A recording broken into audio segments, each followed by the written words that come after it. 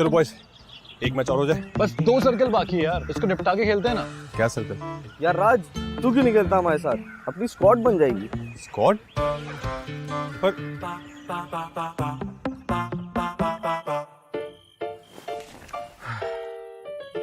पता नहीं यार, इसमें स्कोप है भी क्या? हाँ हाँ देखना भाई, 2x लगा हुआ है। 2x? तुझे चाहिए तो 6x मुझसे ले ले, मेरे पास एक्स्ट्रा है?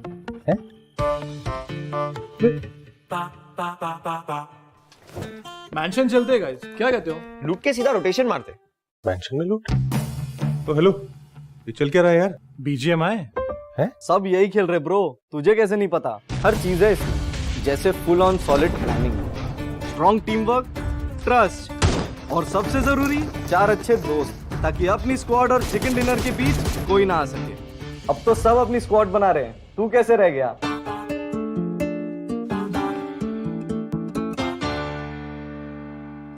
चल यार राज, अब एक मैच हो जाए। क्यों नहीं, अपनी स्क्वाड बना ले। हमारी BGMI स्क्वाड तो रेडी है, आप अपनी कब बना रहे हो?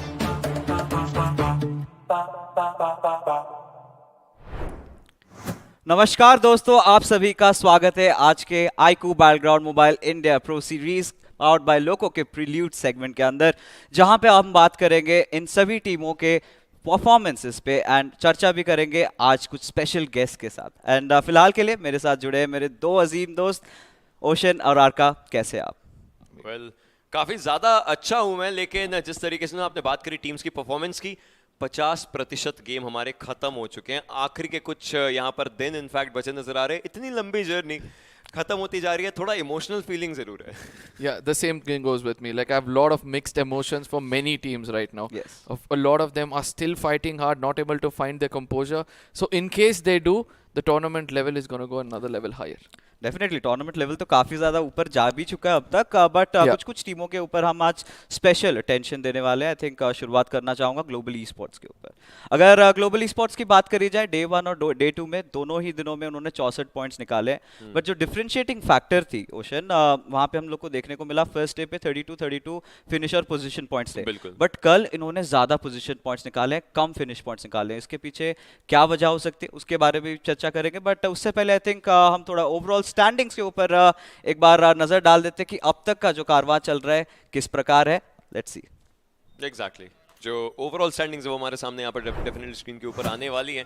एंड अगर बात करी जाए, टीम सोल अपने आप को पहले पायदान पर पाएगी, 161 अंक उनके पास आ रखे हैं। ग्लोबल ई-स्पोर्ट्स जैसे कि आपने बोला कि अब पोजीशन पॉइंट्स पर थोड़ा ज्यादा गए हैं। बात जरूर करेंगे इसके ऊपर कि क्या चल रहा है। पोडियम की बात करें, एनिग्मा भी उस पोडियम एरिया के अंदर आती नजर आती है, लेकिन OR उनसे थोड़ा ही दूर है। इनफैक्ट OR ग्लोबल से भी थोड़ा ही दूर है। आज शायद दूसरे पायदान के लोग जाएंगे, लेकिन एक टीम जो हमेशा कमबैक किंग्स जानी जाती है, मानी जाती है, बोली जाती है, वो भी ट्रिपल डिजिट हिट नहीं करी है टीम एक्सो। एंड ये एक घबराने की चिंता विषय हो चुकी है। ऑफ कोर्स टीम एक्सो की अगर बात करें, दोनों ही दिन में उनका डिसेंट प्रदर्शन रहा, but nothing really out of ordinary. What do you have to say about that, Arka? Yeah, somewhere the change of lineup every single time they come into Miramar, he's been living up to it according to me. Right, whenever Snacks comes in, he's been coming, performing the best of what he does throughout the game. But at the same time, I do feel that Sensei getting taken down every single time is something which might be hindering their performance. If that is sorted, I think they'll live up to that comeback king title. Of course, but उसके साथ हमारे साथ जुड़े और भी 8 teams जो कि फिलहाल काफ़ी ज़्यादा स्ट्रगल कर रही है। एंड उसमें से एक नाम ज़रूर रहेगा बिग ब्रदर ई-स्पोर्ट्स का। एक चिकन डिनर निकाला ओशन, बट उसके बाद जो परफॉर्मेंसेस रहे हैं, काफ़ी तौर पर उनका ध्यान रह रहा है on towards position points in comparison to the league stages. अगर आपको याद होगा, जहाँ पे काफ़ी अग्रेसिव खेलते थे, आपको क्या लग रहा है उनको क्या तकलीफें हो रही है? बिग ब्रदर एक ऐसी टीम है जो मुझे लगता है कि एग्जैक्टली एक्सपेरिमेंट्स तो नहीं कर रही, but they are changing their plan, they are changing their pace. हमने देखा है स्क्रीम थोड़ा ज्यादा अलग, थोड़ा ज्यादा फ्रीली खेलते थे। अगर पिछले हफ्तों की बात करें, इस समय उनको वो फ्री स्पेस नहीं मिल रहा है। ऑब्वियसली आप अगर एक स्टार प्लेयर हो, आपको पता है फिनिशर्स निकालोगे, टीम कोशिश करेगी कि आप पर थोड़ी लगाम लगाई जा सके, क्योंकि जब आप फिनिशर्स निकालते हो कभी कभी आप टेक डाउन होते हो, और जब आप टेक डाउन हो जाओगे तो टीम के पास बाकी जो 3 प्लेयर्स बचे उनको अपनी स्ट्रैटेजीज बनाने में बहुत ज्यादा मुश्किलें होने लग जाती हैं। सो बिग ब्रदर्स रुक करके खेल रही है, बट देन अभी भी जिस तरीके से 12 गेम्स बचे हुए हैं, इन 12 गेम्स में बदल जरूर सकते हैं लोग चीजें। अपने आपको टॉप 5 में देखना इनका एक मेन मोटिव गोल हो सकता है। Yeah, absolutely. I think along with Big Brothers, there's another team that really pops up on my head is going to be Hydra officials. Yeah. Now, अगर first day और second day की comparison करें तो काफी massive leap उन्होंने लिए है अपने performances के अंदर। आप अगर points की बात करो जिन्होंने अर्ज है, कल काफी consistent नजर आ रहे थे, जरूर chicken dinner से almost रह गए, but I think काफी decent था. What do you have to say about that? I think they're finally starting to get that momentum in the game, and if they continue to go with this momentum, they'll need 1 or 2 big games to challenge out the top 3 positions. Right now, that is what they need very badly. And amongst that, if as the pressure is already built on their shoulder, that they're almost on the bottom half, so they have to come up with one good game, one big game to be specific, and if that comes in, I think the confidence will start increasing. Now talking about big games, right? हमने देखा Hydra official को कुछ बड़े-बड़े teams के साथ भी उनकी fight हुई थी। I think यहाँ पे conversation लेके आना चाहूँगा सोल के साथ उनके मिरामार की fight, जहाँ पे वहाँ पे जैक्सन ने बहुत ही शानदार तरीके से क्लच कर दिया। But यहाँ पे सवाल आता है कि क्या सोल को वो fight लेने की जरूरत थी? Ocean, what do you think? I mean देखिए, ऐसी तो बहुत सारी फाइट्स हैं जब टीमों को नहीं लेनी होती, बट आपको ये पता है हर टीम एक ऐसा मोमेंट आता है कि वो ओवर एग्रेशन के ऊपर भागते रहते हैं, राइट? इनफैक्ट ऐसे में आपने मिरामार का जवाब लाइक एग्जांपल उठाया है, मेरे माइंड में एक और फाइट आती है, आपको याद होगा ओआर के प्लेयर्स सोल के, मिरामार ही था जिसमें ग्लोबल ई-स्पोर्ट्स का चिकन आया था, सोल के प्लेयर्स ओआर के बिल्कुल करीब थे, आगे की तरफ को चले गए, ओआर के प्लेयर्स पीछे रह गए। आप सोचिए, अपनी बाउंड्रीज, अपने एरियाज चेक करना, सोल की तरफ से ये गलती हो रही है। एंड जैसे कि आपने हाइड्रा की बात कर, right, Jackson he is playing brilliantly, right, he is just playing out of the world. So उन फाइट्स में अगेन इस छोटे से फॉर्मेट में आप बोल नहीं सकते कौन सी फाइट सही जाएगी कौन सी गलत जाएगी, आप समझ ही नहीं सकते, you can not read it out. देखिए, चलिए, ओशन ने तो अपना ओपिनियन दे दिया। Arka, what do you have to say about that particular fight? Was it necessary for Seoul to engage against Hydra, especially considering the fact that they were outside the circle, there was no objective? Of course, एक question ये एक window बन सकता है कि अगर आगे जाते तो पीछे ऊपर से उनको ऊपर शॉट्स आ जाते, but do you think it was done right? No, I don't think so. It was done right because that was an unnecessary fight. This is the time where teams need to realize what is a necessary fight, where they can conquer on those fights. And that overconfidence rush which came in from them, they thought that they can do the same thing which they did previously, where there was a small opening from the floor where they can peek and get information and then rush in. Right. Probably they thought that they'd replicate it. They went up. It was one floor above that where there was no opening whatsoever. So all they had to do is they had already committed to the fight. They had to rush in. And from the opposite side, they were just waiting in the specific corner where they were coming. So eventually got taken down. I think that overconfidence, that God building is ours. That is going to be shattered for now. No going back attitude. जब आपका आ गया ना कि आप आगे पहुंच गए, पीछे वहां से पीछे हट नहीं सकते. Of course, and no going back attitude की बात करते हैं. This is where we have got to bring the conversation back to Team Soul. And when I'm talking about Team Soul, it has to be Akshat. I think the final game, Erangel Heroics, take us through. So Akshat is sort of a player जिसके ऊपर उसके teammates को भरोसा तो है ही है कि अक्षत निकाल लेगा। बहुत बार हमने देखा है, इनफैक्ट पहले हफ्ते में मुझे याद है जो एल बिल्डिंग रहती है, जो स्कूल के पीछे वाला एरिया रहता है, वहां पर अक्षत ऑलमोस्ट 1-on-4 कर गए थे। आखिरी प्लेयर को वो डाउन करते करते रह गए, एग्जैक्टली ऑटोबॉट्स, और वो टेक डाउन हो गए। उसके बाद भी अक्षत को मौका मिला था 1-on-3 करने का किसी और फाइट में, वो नहीं कर पाए। उनका ऑब्वियसली हम स्टार्ट देखेंगे तो उसके अंदर कॉन्वर्सेशन करेंगे। फिर अक्षत, बीबी के प्लेयर्स और हेक्टर जब वो बचे थे तब भी उनकी तरफ से 1v4 हमें देखने को मिला था। सो वो सारी चीजें अक्षत के स्टार्ट इस चीज को काफी अच्छे तरीके से दर्शाते हैं। But then again the best part about Akshat is, आप देखिए अभी की अगर बात करें, 12 असिस्ट आते हैं, 5 हेडशॉट, 27 पिन, लगभग एक हर 5 में से एक शॉट उनका सिर पर लग रहा है, बड़ी बात हो जाती है। 5000 से ऊपर का डैमेज उन्होंने रखा है। बट देन अक्षत पर भरोसा सबसे ज्यादा रखते हैं आईजीएल ओमेगा। जब आईजीएल आप पर भरोसा रखते हैं, इनफैक्ट जब मैं स्काईलाइट्स का पार्ट था वहां पर भी एक चीज आती थी कि पुकार पर सोमराज का भरोसा है, राइट। एक प्लेयर जिसका आईजीएल के साथ भरोसा रहता है ना, वो काफी लंबी रेस के घोड़े बन जाते हैं क्योंकि सिनर्जी एक साथ बैठी रहती है, आपको उस प्लेयर पर भरोसा है। तो अक्षत को ऐसे क्रिटिकल सिचुएशंस में आप छोड़ सकते हैं, और अक्षत आपको पता है जरूरी नहीं प्रॉपर रिलेशन निकाले, लेकिन एक अच्छा रिजल्ट तो दे ही सकते हैं। Yeah, of course. I mean, moving forward with that discussion, survival time भी आप देखिए almost 23 मिनट का survival time है, जो कि above average माना जाता है। And this is where अक्षत एक छोर पे बहुत ही बेहतरीन खेल रहे हैं। This is where I have to bring out a conversation down to one of the top fraggers right now, that is Eggy from Enigma. I think one of the underrated players है, but the way he's been performing for his team, what are your thoughts on that? somewhere I feel Eggy is getting the right kind of support, and that is why he's able to perform like that. But at the same time, the assaulters from the team, the other assaulters from the team, also need to step up to his shoes and take off one or two finishes from their side as well. The one problem which I'm finding from this team is that the commitment to a fight is not to the fullest. Apart from Eggy trying to go in and getting completely committed, and that is why he's getting all those finishes for himself. So if one other assaulter is also taking a little bit of a pressure off his shoulder, I think he can perform much more better. And also adding on to that, coming down as a dynamic IGL, a bolt action player, still going for finishes. Just think about कितना ज़्यादा वो अपने हिसाब से खेल रहे हैं. He's playing on his own calls, he's understanding everything, और टीम भी उस चीज को समझ रही है. अब देखिए वीकेंडी का चिकन डिनर तो चलिए आया जिस तरीके से हमें पता है, बट उसको अगर साइड रख दें और उससे पहले वाले दिन का इरांगल का लास्ट गेम हम देखें, मिस्टेक्स उन लोगों ने भी तब करी थी जब आदित्य जस्ट लेटे हुए थे एक जगह पर, वो ट्रिगर डिसिप्लिन करके बैठे थे, प्लेयर्स आगे गए. बट देन जब एनिग्मा को पता चला हमारे पास नंबर्स एडवांटेज है, लेट्स गो इन फ्रीली, ये डिसीजंस एगी की तरफ से बहुत अच्छे लिए जाते हैं. I think I'm stuck on one point that Arka did mention, Ocean, was about having a support assaulter. I think उस support assaulter के रोल के ऊपर उभर के आए हैं इस बार Evo. One of the veterans. I think अगर Fragabots पे भी देखें तो अभी भी we can find him in the top 20. तो उनके बारे में कुछ बताइए.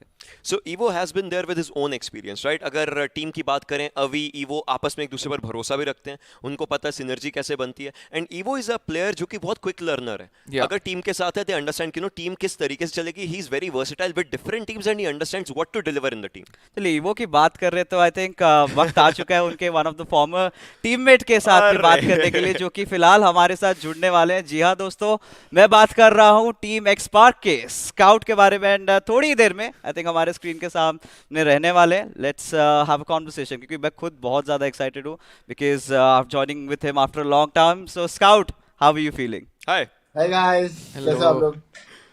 हम तो बढ़िया है यार, आप बताओ. आप बताइए. यस मैं तो बढ़िया हूँ. आप थोड़े पतले लग रहे हो, जिम में जा रहे लगता है. जिम मतलब तो जा तो नहीं रहा हूँ अभी, थोड़ा सा प्लान्स है, आप ही से इंस्पिरेशन लिया है. आप ही थोड़ा सा पतले थे, आप थोड़ा सा भी हेल्दी हो गए. But Scout, tell me about it. अभी आपका BMOC का सफर खत्म हुआ, देन अभी टीम एक चेंज के साथ गुजर रही है. तो यहाँ पे क्राइटेरिया आ जाता है प्लेयर सिलेक्शन का. तो जब भी आप एक प्लेयर को अपने टीम में लेते हो, what are the criterias that you look in for in that particular player? ये देखो, हर टीम की है ना अलग रिक्वायरमेंट रहती है. तो हमारी टीम में काम प्लेयर्स चाहिए थे, थोड़े से एक्सपीरियंस प्लेयर्स चाहिए थे, और मेनली आपके रोल्स के हिसाब से चाहिए. कि हमारी टीम ऑलरेडी एक आईजीएल एक सपोर्ट था, तो हम लोग को एक फ्रंट लाइन असॉल्टर चाहिए था और एक कंपोज प्लेयर जैसे कि अक्षत है, उस टाइप का प्लेयर चाहिए. तो हम लोग ने उस रिक्वायरमेंट के हिसाब से प्लेयर्स पिक किए हैं. जी, काफी सही. एंड स्काउट, जिस तरीके से हमने देखा है कंपटीशन ना बहुत ज्यादा इंक्रीज हो रहा है काफी अच्छे तरीके से. इनफैक्ट BMPS के फाइनल्स तक कंपटीशन आया है, हर कोई चाहता टीम एक्सपार्क भी वापस से आए, उसी तरीके से फोड़े जिस तरीके से वो नाम जो है वो काफी ज्यादा शाइन करता है. सो आई वांट टू नो कि टीम एक्सपार्क ऐसा क्या कर रही है इस बढ़ते कंपटीशन को देख करके, चेंजेस ऐसे किस तरीके से आने वाले हैं आगे के टाइम में? चेंजेस देखो यार, बहुत सिंपल चीज़ है, अपने ऊपर काम करना है. चेंजेस आप एक्सपेक्ट नहीं कर सकते कि नए प्लेयर ले रहे हो, उन लोग कुछ एकदम स्काई रॉकेट चीजें कर देंगे और आप बिल्कुल अच्छा खेलने लग जाओगे. आपको सेल्फ इंप्रूवमेंट करने की जरूरत है. तो हम लोग ने रियलाइज किया है, मैं और मावी हम दोनों लैक करते थे. हम लोग ने खुद पे सेल्फ वर्क करना स्टार्ट कर दिया. We are working hard, and yes, आज के कंपटीशन के हिसाब से we have taken such players who are in the league. Yeah, and again, Nice. Scout, I have a question for you. You've been the aggressor. You're known for your aggression. You're known for your assaulting. Right now, there's so many talents which is coming up who's so good at assaulting and aggressing. Apart from the big names, name me one or two players who are standing out for you as an assaulter, leading the fight from the front. Obviously, as you said, one of the top fighters, that's Eggy. I have been a fan of Eggy from a long time. I've been watching him from, I think, last few tournaments. Yep. He's outstanding. He's outperforming everyone. बोलते हैं ना, जो sheer gun power जो बोलते हैं कि Right. force है, वो Eggy. And then you can say Scream from, I think he's from Big BB, I Brothers, guess. Yeah. Yeah, Scream. He's also really good. ये दो players तो like they're excellent. तो स्काउट, यहाँ पे ना थोड़ा सा पर्सनल सवाल जवाब करते हैं. तो काफ़ी लोगों से सुनने आया कि you are one of the most professional creators and even a competitive players. 9 घंटे की कॉम्पिटिटिव स्क्रिम्स खेलते हो, फिर 4-4, 5-5 घंटे की स्ट्रीमिंग करते हो, फिर उसके बाद brand shoots, endorsements. How do you manage burnout के साथ, कैसे डील करते हो आप? यार देखो, अभी लाइफ के आपके कुछ गोल्स होते हैं, ड्रीम्स रहते हैं. हर बंदा मॉडल स्काउट नहीं बन सकता ना. फिर अगर हम लोग ये सोचेंगे कि भाई हम थक गए हैं और ये कर, तो हम में और बाकी लोग में क्या फर्क रहेगा? जी. काफी ज्यादा एक सरल सटीक आंसर, बट देन एक बहुत बेसिक सा क्वेश्चन रहेगा। स्काउट, आपका इंटरव्यू बीजीएस के अंदर तो आपने बोला था कि आप एक तरीके से बहुत वोलेटाइल खेलना चाहते हैं, राइट? आप फ्रीली खेलना चाहते हैं। जो नए प्लेयर्स आते हैं उनको ये चीज जाननी चाहिए कि टेंशन ना हो, कोई आपके अगेंस्ट आ रहा है। आपको क्या लगता है किस तरीके से अब कॉम्पिटिशन इवॉल्व हो चुका है? बिकॉज ऐसा नहीं लगता जो भी नए प्लेयर्स आते हैं टेंशन वगैरह नहीं ले रहे हैं। तो आपको क्या लगता है क्या ऐसा फैक्टर है जो इन नए प्लेयर्स को ओवर पावर करवाता है अपनी कॉम्पिटिशन से? गुड क्वेश्चन यार जो डर वाला स्टेज था ना, जो मतलब डेथ ग्रुप बोलता हूँ, हाँ। वो था क्वालिफिकेशन। आप एक बार टॉप 16 में आके प्रॉपर फाइनल्स खेलते हो, पहला दिन की बात होती है, यहाँ पे आपको थोड़ा स्ट्रेस रहता है कि अरे यार नया टूर्नामेंट है, फाइनल्स है, ये है वो है। जैसे एक दिन आप पुराने हो जाते हो टूर्नामेंट में तो आप वो खुल जाते हो। नए प्लेयर्स कैसे है ना कि they have nothing to lose, they have everything to gain. वो आप अगर लास्ट भी आ रहे हो तो you are not losing anything, you are gaining experience. So नए प्लेयर को वही रहता है कि यार अब तो हम लोग को फाड़ना है, हम कुछ करेंगे तो हमारा ग्रोथ होगा, will grow as a player and as an individual. तो बस वही जो फैक्टर रहता है नए प्लेयर का कि भाई हमें फाड़ना है, वो फैक्टर बहुत इंपॉर्टेंट रहता है, वही उनको अलग करता है पुराने प्लेयर्स से। So confidence is the key. Thank you so much Scout, आप हमारे साथ जुड़े और आपने अपनी इनसाइट्स बताई, and we wish you all the best of luck for your future endeavours and hope to meet you soon. Thank you so much guys, nice talking to you after a long time. Bye bye. Likewise. तो ये था scout. I think जब भी scout के साथ बात करते हैं ये चीज काफी ज्यादा वोकल रहते हैं, right, about the new players, new talents, but उन्होंने बहुत ही एक अच्छी बात बताई अबाउट कॉन्फिडेंस, राइट? जब भी एक नया प्लेयर आता है, जो डेथ राउंड होता है वो खत्म करने के बाद it's all about how you are reacting to the situations. Now I think Arka, the questions comes down to you. You fairly recently new into the scenario. You've been seeing all these young bloods growing up. What have you loved about them the most? They play as if they have nothing to lose, and that's the best part of it all. They are not gonna let go until it's the final map of the day. Like for example UP50, they knew that they have to come and enjoy the game, and what did they do to make a name? I wouldn't call it a publicity stunt, but still, how do you gain experience? Go and challenge the king and try to learn from your mistakes when you do with the king, and the rest will follow on its own. And I do believe this is what the teams are doing. If I don't get a chance over here to make it into the next round, I'm going to at least gain experience and leave a mark behind. And this is the biggest stage for you to leave a mark behind. That's true. And this is where the conversation really sets in, right? अभी अगर हम iQOO BMPS के finals की बात करें ocean, तो हम देख रहे हैं कि बहुत सारे entry fraggers, चलिए Goblin का day one उस हिसाब से नहीं था, but then we had the other players also come in, like Scream के तरफ से हम लोग को वो expectations जो थी league stages पे वो देखने को नहीं मिली थी. And you're talking about a little bit of disappointments. I think यहाँ पे बात करनी पड़ेगी टीम एक्सो के बारे में, right? एक्सो का day one और day two में ज़्यादा अंक का फासला नहीं था. I think सिर्फ 2 points का step up था. So what do you have to say about that? So talking about exo, right? एक्सो की तरफ से अभी भी जब हम लोगों ने बात करी थी उन प्लेयर्स से पहले, जब वो चिकन डिनर्स लेते मल्टीपल हैट्रिक्स कर रहे थे, तब बात कर उन्होंने बोला कि नहीं अभी भी हम लोग अपनी गलतियों पर काम कर रहे हैं, गलतियों पर फोकस कर रहे हैं. बट इस समय वो एक बड़ी गलती कर गए, वो है कि अपने प्लेयर्स को उस तरीके से वर्सेटाइल नहीं बना सकना. हमने देखा कल के दिन का मेरा मार था, स्नैक्स आए, स्नैक्स ने आकर के फिनिशेस भी निकाले, which is a good thing, which is incredibly amazing. लेकिन अगर वो पहले रहते, वो पता रहता कि इमॉर्टल स्नैक्स का बीच में जो चीजें चल रही हैं उस चीज के अराउंड, तो वो कर सकते थे. But Exo, I still believe Exo can make a comeback, and if they have to, today has to be that one day. अभी नहीं तो कभी नहीं, तो ओशन ने बोल दिया. तो Arka of course he told what he had to say, but आपसे पूछना चाहूंगा कि we have seen team XO perform through the league stages, right? Week 1 did not go the way they were planning, 17वें position पे थे, but suddenly week 2 पे they climb up to the 3rd spot. Now this is where we see the consistency set in, and हमने हमेशा बात करी है एक्सो के एजी गेम प्ले के बारे में. नाउ सडनली ग्रैंड फाइनल्स के अंदर they come in and they playing throughout the center, which is clearly not working out. What do you have to say on that? See, this is where I said, Sensei's big brain starts to work, and he needs to be in the game. Right. When rotating around, or let it be taking to a specific place, is not only giving a mental support for the players, but also that physical presence inside the game matters a lot, because everybody are in the center. You'll need another man to watch out for an angle which is that blind spot for you. So I do believe that he needs to stay alive, and in case Sensei stays alive and all 4 men are standing inside the 4th or the 5th circle, comeback kings, they're going to live up to it. Comeback Kings का तो पता नहीं, but हमारे साथ of course prediction king मौजूद है, ocean Sharma. जी। तो आप बता दीजिए, डे नंबर 3 है, क्या एक्सो के तरफ से आज वो हाँ। चिकन डिनर देखने को मिलेगा? चलिए हाँ, इन्होंने ऑलरेडी कह दिया है, अगर नहीं होता किसको कि message सवाल करना। पूछने वाला कौन था? नहीं, जवाब देने वाला कौन था? देखिए But मैं मेजी नहीं हूँ तो Yeah, मैं exactly. बोलूंगा That is where I was मेजी तो coming. काली जुबान लगा के जाते हैं उनके बारे में, बट आप अपने आप को कहते हो कि आप प्रेडिक्शन किंग हो, आप जोन Exo will get a chicken dinner. Exo will get a chicken dinner, आज इन्होंने बता दिया। बट यहाँ पे ऑफ कोर्स एक्सो की जब बात करते हैं, let's get back to the issues that they having, right? Yeah. This comes with the changes in the roster, right? Multiple changes कर रहे हैं, कभी इमॉर्टल आ रहे हैं, कभी Yeah. स्नैक्स आ रहे हैं, बट फाइनली कल स्नैक्स ने डिलीवर किया। I am impressed, Yeah. But nonetheless nothing taken away, immortal hasn't been too shabby either. What is your take on that? No, this is where I would like to say that, you know, Sensei exactly knows which map में कौन आना चाहिए, and the every time the substitution Snacks is happening, happens, yeah, yeah. exactly, and every time Snacks is coming in the map of Miramar, he's actually leading the team. Like when you see that face cam of his ना, वो चिल्ला रहा है, वो बोल रहा है कि you take over here, you take over here, and वो कर रहा है, वो information दे रहा है, his experience is also coming into play over there, and somewhere I feel, you know, finally they found that puzzle, the big puzzle fitting in a perfect spot. But Have they? But exactly, somewhere I feel, you know, in the adding map on- of Miramar, yes. So moving on with this to that have they, you know, इसी चीज के ऊपर बात आती है। कल का weekend ही Right. उतरे, Sensei was done, Yep. Just उतरती, just फियर्स forgetting अलग उतरे, this. वो ही वाज डन। सो इनका जो ड्रॉप्स के अराउंड जो मूवमेंट्स हो रही हैं, बिकॉज सेंसे न्यू कि वो जहां उतर रहे हैं वो सोल का ड्रॉप है, एक Yeah. अकेला प्लेयर उतर रहा है वहां पर, पैराशूट्स उनको खुलते दिख चुके हैं, कोई मूवमेंट नहीं, रुक चुके हैं। सो this is where, you know, they are changing everything. And immortal की जैसे आपने बात करी, right? Yeah. I remember जब उन लोगों का यहाँ पर इंटरव्यूज लिए गए थे जो कि ऑफिशियल esports चैनल पर डले थे, तो immortal snacks side by side बैठे थे, उन दोनों ने एक चीज बोली थी, हमें जिस रोल के लिए जब बुलाया जाएगा हम वो डिलीवर करना चाहते हैं, because at the end it's a team game.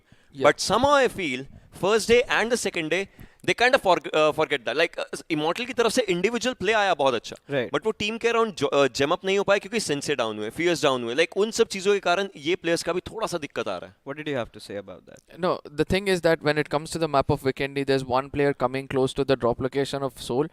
I don't know, I might be wrong on this. I think they were also expecting the clash of two teams towards the side of Winery, and that is why he came over there to gain information, probably get to know that if that is happening, how that can change over the course of I time. get it. Yeah, I get it, But at the but same time, yeah. the mistake is this. Now, everybody have to stick to the basics.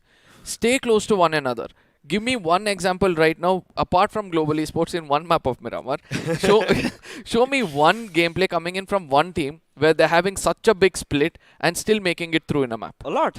OR day 1, OR day 1. 7C, Miramar, They 1-1, did do 1-1 split. You talk Yes, about power grid splits. Soul, you know, Western Ghatak. Western belt around that Ghatka, area. sorry. The reason why I got all right, Ghatak you is- said Ghatak, and I Yeah. think it's time. Let's time, channel, yeah. let's manifest all that power.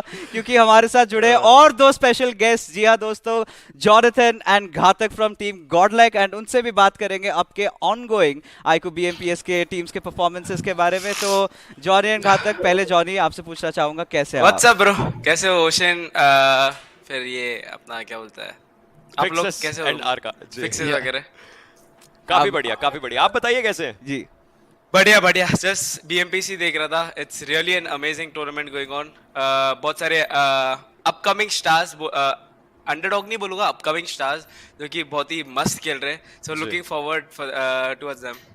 घातक भाई आप कैसे हैं? एकदम बढ़िया। आप सुनाओ, fixes भाई कैसे हो? ओशन भाई, आरती भाई कैसे हो? काफी बढ़िया। We're all good. We're all good. So Johnny, आपसे सबसे इम्पोर्टेंट सवाल रहा है, आप इतने सारे टूर्नामेंट्स पे आप MVP रह चुके हो, आप देख रहे हो क्लोजली, इन टीम्स को मॉनिटर कर रहे हो, ऐसा एक प्लेयर, मतलब बड़े नामों के अलावा एक प्लेयर जिसने आपको बहुत ही ज्यादा इम्प्रेस किया हो? सो लाइक मैं एक नहीं बोलना चाहूंगा, लाइक ठीक है, मैंने बताइए। देखा कि बहुत सारे लाइक अपकमिंग स्टार्स, Right. वापस से बोलूंगा कि जी। उनको ये नहीं बोलूंगा कि अंडरडॉग्स नहीं बोलूंगा, अपकमिंग स्टार्स बोलूंगा। लाइक बहुत सारे हो गए, लाइक ये FS का ये देखो 47 बहुत मस्त खेल रहा है वो। 47, yes. फिर और भी बहुत सारे हैं, बीबी का तो स्क्रीन अच्छा चल रहा है। हाँ, फिर जी। ये सब लोग भी बहुत अच्छा खेल, सो आई होप सो। अभी 2 दिन बाकी है, राइट? सो नीचे वाली स्क्वाड फुल बूम करके ऊपर आके कुछ दिखाए। I mean, and yeah. Upcoming stars हो रहे हैं लोग। They definitely can and घातक कल क्रॉन्टन आए थे, हमने उनसे भी इस चीज़ के अराउंड एक क्वेश्चन पूछा था, वो ये था कि जो गॉडलाइक है राइट, अभी वो किस तरीके से प्लान कर रहे हैं फर्दर टूर्नामेंट्स के लिए, बिकॉज कंपटीशन का लेवल जो है डेफिनेटली काफ़ी अलग तरीके से काफ़ी तेज पेस में चेंज होता नजर आ रहा है। सो मैं आपसे जानना चाहता हूँ, क्योंकि उन्होंने बोला था कि घातक भाई काफ़ी चीज़ें यहाँ पर देख रहे हैं, क्लोजली अंडरस्टैंड करने की कोशिश कर रहे हैं, तो आपसे जानना चाहता हूँ कि कॉम्पिटिशन के अराउंड गॉडलाइक किस तरीके से खुद को चेंज कर रही है। मतलब मैंने जितना ऑब्जर्व किया है ना, एक स्टार्टिंग से लेकर अभी तक, पहले एक टाइम था जो टाइम पे जिस टीम के पास गन पावर अच्छा था वो डोमिनेट करता था, ठीक है। अभी सीन ऐसा हुआ है कि ऑलमोस्ट 70 to 80% लॉबी में बहुत सारी टीम्स ऐसी है जो गन पावर एक अच्छा लेके चल रही है, ठीक है। तो अभी सब लोगों को सबसे इंपॉर्टेंट चीज है कि स्ट्रैटेजीज बनाना और टीम कोऑर्डिनेशन, सिनर्जी, ये सारी चीजों के ऊपर जो भी टीम एकदम ढंग से वर्क करेगी वो टीम डोमिनेट करेगी। बिल्कुल। Yes, my question. Yeah, please. जितना मैं ऑब्जर्व कर रहा हूँ, लाइक बहुत सारी टीम्स मैंने ऑब्जर्व किए, बहुत सारे नए लोगों का एडिशन हुआ, नए प्लेयर्स का एडिशन हुआ है, नए एनालिस्ट कोचेस का एडिशन हुआ है। फॉर एग्जांपल सोल को पकड़ लो, जैसे कि अमित भाई वहां पे चले गए। फॉर एग्जांपल ओआर की टीम देखो आप, सेमीफाइनल्स में उन लोगों ने जो क्लाइम किया, मतलब कहीं लग नहीं रहा था मतलब पहले 2 वीक्स में कि ओआर ऐसे सडनली ऊपर चली जाएगी। ओआर भी बहुत अच्छा क्लाइम किया, एक्सो ने भी बहुत अच्छा क्लाइम किया, क्योंकि एक्सो का भी मैंने देखा था फर्स्ट वीक में इतना अच्छा नहीं गया था, फर्स्ट 1-2 वीक में, बट बाद में उन लोगों ने भी अच्छा क्लाइम किया। एंड आई होप कि आज सेम मोटिवेशन और जो कॉन्फिडेंस उन लोगों का था सेमीज में, वही कॉन्फिडेंस के साथ सेम आज सारी की सारी टीम्स खेले।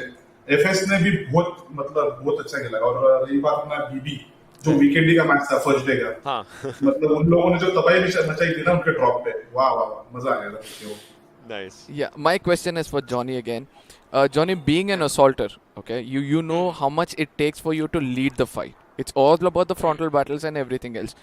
But there is also pressure which comes in from the other side. How do you deal with the pressure? Like, there are newcomers who are coming in. They would want to know that as an assaulter, how do you deal the pressure of a situation where you already have more than one person taken out and you have to shift from assaulter to something else? Or is it necessary, or do you stay as an assaulter? And what's your suggestion for the new teams who are doing this?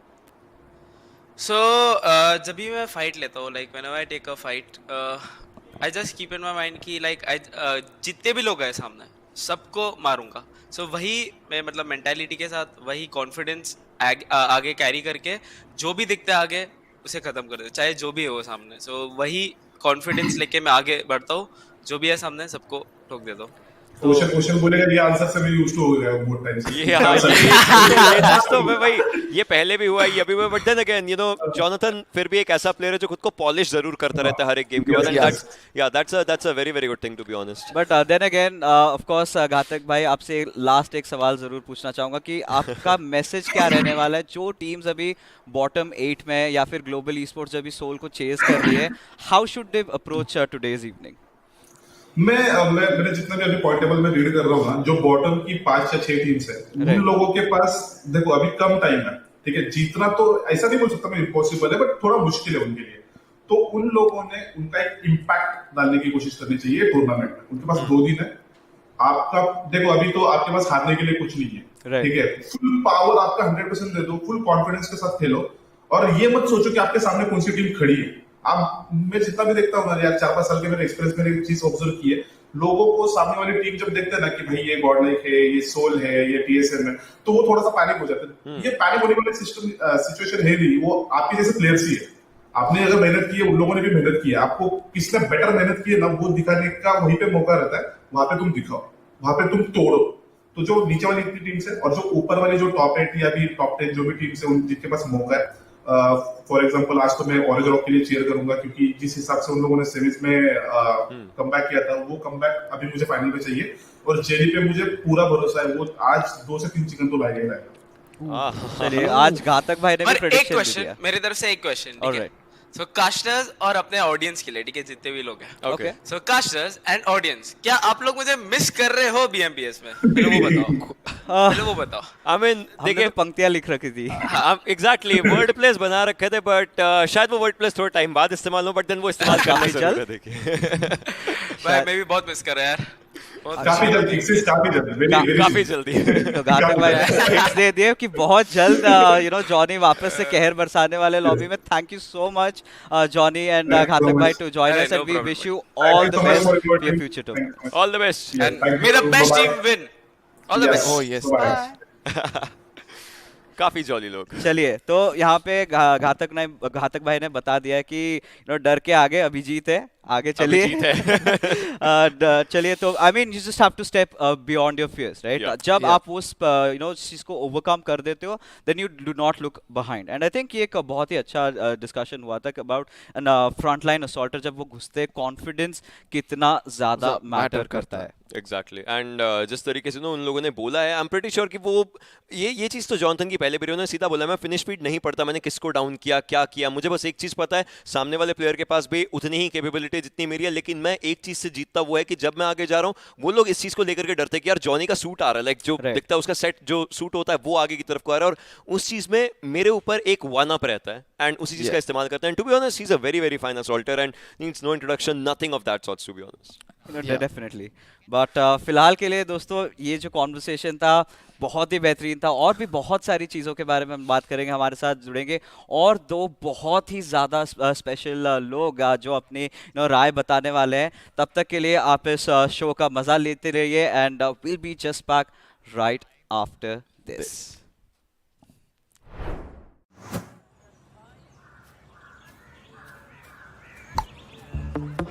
चलो boys एक match और हो जाए। बस 2 circle बाकी है यार, इसको निपटा के खेलते हैं ना। क्या सर्कल? यार राज, तू क्यों नहीं खेलता हमारे साथ? अपनी स्क्वाड बन जाएगी। स्क्वाड? पर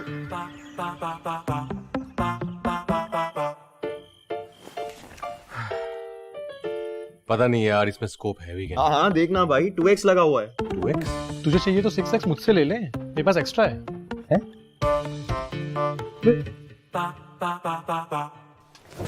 मैंशन चलते गाइस, क्या कहते हो? लूट के सीधा रोटेशन मारते। मैंशन में लूट? तो हेलो, ये चल क्या रहा है यार? BGMI है? सब यही खेल रहे ब्रो, तुझे कैसे नहीं पता? हर चीज है इसमें, जैसे full on solid planning, strong team work, trust और सबसे जरूरी 4 अच्छे दोस्त, ताकि अपनी स्क्वाड और चिकन डिनर के बीच कोई ना आ सके। अब तो सब अपनी स्क्वाड बना रहे हैं, तू कैसे रह गया?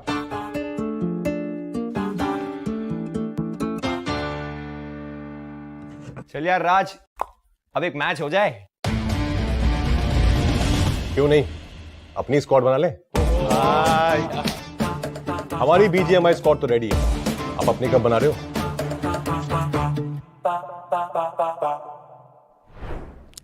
बीजीएमआई क्राफ्टन के एक छोटे से प्रोमो के बाद आप सबका वापस से एक बार फिर से यहाँ पर स्वागत है। मेरा नाम है ओशन, मेरे साथ है आरका, और अब 2 काफी अच्छे गेस्ट यहाँ पर हमारे साथ जुड़ते नजर आने वाले हैं, Karan and Shyam from the Krafton team. Welcome, कैसे हैं आप Karan? All good. Namaste to all. Thank you for having us here. Shyam? Thank you for having us here. जी, एंड जिस तरीके से टूर्नामेंट्स और बहुत सारी चीज़ें यहाँ पर चली हैं, मेरे माइंड में एक सवाल हमेशा से आता है जो मैं पूछना चाहता था। अब तो खैर पूरा देश ही देख रहा है, उनके सामने पूछना यहाँ पर काफ़ी अच्छा रहेगा। देखिए, हमारे इकोसिस्टम में बहुत सारी चीज़ें होती हैं, प्लस माइनस चलता रहता है प्लेयर्स के बीच में, हर चीज़ के बीच में। सो मैं आपसे जानना चाहता हूँ करण कि जो ये चीज़ें चलती हैं, क्या ये ई स्पोर्ट्स के इकोसिस्टम के लिए अच्छी हैं, कैसी हैं, किस तरीके से एज क्राफ्टन पीपल आप इन चीज़ों को देखते हैं? फर्स्टली कंट्रोवर्सीज क्रिएट करना कास्टर्स का काम अब रियलाइज हो रहा है हमें स्ट्रीम पे। Thank you. But in full honesty जो प्लेयर्स कंपटीशन की बात करते हैं, when they talk about the competitions amongst themselves, जो एक राइवलरी एक फैंस अपने टीम के लिए, अपनी फेवरेट टीम के लिए क्रिएट कर लेती है, वो बहुत एक्साइटिंग होती है। अगर आप ट्रेडिशनल स्पोर्ट्स भी देखें या फुटबॉल देखें या क्रिकेट देखें, सेम चीज़ वहाँ पे भी होती है। आप अपने बेस्ट फेवरेट टीम को सपोर्ट करते हैं, फैंस फॉलो करते हैं, एंड वो राइवलरी ऑटोमेटिकली क्रिएट हो जाती है। The biggest rivalries in the history of traditional sports थी नहीं कभी। प्लेयर्स आपस में बैठ के खाना खाते थे, मजाक मस्ती करते थे, they were invited and they used to interact। तो ये चीज़ें इंडियन ई स्पोर्ट्स इकोसिस्टम के लिए बहुत सही है, बट वो नेगेटिव तरीके से ना चले जाए is something that we have to be careful about, but this is healthy। I mean, it definitely is. My question for you is, you've been on the creative side of all these things, right? What is the role of a creative team when it comes to an esports tournament altogether? For example, this tournament. What is the role that a creative team has to bring in on board? Okay, so whenever we plan for any tournament, सबसे पहले तो होता है कि we need to design a logo of the tournament, so that's identity of any tournament, right? जी Then we have to work for the key visuals, right? Okay. आपने देखा होगा कि ओपन चैलेंज और प्रो सीरीज में काफ़ी difference है in terms of colours, right? So then we have to work on the promos like videos, teasers, trailers. So overall graphic design and video editing to 3D modeling, 3D texturing and everything.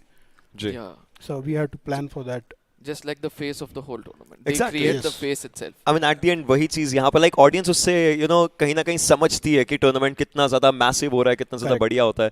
And इसी चीज के लिए इसका एक follow up सवाल रहने वाला है, वो ये रहेगा कि क्या क्या स्किल सेट्स आपको लगता है इन्वॉल्व होते हैं जब कंटेंट क्रिएशन इस पूरी चीजों की क्रिएशन में जाता है? क्या क्या स्किल सेट्स लग सकते हैं? तो इसके लिए सबसे पहले तो graphic design, 3D modelling, texturing, animation, हाँ वीडियो एडिटिंग, हाँ राइट. सो ये सब चीज़ों का मिक्सचर होता है. तो कोई भी हमको अगर कोई भी आर्ट फॉर्म अगर क्रिएट करना है तो these things are very important. In a way that अगर आप देखा जाए ई-स्पोर्ट्स ये डिज़ाइन टीम के बिना नहीं आ सकते. Every time we get something new for the community and we have Sham and his team support. That's how we are able to get new things to the platform. When you say support, that is when the content creators, the players, the orgs, everybody come into picture. How much support do you need of them, or what role do they play when it comes to a growth of a game? As well as, for the new orgs which are coming up, we can see new players are coming up. What is the role they need to play, not only for the betterment of themselves, but also for the game? So you forgot the most integral part of it, that is fans. Yes. So when fans, players, content creators, as well as teams, organizations are investing their time and money towards the game, it's always good for us. Okay. It's just not us who are doing different things or trying different things. We are always watching. अगर कोई सोच रहा है कि मैंने आज game चालू किया या कोई नया कास्टर या कंटेंट क्रिएटर सोच रहा है कि हमने ये चीज़ की हुई है, हम कर रहे हैं, शायद कोई देखे नहीं. But we've seen ocean when उसके चैनल पे 20 जन वॉच कर रहे होते हैं. We've seen you where you were just talking to yourself. तो हमने ये सब चीज़ें देखी हुई. We have a team that scouts. We look at all these new players. I will reach out to an org, say that अरे आप अच्छा काम कर रहे हो. Let's try doing something different. Let's try doing something new. Yeah. So जो भी वो try कर रहे हैं, if it works out, हम भी वो चीज़ follow करने की बात करते हैं. And if it's good for the ecosystem, we even adapt to it. That's really nice. And एक अलग सा सवाल रहता है. लोग टीम्स को कहीं ना कहीं थोड़ा बहुत बाइफरकेट करते हैं. ये T1 टीम्स हो गई, ये T2 टीम्स हो गई, वो सब चीज़ें. अब उसका एक क्राइटेरिया या कुछ क्या कोई ऑफिशियल लिस्ट कभी बनती नजर आएगी कि नहीं इन टीम्स को आप T1 बोल सकते हैं ऑन द बेसिस ऑफ कि ये टूर्नामेंट था, ये था, वो लाइक अगर कोई क्राफ्टन की साइड से कभी आ सके तो क्या क्या चीज़ें रह सकती है और कब तक शायद देखने को मिल सके या कुछ? So to be very honest, ये दूसरा टूर्नामेंट है हमारा. हाँ जी. पहला टूर्नामेंट था BGIS. बिल्कुल. ये OC has been continued to PS. Yeah. तो हमारे पास इतना डेटा नहीं है कि हम किसी को T1 टीम बोले या T2 टीम बोले. There are a lot of criteria, lot of data which needs to come in. एक बारी वो चीज़ आ जाए, at least by the end of 2022, I think हम specific teams को बोल पाएंगे कि ये T1 है, ये T2 है. So probably may be in the future बहुत सारी चीज़ें होने वाली हैं. उसके लिए ऑब्वियसली ऑफिशियल जो ई-स्पोर्ट्स हैंडल रहते हैं उनके ऊपर आप जा सकते हैं. लेकिन जो ई-स्पोर्ट्स हैंडल है राइट, उनमें एक और चीज़ मेरे माइंड में आती है. जिस तरीके से पूरे टूर्नामेंट्स चले हैं, what is the story behind BMOC and BMPS? So open challenge was more about under gods players. Yeah. That's why we kept like a very dark, bright colors. Okay. And for in terms of pro series, it's more about pros, right? So we thought about keeping like a very rich, visually rich overall look and feel. That's why we went for the white and gold and brown as well. Okay so it's like शुरुआत हुई थी exactly आप top पर रहते भाई. जब शुरुआत हुई थी तो आपने बोला है कि हर चीज़ को चैलेंज कीजिए, अपना नाम बनाइए धीरे धीरे. एंड जब हम प्रोज बन चुके हैं तो वो इतना ज़्यादा यहाँ पर बेहतरीन है कि लगता है कि वो जो गोल्डन कलर्स हैं वो यहाँ पर शोकेस होते हैं. And I am pretty sure जो टूर्नामेंट का जो प्रेस्टिजियसनेस है वो इन चीज़ों के द्वारा काफ़ी अच्छा शो होता है. The team that stage on the back lines वो यहाँ पर हमारे सामने, जो बैकबोन है पूरे ई स्पोर्ट्स की वो यहाँ पर हमारे सामने. And well I am pretty sure ये जो टूर्नामेंट रहेगा. Before we just move forward, Karan आपसे जानना चाहूंगा एक्सपेक्टेशंस. ये 2 दिन है, क्या एक्सपेक्टेशंस है अब इन 2 दिनों में? To be very honest, bottom 8 जो कह रहे हैं कि जो सोच रहे हैं कि उनके पास चांस नहीं है, हाँ, प्रैक्टिकली लाइक एनालिटिकली ये अब भी जीत सकते हैं। Exactly. ये अब भी परफॉर्म कर सकते हैं। आज के मैचेस 6 और कल के मैचेस 6 पूरा टेबल रोटेट कर सकते हैं। So anybody can win here. It's not just जो लीड कर रहा है वही लीड करे. It's an open field right now. Yeah. And I'm pretty sure कि हमारे यहाँ पर जो क्राफ्टन के representatives हैं ये भी मैचेस एंजॉय करना चाहते हैं। हर कोई यहाँ पर मैचेस के लिए तैयार है। Are you guys ready? Yes, let's go. Let's go. Let's go to the matches. In a while, matches होंगे हम लोगों के सामने. See you guys on to that side.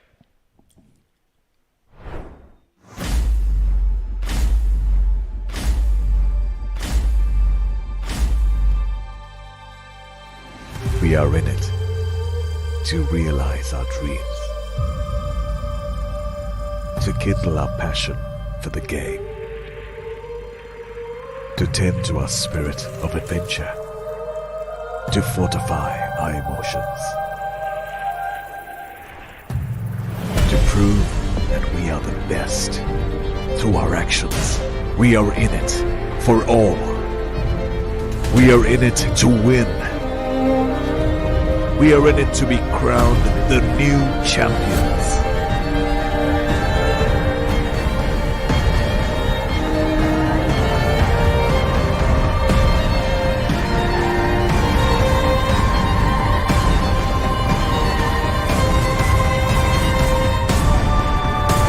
And our next stop is the top.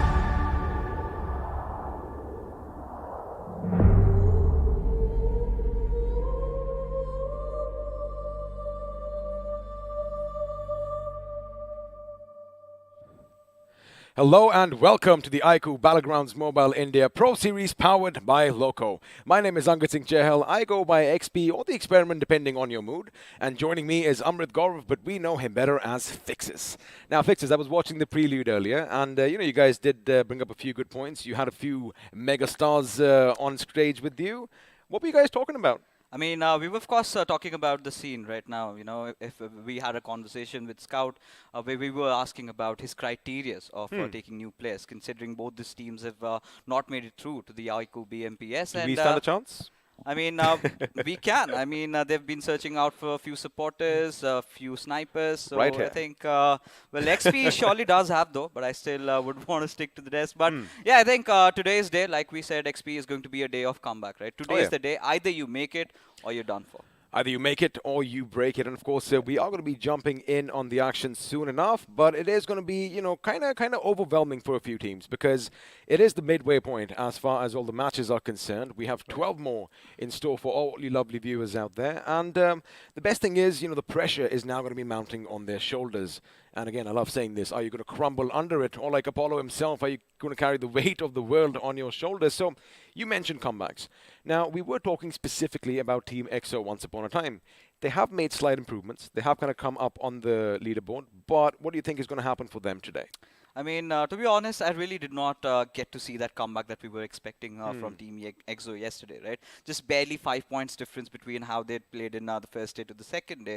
Of course, they're in the right path, but it's still those problems trying to take those fight around the center that they really need to resolve. I mean, they've had issues, pretty much like you said, migrating in, and when they are in the center, they are in the thick and thin of all the action. Right. Now, some teams, they do thrive in all that chaos, and, they can pick off a few here and there and get those finishes coming in for them.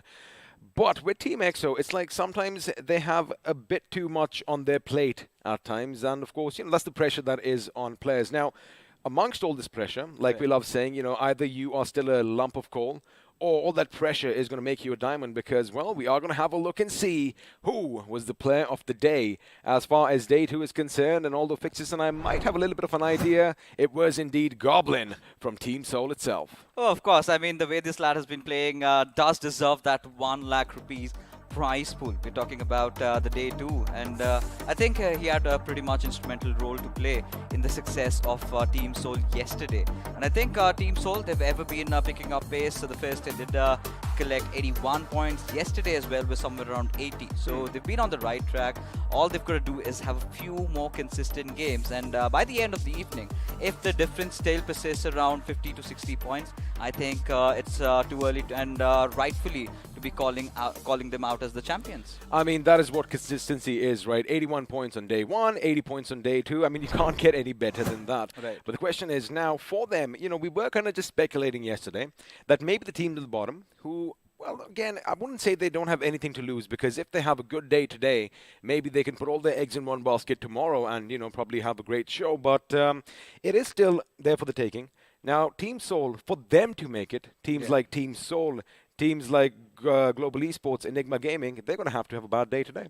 Oh yeah, they certainly have to. But you know what I would really want is a comeback story coming in from Global Esports to challenge Team Seoul for the top spot. Well, that's the beauty of this competition, and none of this would have been possible without BGMI Crofton and, of course, our lovely sponsors iQOO and Loco. So once before we start the show, let's have a look and see how to slay your dragons.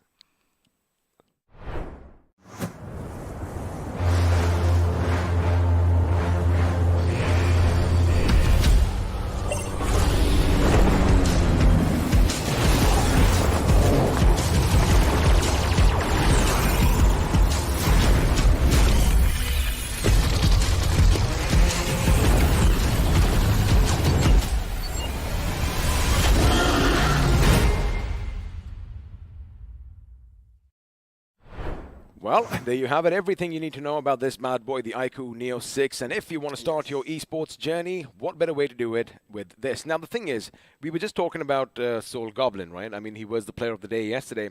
Another name that kind of surprised me was Enigma Eggy on day 1, because if you have a look at your stats and our figures, they both have the equal number of finishes, 27 to be precise. Do you think we're going to have a little bit of a battle for the top between these two, or is someone else going to come in and steal their thunder? You know, I would love to see that, because the way Eggy has been playing has been certainly the best player of Team Enigma so far, being in IGL, leading the team from all fronts, still being one of the top fraggers. It takes a lot out of you, right? And that is something even Scout, Jonathan, both were really appreciative about him. But if you're talking about stealing thunder, I think there's one player from Team Seoul, Akshat. He's been delivering and he's been playing out of his mind. I mean, you know, we did consider him the unsung hero as far as Team Seoul is concerned, but this time around, looks like the spotlight, the limelight is going to be shining on him just a bit more. And, you know, that's the whole purpose of this. Again, you're only as strong as your weakest link, and Team Seoul are looking good. But we have something in store for all you lovely viewers as well, because BGMI is going to be giving away a lot of merchandise in the form of these cool, amazing T-shirts and those water bottles to beat the heat. Of course, and all you've got to do is support your favorite teams, right? Hashtag whichever team do you think that is going to be topping the table today. Likewise, yesterday was Team Seoul's evening. They did manage to get 80 points still on the TBD top. But not just that, that's where it does not stop. We do have 10 of these iQOO Neo 6 that we are giving away. All you've got to do is head over to the chat section. We do have the pinned comment over there. Just click on that link. And if you're lucky, let's hope that you get one in your pockets. And then, of course, you know, we're giving everything away. Now, we want to be engaged with you as well. So if you want to be featured on the BMPS stream when lakhs of people are watching, all you have to do is go ahead and tweet your questions using the hashtag Let's Ask Loco and tag at GetLocoNow. And who knows, lucky users will have the chance to have their questions answered by us, the experts, and also have a shout out on the stream. So what are you waiting for? Head over now, because, well, in about a few seconds, we are going to be heading into the first game. Now, normally, Fixes, we start off with Erangel, right? This time around, however, it's going to get a bit too hot, a bit too sticky, because we are heading to the deserts of Miramar. And that's something really new, which did catch my eye today. We do not have any Sanhok, right, XP? So we're going to see more of Sanhok tomorrow, maybe. But today it's all about games of Miramar. And you talk about Miramar, this is where the conversation comes down to teams like OR and Hyderabad Hydras, the way they've been playing, right? Especially both of these teams, considering how day 1 went for Team OR, day 2 was a little bit of an offset for them. It was a little bit of an off day for esports, but again, even Hyderabad Hydras, you know, they've had an average of about 45 points in the last couple of days. And keep in mind, out of those 45 in day 1, 35 came from one big game in Miramar, where they did have 20 finishes for themselves. So for this team, if they want to make it to the top, if they want to even contend for that throne, Oh boy, buddy, they are going to have to come out swinging right in game one. And you know what? It actually favors them because this is the map that they love calling home, right? This is the map that they believe they are the best at. And, well, let's see if they can prove that tonight. Of course, now we've been talking about teams that did fall in the map of Miramar, but there were few teams that really stepped up XP. I think this is where we bring in Team EXO because this has been one of their strongest suits lately, considering how they've been surviving their drive to try and get the chicken dinner, which is yet to come. But there we have it, ladies and gentlemen, as we have taken it up to the skies. As ladies and gentlemen, all these matches of the grand finals are being played on this beautiful device, the iQOO Neo 6. And talking about the flight path trajectory, it's heading all the way from Valdemar towards Impala. So we might expect some turbulence for the teams dropping north. We might even see some impalas running around if we did have some wildlife, possibly in a future update. We could see something like that because we are going to have a lot of coyotes in the form of all these players running around in packs trying to gun each other down. Now, Hyderabad Hydras, the last couple of times that we have visited this map, they've dropped at Campo Militar. Again,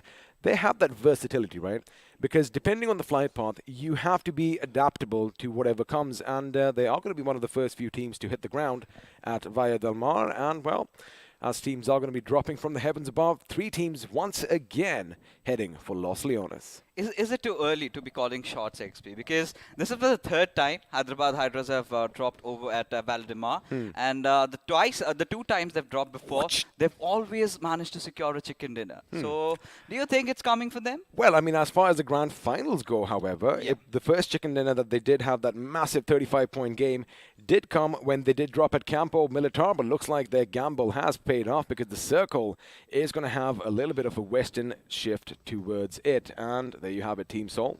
Already have a pistol. In fact, they do see the enemy nearby, but nothing is going to be stopping them as they make their way to their preferred drop spots. Now, we just had a look at the map fixes. For teams that want to go a bit up north, and I have 2 teams in mind. One of them is going to be Enigma Gaming. They love dropping their Hacienda del Patron.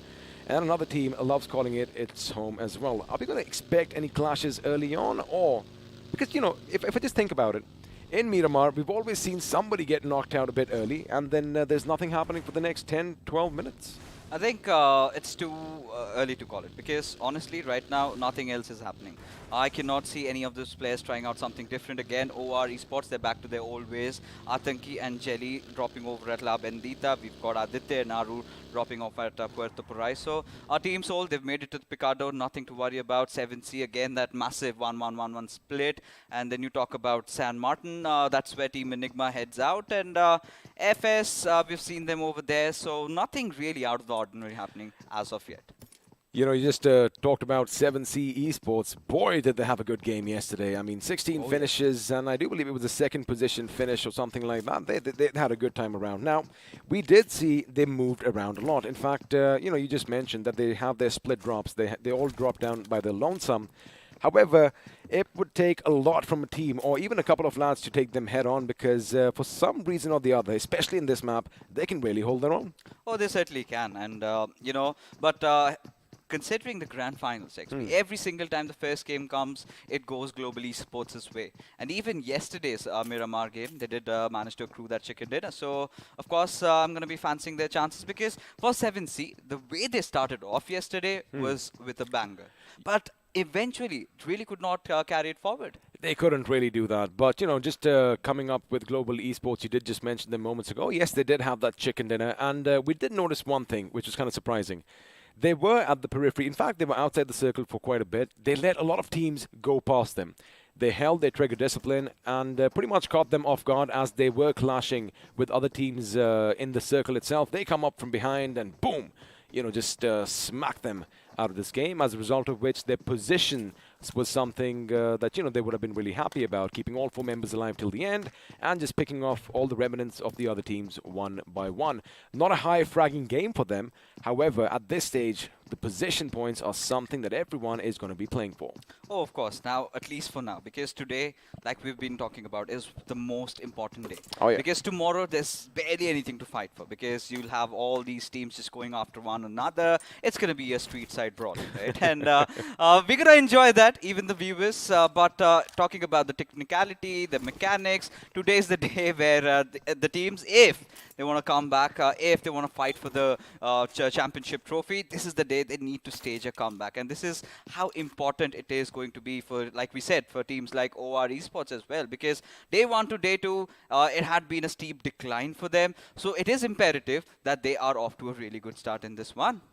OR Esports, of course, in the 4th position if you talk about the overall standings, with 114 points for themselves. Not too far off from Team Soul. About 35 to 40 points is the deficit over there. Now, it is possible if they have a good couple of games, even one game, that, you know, it gets that little momentum in their favor. They have that little bit of a confidence boost.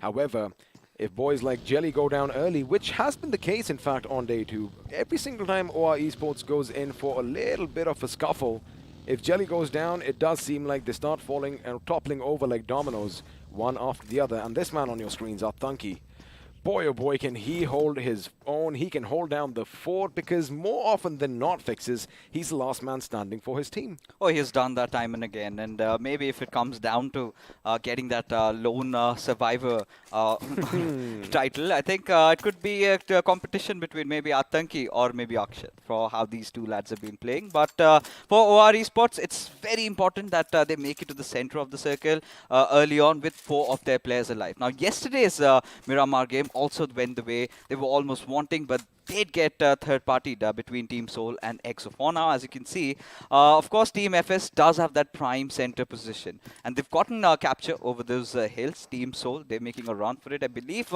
Hector's the one scouting for their team right now.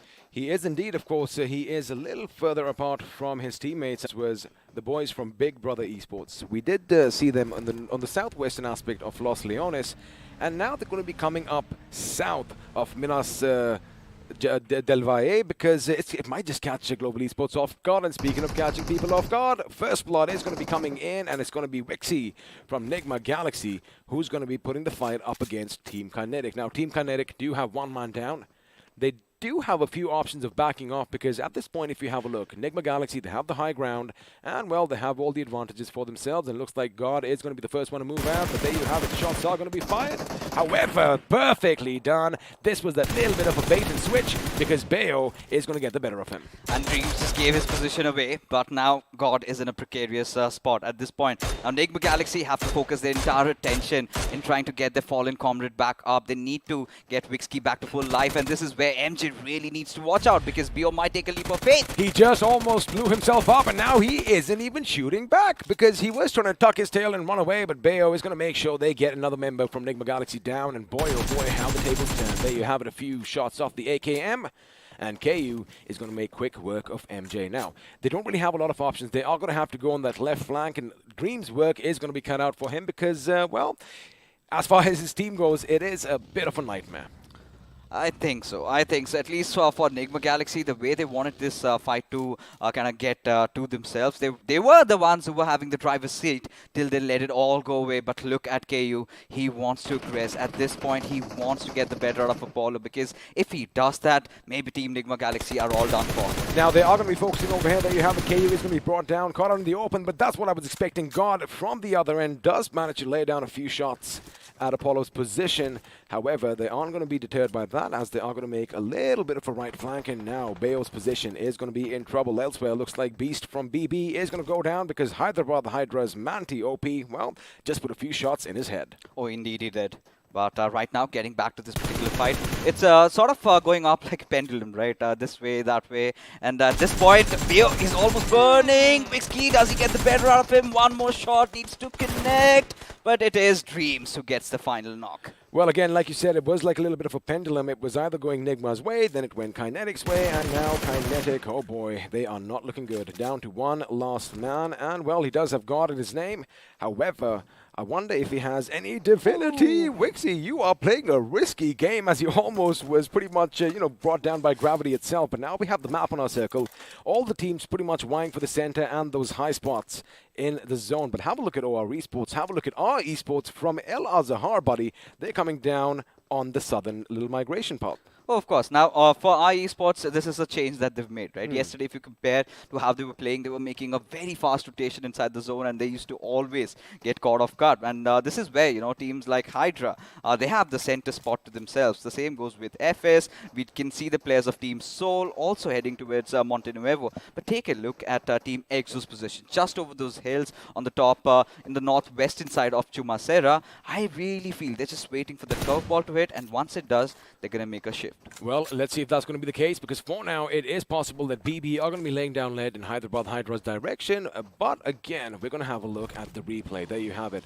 They went down one by one. Onyx with the first one, although he was in his element. I'm, of course, talking about that famous rock snake, if you know what I'm saying. But, he was brought down, and it did seem like, when Nigma Galaxy had two of their members down on their bloody knees, that, Team Kinetic could take advantage. Again, like I said, had they gone on that little bit of a left flank from their point of view, maybe they wouldn't have been caught out in the open as we see them right now. And speaking of getting caught out in the open, I wonder what Beast was doing there all by his lonesome. I think it's already 2 players down for Big Brother Esports, or maybe just one. I think the one finished that team, Hyderabad Hydra scored over them, and there was a replay of that. But coming back to that fight that we just had, XP, I think Dreams had a very important role to play in that. Now, I have a question for you. All right. We did see Evert and making his debut in the grand finals, and here he is once again. I think he's been a good addition to the team. What are your thoughts as to his role? Oh, 100%. Considering, how they've got an extra addition, a little bit of a firepower added to their roster. A little bit of an oomph that I think they were lacking. They were too much relied upon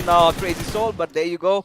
Hellgod wants some redemption, but clearly did not connect any of those shots. He did not indeed. Now, Hyderabad Hydras are going to try and capture one of the hills, one of the high positions for themselves, because, well, that is where they have been most successful. As Ace Black is going to make sure he refuels that McLaren a little bit out of its element right now, but hey, you know what? With 4-wheel drive, it is not going to be that much of a problem. Now, Manti is going to be making a smoke screen to make sure that, their position isn't given away and he can be whiffed off to safety. But the problem is, buddy, they're going to be heading over to teams like INS. There you have it. Have a look at the map. In fact, it's going to be Maxi and Carry whose position is now going to be compromised as Crazy Soul is going in. But have a look at that. A grenade comes in perfectly timed, and Maxi is going to have a little bit of an advantage. The second one is already being cooked over as Joker decides to just flush him out of his cover as it decides to charge in, but in the wrong direction, making sure he spots Maxi off from his tail, takes shots at him, whip, but finally connects. Oh my goodness, that was a little bit of an oopsie coming in. Now Carry is going to come in for some respite. Unfortunately, Maxi is going to be lost to the elements as well. He is going to be put 6 feet under. Hyderabad Hydras in a little bit of trouble. Of course, that first grenade was just perfect, but now in comes the cavalry. Manti with a grenade. He has an idea with the opponents are. He might just throw it over the building, and if it's going to be good, well, this is not going to find its mark at all. Now, what I'm concerned about, buddy, is Big Brother Esports. They are going to be listening. They are going to be looking from the vicinity, and, well, if they think the time is going to be right to strike, they might just come in for mopping up whatever's left. Hyderabad Hydras, they're in all world of trouble. Ace Black already spotted out. There you go. Joker opening it yet again. And this is the Q2 push.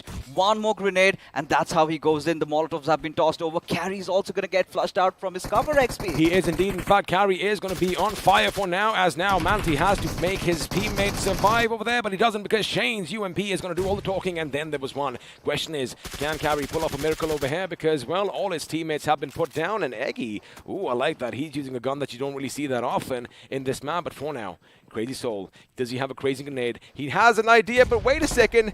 Eggy from the distance with the Car 98 with the pristine headshot is going to make sure that Hyderabad Hydras, well, they aren't going to have a good start to this day. The top fragger opens it up, and it's a headshot coming in. We were really expecting Big Brothers to really take part in this particular fight, but that did not happen. Team Enigma, they were hearing all that commotion and made good work of it. Elsewhere, Akshat has been taken down, XP, and this is where Team Soul, the entire horde is just charging over at Hitman. We'll get the better out of him. We'll make sure Akshat gets back up. Well, Team Soul is still going to be a 4-man squad, and I do believe what happened here was Hitman was on a little bit of a reconnaissance mission, and unfortunately, he went where the enemies were already present. Now, Goblin is going to be shot at from Enigma up top, almost getting knocked out. I was expecting Eggy's bolt action to do all the talking, but there you have it.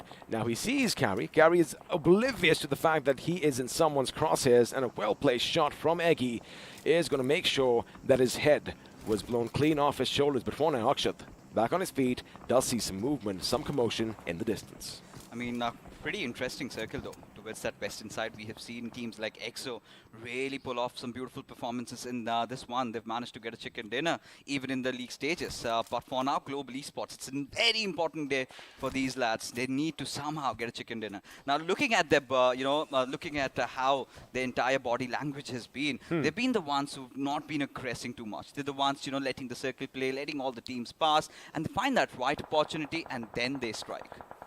They do strike when the iron is hot, when the opportunity does present itself. And speaking of opportunity, OR Esports need a good game, and looks like they're going to try and keep our Esports at bay, as the Canary, well, has gone down onto its knees. But let's see if it can get back up and fly once again. There you have it. A massive smoke is going to come in. No, it's a grenade from Sensei. I thought maybe Jadu's going to do something, but have a look at the trajectory.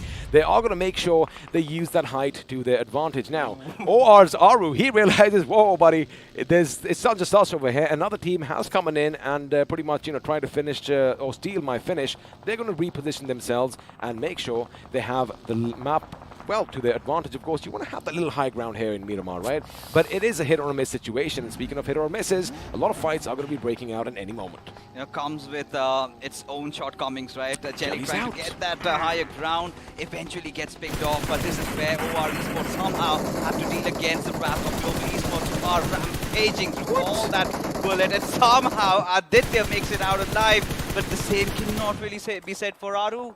That is, of course, true, but what kind of just got me by surprise was that the boys from Esports 1 WS are falling one by one outside the place, and I'm going to hold on to the because Scream is going to be up close and personal with all the action. Now he's got a mini in his hands, and well, he was taken out from elsewhere. Again, a little bit of miscommunication coming in, because they were obviously just, focusing on the boys from OR Esports, but Global, from the other hand, are going to be a little bit of a thorn in their sides. Helgard does spot the enemy. Aditya is going to come under fire. That UMP is going to do all the talking, but he's always to his right. Yes, he does. In fact, he is going to connect his shots, gets a knock, and now he's got to go for the big man himself. It's going to be a one-on-one situation over here. Helgard does get the better of Atanki, almost getting the thing, but oh my goodness, he ran out of bullets, and now he's going to have to retreat. What a misfortune. How unlucky could he get in that particular situation? But Team Big Brothers, both of these teams over here, they were kind of trying to have that little bit of a higher ground, but OR need to realize, Ataki needs to understand that it could be Global Esports that could play the final nail in the coffin. Somehow still surviving though, but look at the meds, does not have any. He doesn't have any meds, but what I did notice in the kill feed was Enigma is going ballistic with that Car 98, popping heads left, right, and shoulder as well. Explicit is going to find themselves in a tricky situation once again. Now, we did see K47 get a knockoff on the boys, but Omega is going to be taken down again, possibly from the same lad. No, it's going to be Hydra's Jackson that's going to be joining the fray as well. Now, Hector and Goblin, they do have a decent position for themselves, but it looks like all might just be lost for Omega, because, well, you don't want to leave your position right now and go and fight the enemy right at the doorstep. And speaking of right at the doorsteps, Enigma Galaxy going up against Global Esports, but in comes Ronnie. He's going to be the first one. He's just going to use the smoke against them. He drives past them. He could be taken down, but Knuckle is going to be instrumental over here. He's going to go for Extreme. Extreme's thrown with the beans. Ronnie comes in from the right, and now it's going to be a 2-on-1. Knuckle, in fact, is going to be taken down. Ronnie, he knows the enemy is nearby, but he is using the smoke to his advantage. It is going to be a 1-on-1 situation over here. Oh my goodness, Vixie is playing so well, but he is going to get shot at from the distance, and for now, he knows where Ronnie is. He gets up, he shoots, he connects before Manya, the last man standing, finally takes him out. By the whiskers, Global Esports still inside the game, such an important one, and I just hope they can get the players back alive. Zen OP from up top, if he throws a few good grenades, gets a little up close and personal, things could change, and same goes for Helgod. But for now, Global Esports out of harm's way, but if Hydra officials decide to charge at this direction, this is where they find Global Esports at the most vulnerable spot, and Eggy just doing Eggy things. boom! There goes the bullet, and well, like I said, that head was pretty much just blown to smithereen. But have a look at this, Wixie. Oh boy, he just took down 3 members all by his lonesome. He goes around them. He in fact uses their vehicle against them. Gets inside, gets a little idea where Ronnie is going to be shot at from behind as well. But what a valiant effort coming in from the lad. But like you said, Global Esports survived by a whisker, and now they are back to a 4-man squad, still looking good. Considering the fact that Team Solar just survived by Coplin, haven't accrued enough points, this could be the game that GE was looking out for. But look at Atanki. He knows there's someone right beside him. It has to be Bajwa from Esports Wala WSF. But the big question is, does he shoot? Because the moment he does that, he gives his position away, and Big Brother could make a good work out of him. Speaking of Bajwa and his teammates, now what did kind of catch me off guard, you know, I was explaining like, what's happening? 3 of the members went outside down to the play zone. I wonder what was happening. Now, what I expected, what the thought that came to my mind was maybe Bajwa is going to have a massive amount of first aids in his bag. I wonder if that's going to be the situation, because if he does pop his head over that little ravine, well, he could be taken out by one of the boys from OR Esports. Not one of the boys, the only man from OR Esports, Atanki, who we just said earlier, is the lone survivor yet again. And speaking of lone survivors, Goblin making his way into the circle. In fact, he might just be heading into a little bit of trouble. He is probably going to be shot at from both directions, but for now, he is still safe. Now Global Esports, they realize someone's overhead. They're going to be happy with that finish because, well, the leaders have just been taken out of this game. With just 4 points to the name. Now, this is important for Global Esports. It is so important that they get this chicken dinner to themselves. But INS, this is again one of those teams to watch out for. They're still yet to make it inside the circle. But taking a look at Atanki, he's still going to take his chances, lobbing a few grenades over. If that connects, could get the better out of Scream, or maybe Hellgod, but all he gets is nothing. All he gets is air right now. Decent lob, though. He is going to readjust his trajectory and throw everything he has because he knows something is lurking in the smoke. And speaking of lurking, INS were lurking around the corners, but Punk just blew Joker to smithereen, and Sarang is going to be opening up on Big Brother's Zen OP. For now, oh my goodness, EXO are in a bit of a predicament. They've got 7C at one end, INS at the other. Grenades are going to be thrown in every single direction, but for now, the first one is going to miss. Now, 7C, they've got the work cut out because they have to think about, wait a second, Punk, that's going to be a grenade too close for you. Lucky for him, it only does a little bit of damage, but there you have it. One flung right at Enigma is going to be a little problematic as Fierce is going to be brought down, and Sarang, from the other hand, is going to be shooting with everything he has in INS's position. Just loses his mind, just goes tap, tap, tap, tap, tap, and misses a few shots, but that's not going to deter them from trying even more. But look at now, Autobotz, the players, especially Fox, the lonesome survivor over here, but Spray God, he's going to continue his ruthlessness, will lob another grenade. Is miles afar though, but 7C are in such a good position to contest in this particular game. Well, the thing is, they are going to have to make quick work of everything around them now. Against all odds, once again, Fierce and Punk are the last 2 members standing for their team, and grenades are going to be coming in from every side. There you have it. This could be it. Punk could be in the world of trouble, and with that, Team XO are going to be wiped off the map of Miramar. But now, 7C Esports' work is still not cut out. They now have to take the fight straight to INS. Elsewhere, speaking of fights, it's going to be Global Esports' Knuckle who is brought down, and Elvi is going to be taking some much-needed cover behind those vehicles. His teammate crawling slowly and surely towards himself. Rex, you don't want to hit the deck every single time because, buddy, Joker can still see you. Already 8 finishes strong. Team Global Esports, they are eyeing out for that glorious chicken, but look at Savitar. Maybe on a 1v1 collision against Evert as the Molotovs come in, gets flushed out as Savitar goes into the charge in. But before that even happens, Evert gets burnt to crisp. Look at Sarang's position though.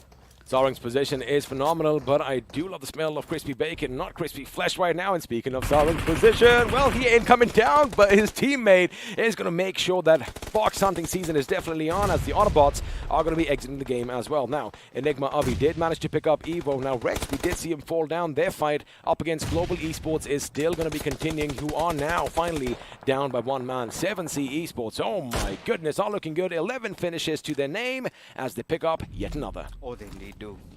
But at this point, Geronimo 7C is going to take the jump. Does he get it safely? I think he does. But for now, Scream, he knows his position is compromised. Global Esports on a little bit of a downhill area over there. 7C have a slight idea, but they've got to deal with Team Enigma at this point first. As the nades keep lobbing over, all they are looking out is for that one good knock, and you can see all those movements being made by Scream as well.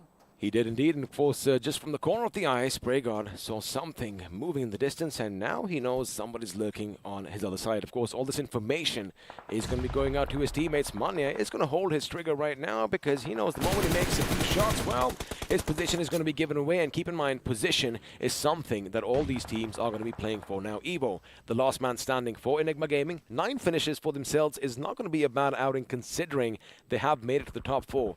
However, making it to the top 2 seems a lot better as Scream. Well, his position has been given away completely as a grenade is going to be flung. Not hitting his mark this time. No. Nothing really happening. Scream somehow, a little bit happy, has made it to the top 4. But for now, he needs to survive. Sarang is going to continue this onslaught of grenades. You know, the barrage just keep on going as, needs to take it easy. But I love the smokes coming out. But elsewhere, Nakul gets the better out of SprayGod. Now, considering they're outside the circle, now this could be a deal breaker for Team Enigma. It could be a deal breaker as well because, Enigma's position could be contested by Global Esports as well. Now, Global Esports did just get one of the knocks on the members of 7C, if I'm not wrong. They're going to have to move in a bit harder and a bit strong because, well, speaking of them, Manya is going to be brought down to his knees and Savitar is going to make sure, well, he does go and meet his maker. SprayGod with the final nail in the coffin. Now, Global Esports survived by 2 members. Ooh, that is precision shooting coming in from Joker as Savitar is going to have to take some much needed cover. In the meantime, Evo not moving a muscle, not batting an eyelid.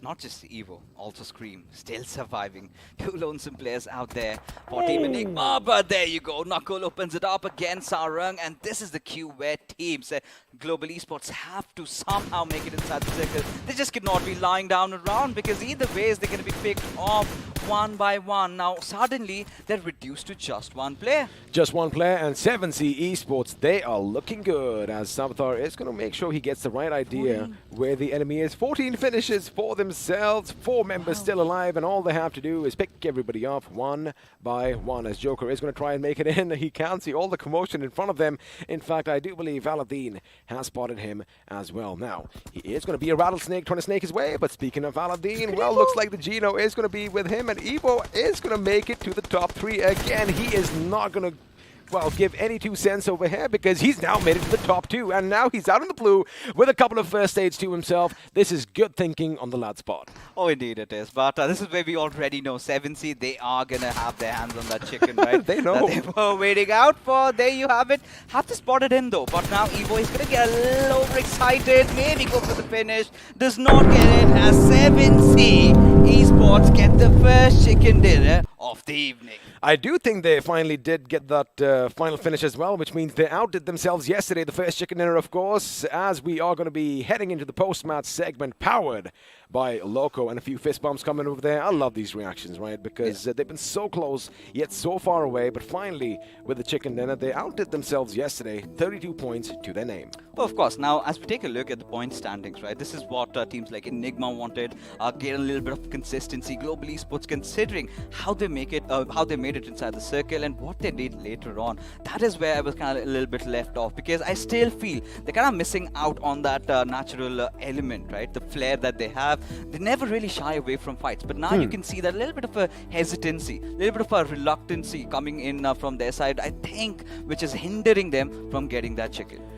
Now, I mean, they were kind of in a precarious situation because they didn't really have a lot to work with except for their smokes. All the vehicles were disabled, and that one fight up against, I do believe, just correct me if I'm wrong, when, Vixie almost took all of them out, Nigma Galaxy, that little fight, well, like you said, they were saved by a whisker, like a drowning man needs a straw. Somebody did give them that little straw, but, it is what it is, and they couldn't really make anything out of it from that point.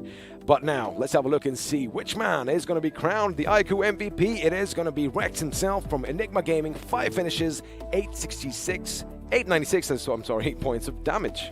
Alright, I mean, for Team Enigma, another perfect game, right? They've never been eyeing out for those juicy chickens, but they've been consistent, and Rex has been on the top of it. I was somewhere down the line expecting Eggy to be here in the top 5 leaders, but, well, it's alright. It's alright. I know you've got a little bit of an affinity towards those bolt action players, but Savitar, Sarang, SprayGod, everybody was so instrumental in 7C getting that chicken dinner, and mind you, they did manage to get 17 finishes to their name. They did, of course. That is a phenomenal start for them as far as Game 3 is is concerned. Now let's have a look at a few more facts and a few more figures as the match summary is coming up. And well, it's not going to be Eggy who has the longest distance in meters as far as finishes are concerned. It's going to be his teammate Rex. Oh, indeed, it will be. And I think a little bit higher than the average amount of healings that we've got.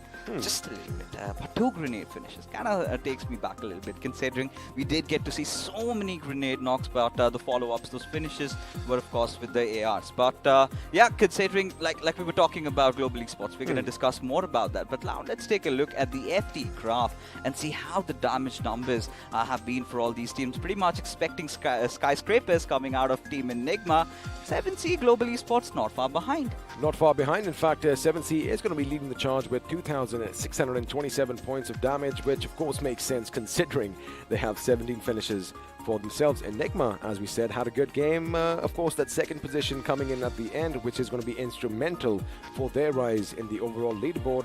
And, well, 9 finishes are going to add to that as well. Now, Global Esports, we did see them, fight squad after squad, which they did win. Of course, Manya was the one who was instrumental in making sure the boys survived for as long as it did. But now, let's have a look and see what this does to the overall standings as well. Team Soul are still going to be the kings of the hill for now with 165 points, and looks like 7C Esports nestling in the 7th position. Indeed, they did. But, we're talking about the top 3, right? The distance has started reducing. Now, it was almost so much yesterday, around 30 points. Now, it has been reduced to just mere 20 at this point, because Global Esports, again, a very consistent game. Same goes for Team Enigma. Team Soul, mind you, again, was not off to a good start. And this is where they really need to start to understand the fact, if they do not come out swinging in the game of Erangel, things could go awry for them. You did mean not after a good start today, right? Because I was just thinking, boy, they started the grand finals with back-to-back chicken dinners. But again, they have that consistency. And one game isn't really going to be a detrimental effect on them because we still have 5 more in the day. And chances are they're going to come and showcase something brilliant. Now, let's have a look at page number 2. And, well, Team EXO are going to be slipping down from page 1. Only getting, I do believe, let me just make sure my facts and figures are correct, well, 3 points from this game. Just 3 points. Now, we've been talking about it, right? This was one of the circles that EXO really loves to play. And they did manage to take the center eventually, but were again outnumbered, right? It was just 2 players surviving. I think it was Punk and Fierce that did whatever that they could. Sensei and I think Immortal Snacks, either ways, been picked off. Did not really quite help them. But coming back to the discussion about, Global Esports and the little reluctancy, right? This is where it comes down because you know how good these boys are with the trades. Now, what could have been done? You were out of vehicles, you were immobilized. They could have sent a few players ahead, and Manya could have provided cover fire from the backlines. Had that happened, things could have been completely different. It's about taking chances. So the only thing was they would just pinch it in. So, we're going to come back to that in a few seconds because once again, a massive shout out to BGMI Crofton for giving us this wonderful game and our sponsors iQOO and Loco, which means you know what time it is. Once again, let's have a look and see how to slay your dragon.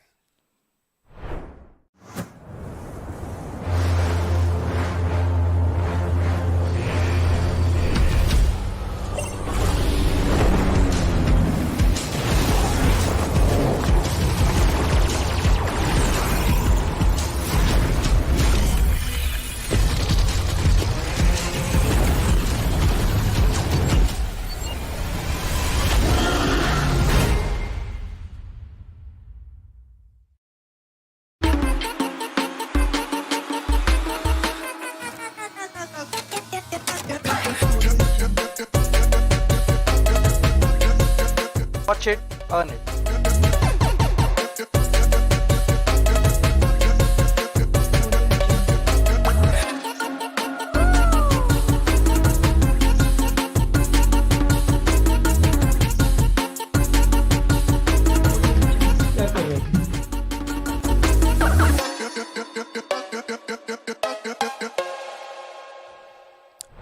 Watch, stream, play, repeat. That's the Loco mantra, and that's the mantra we pretty much live by as well. And if you want to start your esports journey, well, what are you waiting for? Oh, I see. You want to get yourselves one of these. Well, they certainly do, and what a way to start their journey, like you said, right? But getting back to what we were talking about, right? Global esports and them not pushing over, it was all right, it all happened. But what I again loved was Team Enigma, how quickly they were reacting to situations, right? Their early rotation from San Martin towards that western side, making sure they had that little high ground to their advantage, got the better out of so many teams in all those fights. They did, and just again, I know we're beating around the bush right now. So especially when Manya comes in and kind of picks them up. Now vehicles were all gone. The smokes they had to keep deploying on their position because it wasn't just one team that was shooting at them. It was teams from all around them who were pretty much just giving everything they had in their position. Because we're going to see this once again. The highlights are going to be popping up on your screens. So once more, let's relive all the action. It all begun here, right? Now, Nigma Galaxy going after Team Kinetic. And like we say, it was sort of a pendulum swinging around. Sometimes we felt they were in control, sometimes they were in control. Eventually, Nigma Galaxy came out through. But Team INS, XP, I love this little bit of an aggression, a little bit of a commitment from their side. They realized that they need to rack up those finish points. In Hyderabad, Hydras, I do not know what on earth has gone wrong with them. I don't know, buddy. It's something, maybe it's the confidence that is a bit shaky. Like, you did mention in Miramar, they have dropped down in their position via Del Mar so many times, and they always take that similar rotation. But it kind of feels like everyone is reading them like an open book, and that is something that is going to be problematic. But oh my goodness, that was a beautiful shot. Oh, indeed it was. And this is where Global Esports already almost had their hearts out of their mouth, right? Considering the fact that Vixki almost clutched them out, had Manya not been from that backlines, things could have gone way awry for them, especially a Team Soul being dealt with so early. And this is how I could not really understand what Goblin was really trying to do. He could have really gone for some survivals out there, but Team INS did want to push on Team EXO, but little did they know that it was 7C raining bullet and hell from above. I mean, talk about raining down death and destruction. Team EXO were in a little bit of a predicament as Spray God, of course, does get the knock with the grenade and then goes and lets his gun do all the talking. And over here, once again, as you mentioned, Iwert couldn't do anything because he was burned to a crisp in a matter of seconds. I really liked 7C capturing this position particularly. It's very risky because you are staying up top. Everybody has a vision over towards you because we've seen 7C. They were quite proactive in those plays, right? They were not shying away. They were not. It's not about letting the other teams fight. They were going after the teams, and it comes with its own risk, right? There were chances that they could have been shot at. There were instances also, even if you remember, Savita just barely by mere margins managed to live. Did have his first stage to patch himself up. But this is where the discussion really comes down to another team called Team OR. But I think we're going to talk about them just a little bit later because we have something that XP has got to say. Alrighty, well, I am going to be focusing on Enigma Gaming, of course, as well, because, they did have to move quite a bit to come into the final circle. 7C Esports, they kind of had a lucky day as well, because, they dropped nearby. El Pozo and the surrounding areas is where they love dropping down, and they did move in. And, well, let's start things off with, I believe you want me to start off with Enigma Gaming. Now, there you have it. That's where they dropped off, and I'm just going to quickly go over a couple of things over here. Now, this is where they normally love dropping, San Martin. We thought we might have a little bit of a kerfuffle as far as Hacienda del Patron is concerned, but this time they let Nigma Galaxy do the thing over here.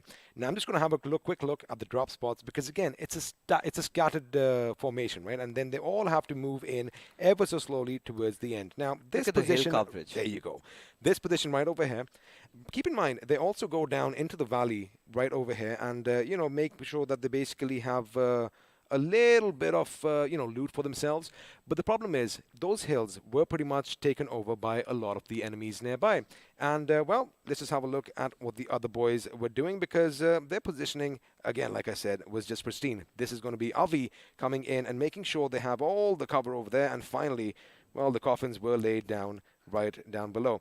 Again, Evo's position, they were all pincered in, right? Yeah. So you couldn't really do anything, but it was something that I am going to be happy about. Now, I do want to show you something else, but for now, we're just going to stick to this. And, Enigma Gaming, not a difficult move into the circle, but the thing is, again, it's that hill control. that kind of worked out for them. Absolutely. That's where they got those finishes. I do believe 9 finishes to be exact.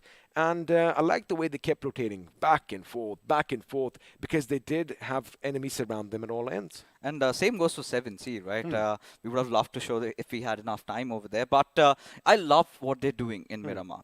4 players, different splits, and then all they did was take that western high ground area, right? From there onwards, they started racking up finishes to their names. Now, it might seem very easy, even the same for Team Enigma. They might not have done so much, but we've got to keep this in mind, that so many teams were coming in from that eastern side, somehow keeping yourself alive, making it to those crucial positions was so important for them. You know, the hills that we just saw as far as Enigma Gaming was concerned, that is where 7C did come and try and tangle with them. Yeah. But they had that alertness, they had that presence of mind to, like you mentioned, go a bit further up north, go to the west towards the left side of your screens, and well, Sarung was perched way up top over there. You could barely see him. And from his little bird's nest, he was just raining down death and destruction. Like you mentioned, almost getting knocked out, but he had that buggy. He took a deep breath, and he finally went down. Now, lucky for him over there, no one was keeping an eye out because, well, Global Esports had their own issues, Enigma had their own issues, and BB Scream was pretty much just surviving till the end. But once again, you know, maybe when we do come back and we have some time to talk about, I wonder what was happening with Esports Wala WSF. I really do not know, because 3 of their players being taken down. But more than that, by the blue zone. By the blue zone. That is where it all panned down. But, you know, I really want to talk about OR Esports. Now, OR Esports really tried to pull off something like Team 7C did, and they weren't really successful, especially considering how arduous path for 7C was it, because there were so many teams. But they were the ones who came down south, tried to take it above, but again got sandwiched XP. They did, but it was mostly, you know, between a rock and a hard place, but it was mostly the rock that was doing all the damage, and that rock was Global Esports, who, again, they had the compounds for themselves, and it was pretty much open season, and right? Big Brothers. Because one by one, they just kept driving past them, and one by one, they kept falling down. And that is where, as you mentioned, Big Brother finally Scream goes in and, well, tries to seal the deal, but does get taken out by Global Esports instead. Arthunki, once again, man, the lone survivor. I'm pretty sure we might as well just give him that mantle, because every single time, as far as OR Esports is concerned, it's Arthunki who's left standing last. And this is where Team OR Esports really need to understand that their intention of trying to take the center early on is clearly not working out, right? We've seen them in the league stages have a similar style of play like Team EXO, somehow feeling the heat. And this is where, you know, trying to experiment around a few things is clearly not working. Speaking of experimenting, well, we are going to be heading into the pre-match segment powered by Loco, which means the experiment is now going to be saying bye-bye, and the studio is going to get a bit more brighter because the sun himself, Arca, is going to be sitting where I am. And this is what we've been talking about. I mean, of course, Arca will come in, shed some light about what really went on with all these teams. But yes, Arca, I mean, the first game of Miramar, we were expecting teams to make a comeback. Yes, Global Esports did it. Yes, Team Enigma are making a run for it. All of these vying out for that top spot. But 7C, that was a whammy. Again, the Vikings are back. Absolutely. I mean, I just love the way this time all 4 men were standing. It's always Pray God leading the front. I'm starting to get that, you know, they've come back to their senses. You know, it's been really long. I don't know why I'm feeling this. Probably you would agree on this. Okay. You know, Spray God leading the fight from the front, like way from the front, not worrying about anything else. Even if it's getting knocked, he has that cover to come back. The rest of them are kind of spread around a 1v1-3 split, which is going on for them. And amazing work coming in from the side of 7C. Amazing work indeed. And that is how they started off their day-to-day as well. But right now, ladies and gentlemen, this is one amazing phone that you cannot have your eyes away from. Yes, I'm talking about the iQOO Neo 6 and our sponsor.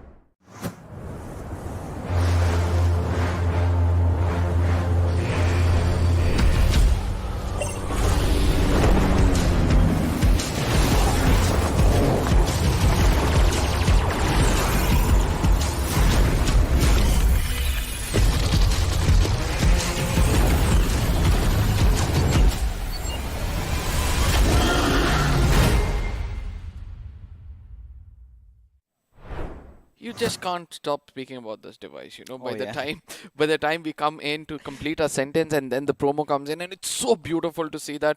No regrets whatsoever from our side. But still, yes, you know, the map of Miramar has been so amazing for so many teams, as you said. At one point of time when Joker took that trade, I was expecting the side of G to actually go in for a rotation, probably towards the side of Enigma or probably towards the side of Scream, because they had better control over that place. But yeah, what are your final thoughts on the map of Miramar? Like, We'll talk about that, you know, about the final thoughts, but we do have some changes over here. Of course, Max coming in instead of Apollo.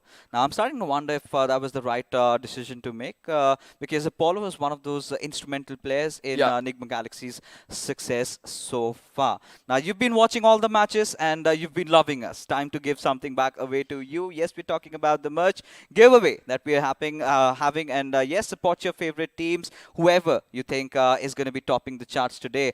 Hashtag that team's name, and well, if you're lucky, 50 winners can get your hands on those cool t-shirts and the zippers. Now, let's not forget that 10 of these beauties are also on the giveaway, ladies and gentlemen. There's going to be a pinned comment, which is going to be there in the chat. Do not forget to click on that. And that will lead you to a specific page, which will again, in turn, lead you to the YouTube channel as well as the Instagram handle of Battlegrounds Mobile Esports channel.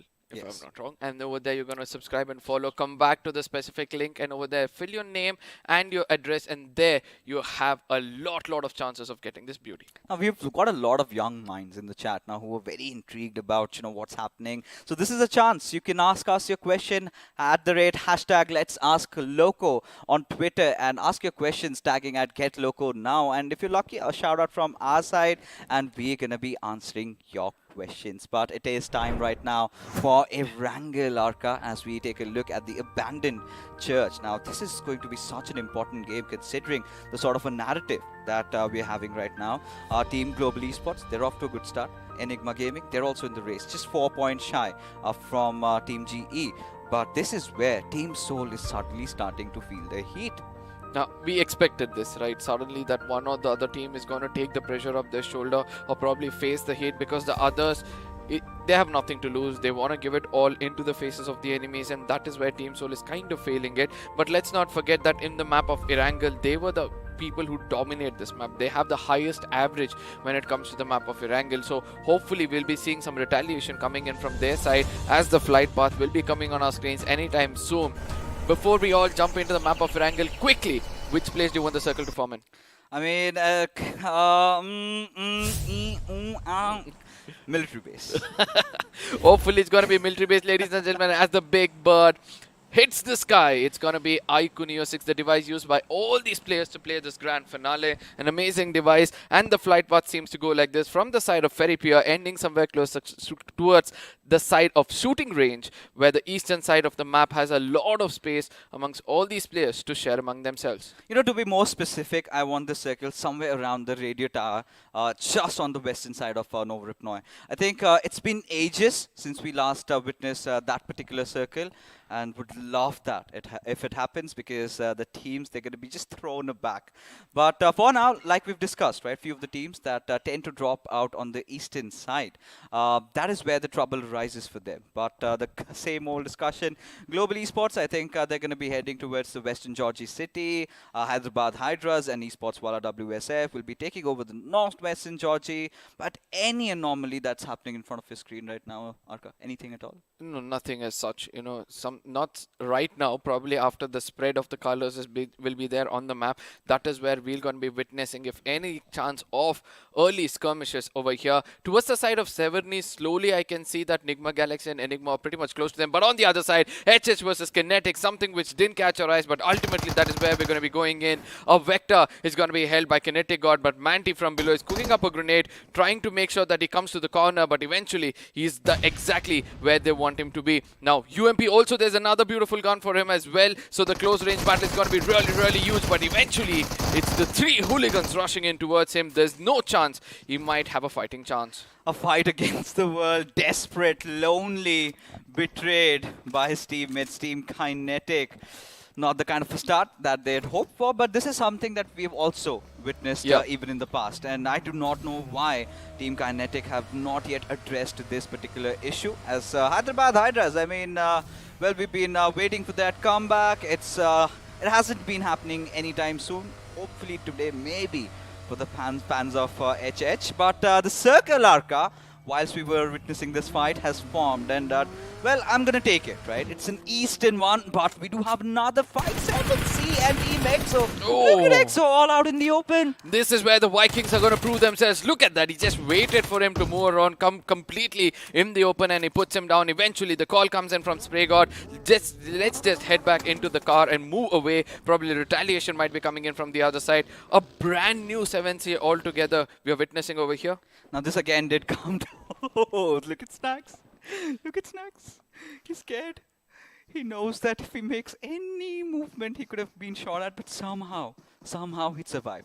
But for Team EXO, of course, their ideal drop location is going to be the Milta city, and they wanted to get over there, considering how the flight path trajectory was, did not find the vehicles. And 7C, this is where the RNG factor really sets in. And for Team EXO, it's again as if they're walking on eggs, right? It's all spoiled for them from here onwards. The timing inside the circle, everything has been ruined, and Snacks somehow needs to figure a way to get to his teammates, get his loot done, and then take to the circle. Now, Snacks in the map of Erangel, that is something which I was not expecting, right? So, eventually we know that Immortal being over here has always given a little bit of a chance for them, but eventually we are able to see that Snacks is also able to give his inputs as an experienced player, and you did see the composure when there was an assault coming in against them. He was just there hiding it out, making sure he doesn't move a muscle, but still composed to move around. We still have Sensei standing, so let's see whether the IGL will do something different to take his team forward from here on. Now, what I see different is coming in from Team Enigma. These quick adaptations, considering how they try to take those places around the mansion shelter area. Now, they're going to have their work out looting around the western side of Stalber. But for Team OR Esports, I mean, they fall from day number 1. They were sitting at the 2nd position, but slowly but surely they're losing the grip. And if they do not get a chicken dinner today, then there's going to be nothing to really fight for tomorrow. At the same time, I saw Aditya take a huge yawn. It's like he just woke up and he's all getting refreshed at this point of time. The first one was a warm-up, so we can expect them to actually pick it up. Let's not forget that when we saw in the prelude, the name of Jelly was taken up predominantly telling that, you know, if that man is over there, he'll take the team forward. A winner chicken dinner coming from the side of OR is inevitable today. So let's see whether they're going to live up to the expectations, or will that build up pressure over their shoulder? I mean, in the grand finals, anything can happen. They're all fighting for glory and also for that trophy just on the bottom right of our screen. And of course, the games are being played on the iQOO Neo 6, ladies and gentlemen. But for OR Esports, I mean, they've got a monumental task ahead. And Ghatak did, of course, did claim that they're going to be getting 2 chicken dinners today. So 2 chicken dinners is maybe a little overwhelming for Team OR, considering how they are right now. But Team Hydra, not a really good start to the day has it been in Miramar. What do you have to say about that?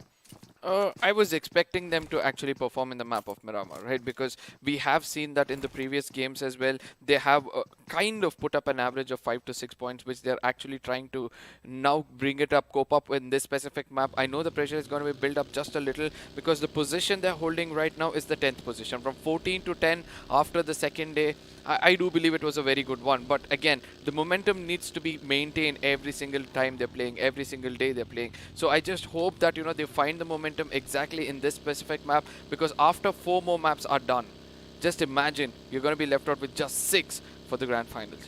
Oh yeah, and they need to know the reverse countdown is up right now. Yep. You barely have, 11 more games remaining, and in that you have to do whatever that is necessary. And for Team EXO, they've already been cornered against the wall, and this is where their true metal gets tested today. For Team Enigma, though, they've been trying out something new. We really hope that it works. For Global Esports, now, they're again late to the party. They're making sure they get the best of the loots. They've been more defensive than offensive, playing a style of play that they've not really acclimatized themselves, but I think they're doing pretty decent.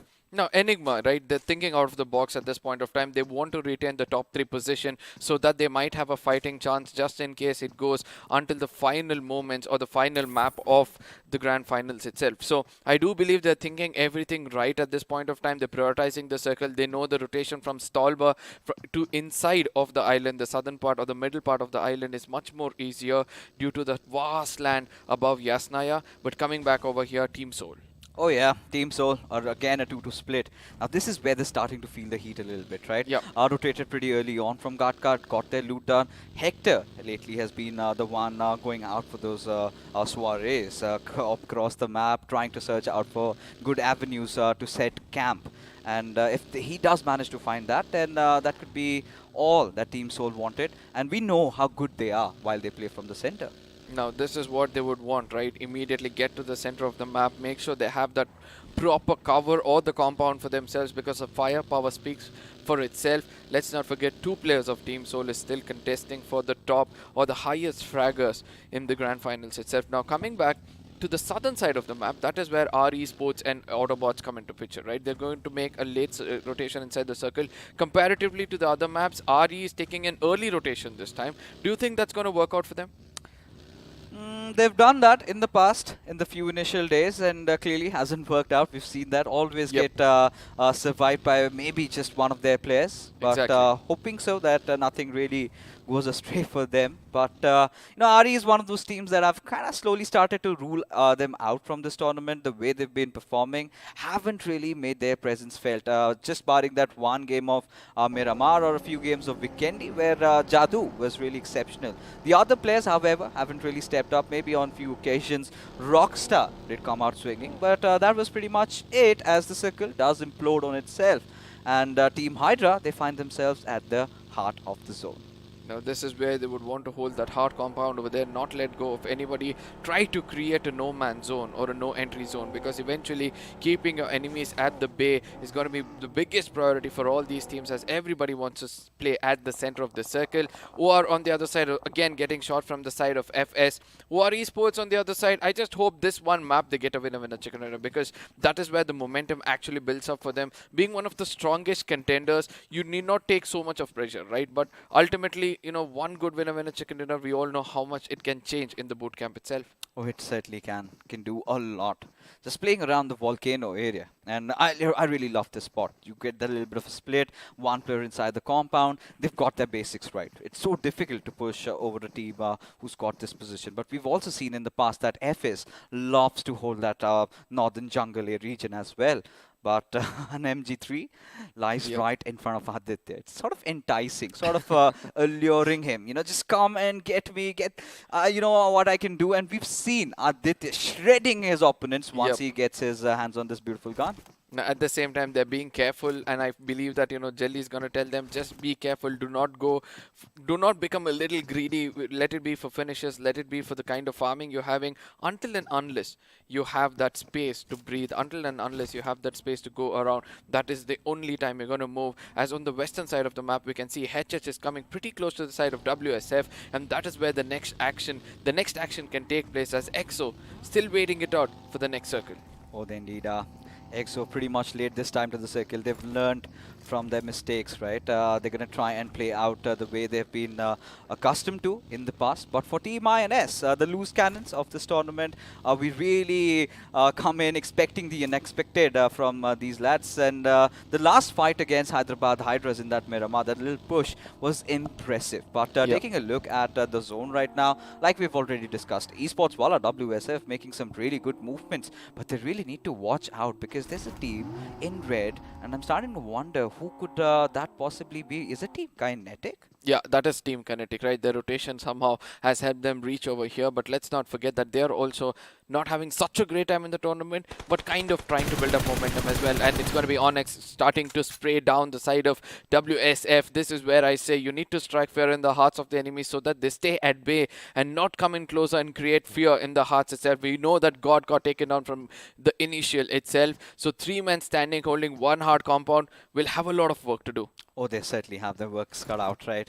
At this particular point, Team Kinetic, they're playing a lot more defensive. This is where I really would want them to play out of their element, right? Go for those fights, go for those finishes, engage, because today is the day where you would want to make sure that you enter into the top 8, and maybe tomorrow you have something to fight for, a hefty chunk of maybe of that whooping 2 crore prize pool. And for now, I mean, they've been pretty much making sure they do not engage into a lot of situations, but this is the moment of truth. Few of the teams just rotating from the southern side. Global Esports, our Esports team Seoul might have a little bit of a collision, but what I'm excited for is where the circle shifts next, and this is what OR Esports and Global Esports really wanted. At the same time, let's not forget to see the eastern side of the map as well as Enigma, Galaxy and Hydra are coming in close proximity to one another. Our Esports again getting taken down. Probably it was the Soul doing their, work again, showing the magics with the gun. And they do want to get that finishes as quickly as possible. The southern side of the map where Team EXO come in for a late rotation is going to be blessed with their hard cover and also some team rushing in towards them. It's not only the placement points, but also the finish points they're going to be looking at. Oh yeah, at this point, Global Esports have made sure that they get a good compound to themselves, as our Esports in a little bit of a predicament out here, stuck in the open. But Hector, is he going to let them pass? But look at Omega, just pauses before he lets him chill. And there you go, the collision coming in. I love this movement for Nigma Galaxy, as there you have it, Wixky just blowing over Omega, and Wixky suddenly somehow goes down as well.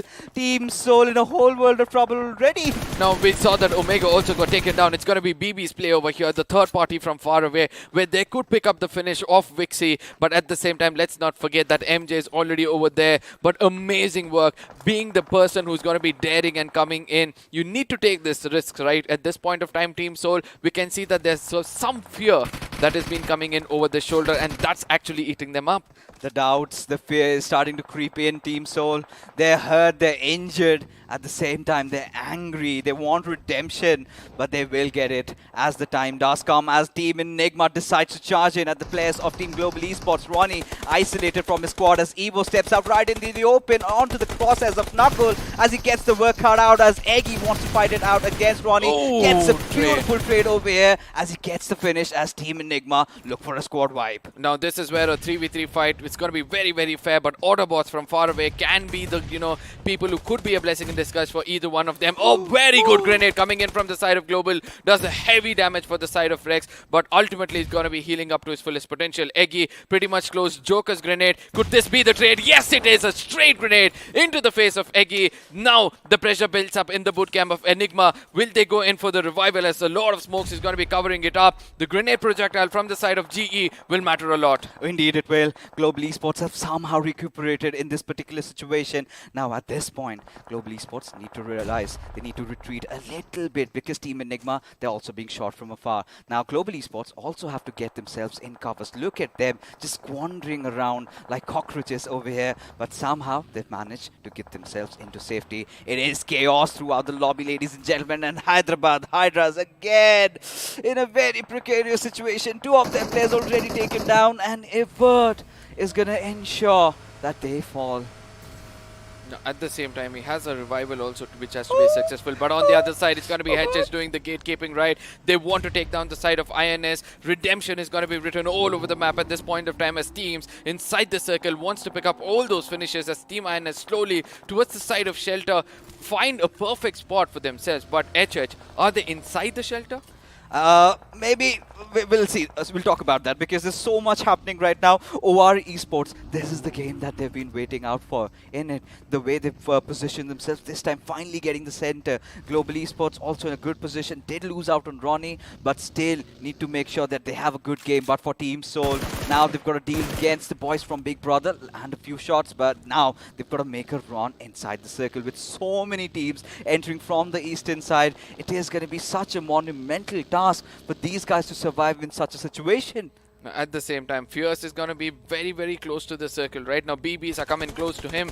Probably they've heard his gunshots, and this is where it could be a little problematic for him. Ultimately, he's cooking up a grenade, but OP also knows the exact location of Fierce as the grenade's going to be tossed on either side. Doesn't connect for both of them, but this confirms that there's somebody pretty much close by which entity will be daring and coming forward to take that finish. You know, I love these smokes coming out of Big Brothers Esports, right? They're just kind of trying to play around the peripheries. If they get a slight idea, it is Team EXO, but look at Joker just opening up and getting the better out of Fox out there from Autobotz. But Global Esports, I love this reaction. No, they've been pushed over by a different team, but still does not deter them from engaging in different fights. All they look out for is opportunities, as was this man in front of us trampling over. But for now, Team Hydra on a collision course against Team Kinetic. Let's see what happens. Now, Kinetic have to watch out for their back as well, right? On the high grounds, WSF can strike them when they're the weakest. As Hydra, which is in front of them, it's just the exchange of these throwables,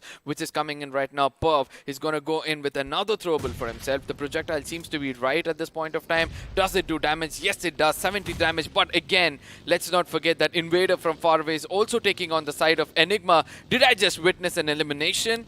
Oh, Vixky, I do not know how many explosions would he survive, but finally puts an end up to his misery. But now, Team Hydra official, they have all their 4 players alive, trying to get inside the circle. Hyderabad Hydras is who they are chasing. After 2 Hydras in the same direction, they realize that says someone on their backlines. Nigma Galaxy right on their left. Team Hydra need to make the perfect callouts at this point if they need to survive, because even Hellgod can spot them from afar, but has deployed all those smokes. And I do not understand. Do they want to get inside the circle, or do they want to pick a fight over here? I do believe that they want to clear off their way and then make it inside the circle. Probably they could see over the horizon. There's nobody right now who's been scoping towards them. So they have a vague idea about it, or probably waiting out for the team in the further to actually make that move. But ultimately, once they realize that's not going to happen, that is where they're going to pick up the vehicles and start rotating around inside the circle, coming into the crosshairs of Ace Black, who's just going to be patient at this point of time. Composure is going to be the key, as Nigma Galaxy also comes out, and that is where he's going to get detected, taken down. The confirmation will be coming in seconds. Hyderabad Hydras, despite all odds, are somehow fighting, battling their way out, but the explosion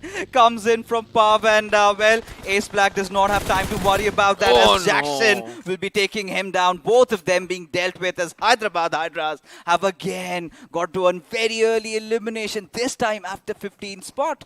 Now Enigma Gaming also going out at the 16th spot with just 1 finish for themselves. That is also very, very bad. Team Soul left out with just 1 man standing with 2 finishes. He'll also have a hard time. I don't know who he is, but I'm waiting to see whether it's Akshat, because that man has a lot of potential for himself. All I can see is Coplin, I believe, on the western side, just beside the players of 7C. But Global Esports, they have that perfect compound. Again, another chance to kind of diminish that gap between them and Team Soul. And if they get a chicken dinner out of this one, there you go, there you go. Global Esports have read that, as Fierce gets the better out of Beast, as Screen gets taken down from Joker. This is the perfect time for Team EXO to strike, as then OP almost getting caught out. There he goes, Fierce living up to his name, making some really beautiful plays as Team EXO contest for the center. Now at the same time, it's going to be WSF versus the side of FS, as 47 is again opening up with Hitman. Clear them out. Karan is going to be the last man standing behind the rock. It's not going to be easy, as Praise is going to come in towards him.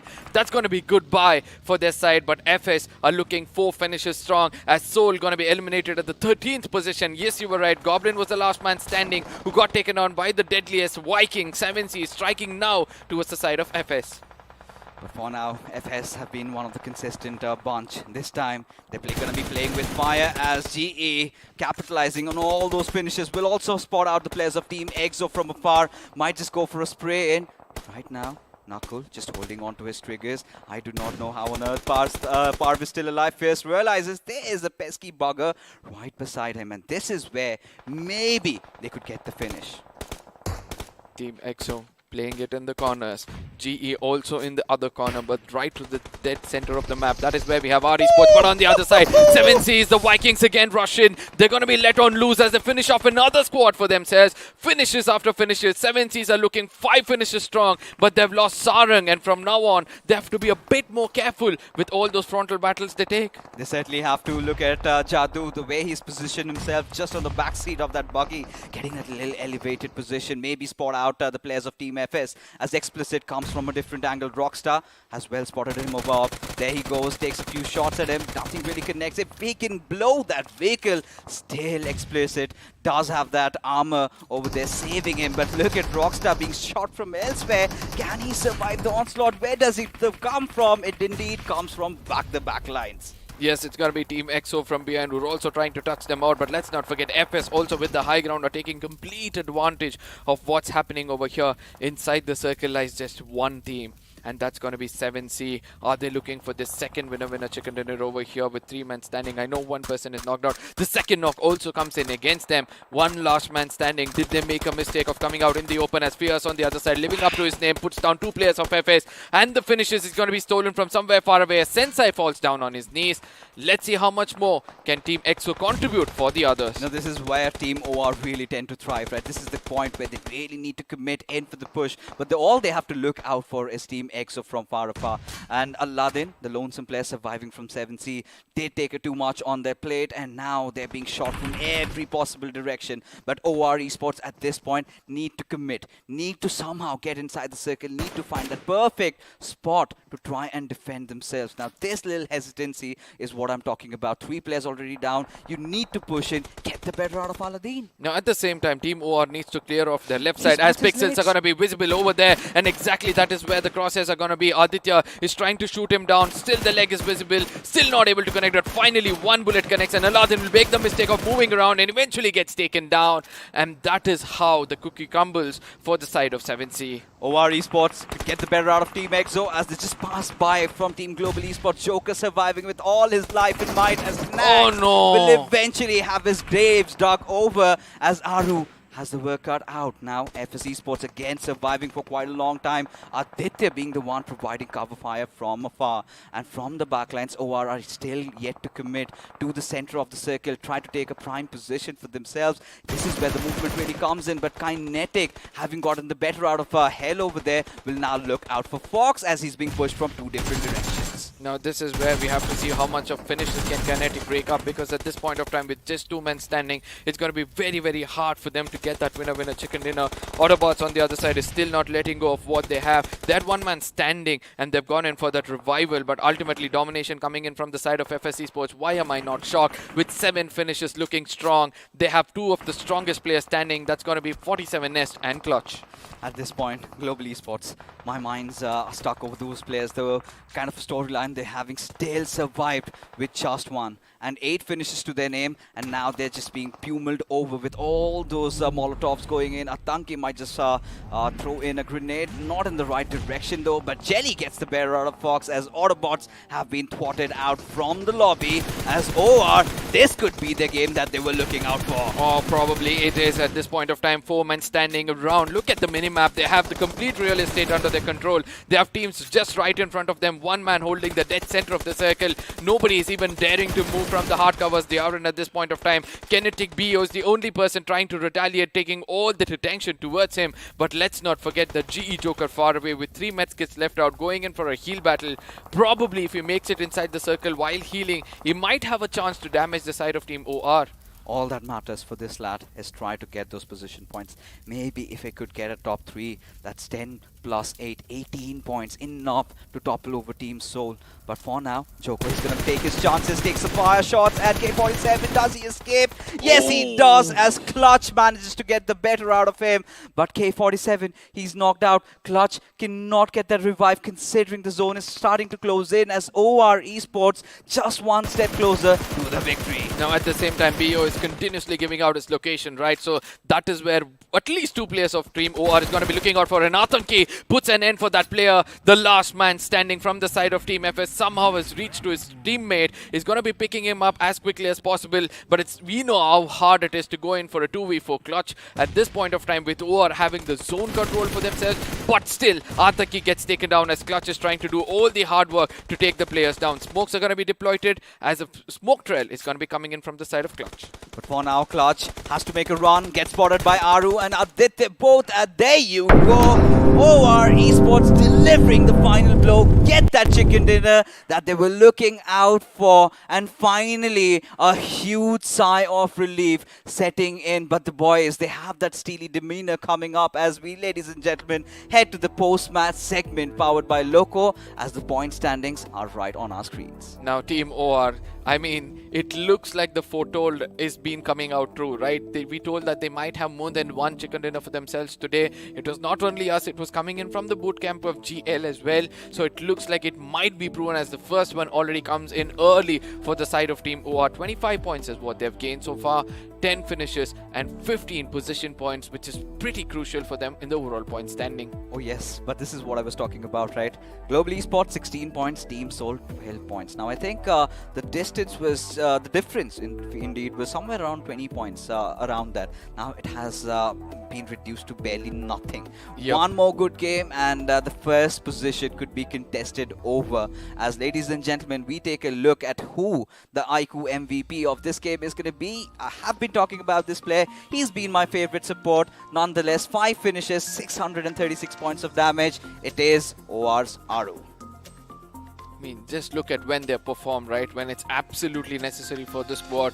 All 4 men were standing, and that's the key for the success for them. We have been speaking how instrumental it is for the opponents or the players to be, but at the same time, Joker is going to be coming up with Nakul just next to each other, 3 and 4 finishes for 686 and 564 amount of damage, you know, respectively. But let's not forget Fierce. Oh my goodness, there was a point where I really felt that he could pick up more finishes for himself, but finally got taken down. Now, Fierce has always been one of those players that has been consistent despite Team EXO not performing the way they are supposed to, right? As we take a look at the match summary over here, almost 7,000 points of healing, 3 airdrops looted, but look at that, this is preposterous.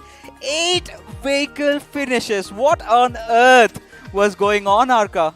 I mean, this is what happens when everybody wants to prioritize the zone and the rotation comes in hard, right? So it was just vehicles moving around. We did see 7C, we did see the side of OR, we did witness Hydra. I mean, so many. And let's not forget that vehicle explosions were also getting 1 or 2 since they were lying right next to it. As we step into the FD graph, we can see 3 teams or 4 teams have done the hard work, and paid off well is only OR for 10 finishes with just 1,431 damage. Much needed, right? Much needed, especially at this point. Making sure their central rotation did work out. They were pretty much quick holding that volcano, and that really turned to be a blessing in disguise for them, the way the circle shifted towards the western side. But FS Esports, nonetheless, you know, have always proved themselves to be a worthy competitor. The way they've been playing, again, a consistent run in the map of Erangel, especially the way Clutch played it out in those final few segments, right? Getting the better out of Joker, denying him that third position, the luxury over there. But despite all odds, this is what I was talking about. Mere 7 points is the difference. Now, Team Soul, 2 back-to-back bad performances. Enigma Gaming could not make a lot out of it in this particular game as well. All I have to say is that let's look at the side of OR at this point of time, right? The most important one for them.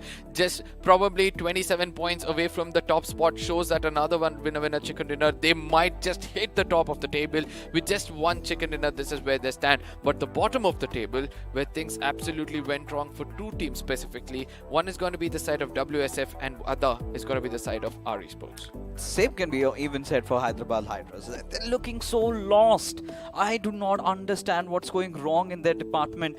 Final week, they make a few changes, take Striker out, get Manti in, but that is not where the problem lies, right? The engagements in the fights have been off, the way they're picking it up, they're looking kind of lost, not knowing what they really want from these games, and it's hurting them. This is not where you would want a team like Hyderabad Hydras to be, and well, they really need to wake up from their slumber or whatever that is pulling them off from getting that chicken dinner. But regardless, now this is the time that comes for Team Soul. Now, we did take a look at them. They were trying to play around the for the center of the circle, were playing around that 2-2 split, and did take those early losses. The one ballsy move made by Enigma Galaxy's Wixky just to ram that vehicle and throw in Omega off. That is what happens when you have nothing to lose, right? And that is what happens when you know that this game is pretty much important for every single player in your team. Of course, I mean, such an important game, and Team Soul really need to wake up to their senses. But this is where we have to talk about this beautiful phone, iQOO Neo 6. As our sponsors, iQOO have a very special message for you guys just about now on how to slay a dragon.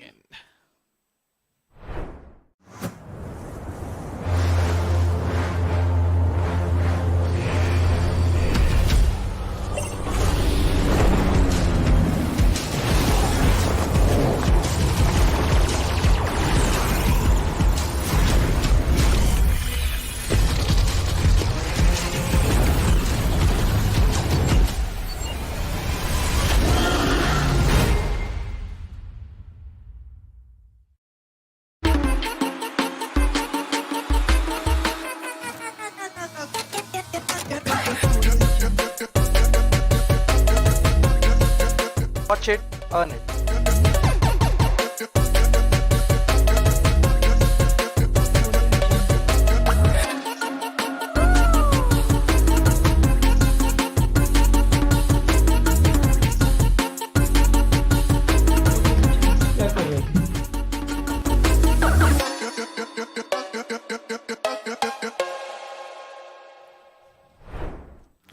Well, I mean, what do we say? Watch, stream, play, repeat. Let's not forget earn. Yeah, I was just getting them. But yeah, while you are at it, you know, if you feel that you're good at streaming, you might as well start your streaming career on Loco. How do you do that? Of course, with this beautiful device right in my hands, the iQOO Neo 6. Yes, this beauty with that kind of cool it has in it. I mean, I know the cooling system is like literally the best out of all those devices out there because of the spread it has around the motherboard itself. But again, all these pro players are using it. We can witness that it's still not hindering much with the performances in the grand finals itself.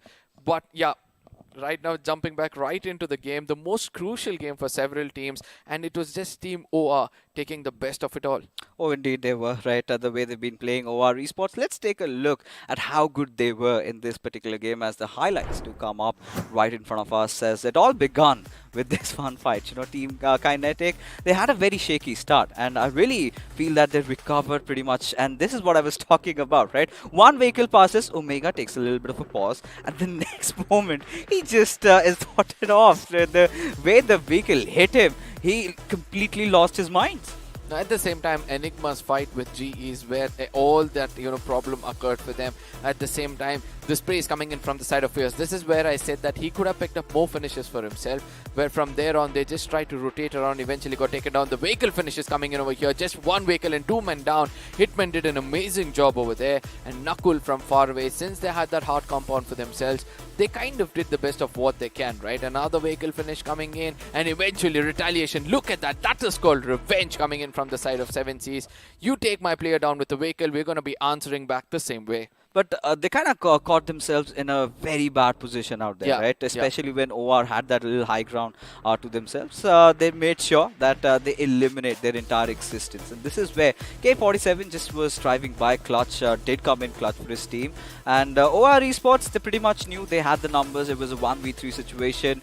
And you could see all the players just spreading out. And this is where, Aru and Jelly, both of them chime in, spot him out in the open, was trying to hop over, could not do much. But regardless, was a very consistent game. Again, coming in from FS Esports, much needed for OR Esports, considering they are one of those teams that are eyeing out for the big prize.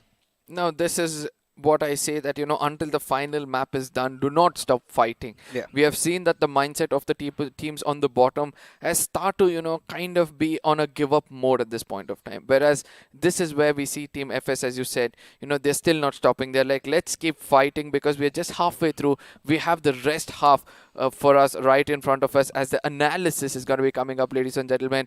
An in-depth view of the rotation from these teams and fixes is going to take over. Of course, I mean, we're going to talk at two different teams over here, OR Esports and Global Esports. Now, this is how the circle really set in, right, towards that eastern side. They drop over at school and apartments. They make an early move towards that volcano region, and then they find that shift coming in, figure out that there's a spot over there that they need to hold on, and they did that with all their lives, and you cannot see a lot of movements being made from their side, right? It was all around those nearby areas. But this is where I would love to show how Global Esports have been playing, right? Long rotations, their entry inside the circle. Look at them, so clean. And they knew exactly what to do, figured out those right dips, just around shelter. These areas over here, if I may draw, this one compound where they had that little fight against Team Enigma, then they move over here. That's then another they dip. move over here, and that is how Team Global Esports were trying to rotate things around. They were kind of stuck onto the dips, and they were the ones who were kind of reluctant in taking fights, and eventually it's all about the position points. They know if they have a good position, they will eventually get the finishes to their names. Now, all these places were actually the corners of the circle, right? So that is how they played it so clearly.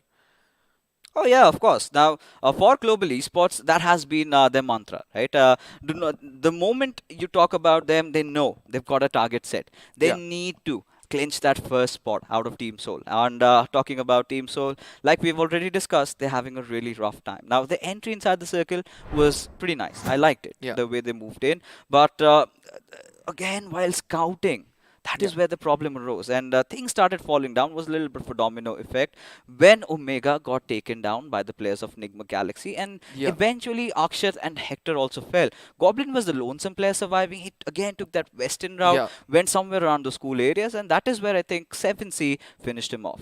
Now, this is where I would say that Goblin being the last survivor, that was not the wise decision for the team, right? They could have taken a bullet for him and tried to, probably Goblin could have taken a bullet for the squad and probably got taken down and allowed someone else to survive, because we have seen Akshat surviving, has done a 1v2 before to get a winner chicken dinner. I have survived for a really long time. So I do believe that, and it spilled out of my mouth, where I felt that, probably Akshat might be the one alive over there, and they're like, no, it's Goblin, and eventually gets finished off.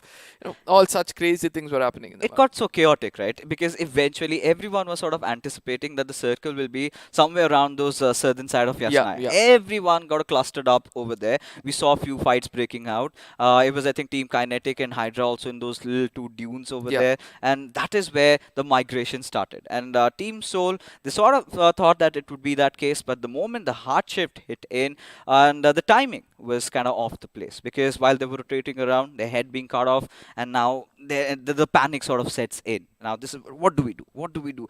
You go here, you go here. It's all chaotic, right? Every single direction they head out, there's some or the other, and everyone's firing shots. And I think there were even instances where maybe Team EXO also faced Team Soul over there. But yeah, talking about Team EXO, considering the fact that they were out on one of those players early on, still somehow recovered pretty well inside the game.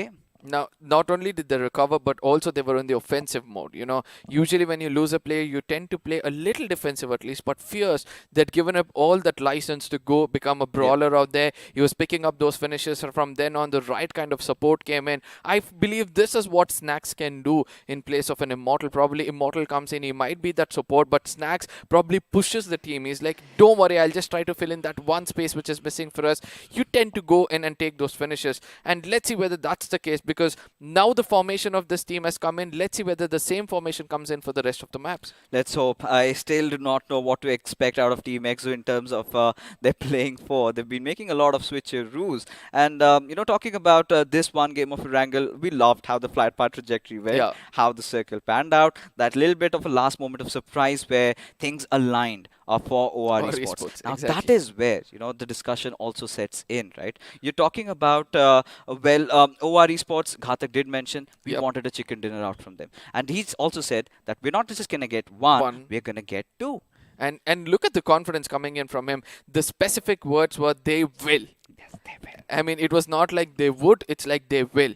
and that shows the confidence they have in the IGL. Jelly, and ultimately Jelly thought out of the box. He was not the person, you know, who was standing back over there. He was not the person rushing in. He was rather holding it out until the final circle came in and took his team aboard. But at the same time, let's not forget that right now we'll be stepping into the pre-match segment powered by Loco as the next matchup comes in. Fixes is going to be leaving the desk as another bass voice. The big man is going to be hitting the desk. But until then, let's look at the matchup of which two teams will be fighting it out in the cold tundras, as it's going to be Hyderabad Hydras, Team Kinetic, WSF, Esports, FS, 7C, ORBBE, Nigma, GE, Soul, INS, Hydra, EXO, GE, EG, as well as ATZ. I mean, I know well it's the done, same buddy. name. You took all the names over there. Yeah, I was just checking my memory whether I was good with all these teams. Oh, you got them.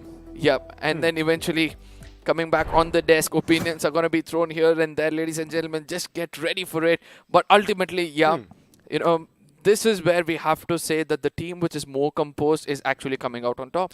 Oh, absolutely. You know, we always stress this point that it's just your gun game, right? It's not your gameplay. It's that mental acuity that is really important as well. And, well, the teams that can balance both out, they're the ones who come out on top. Yep. But, of course, you know, this is the massive competition. It's the pedestal. And none of this would have been possible without BGMI Crofton and, of course, our lovely sponsors, iQOO and Loco. And you all know what time it is once again, because we love doing this. This video is epic, and we're going to learn how to slay your dragons.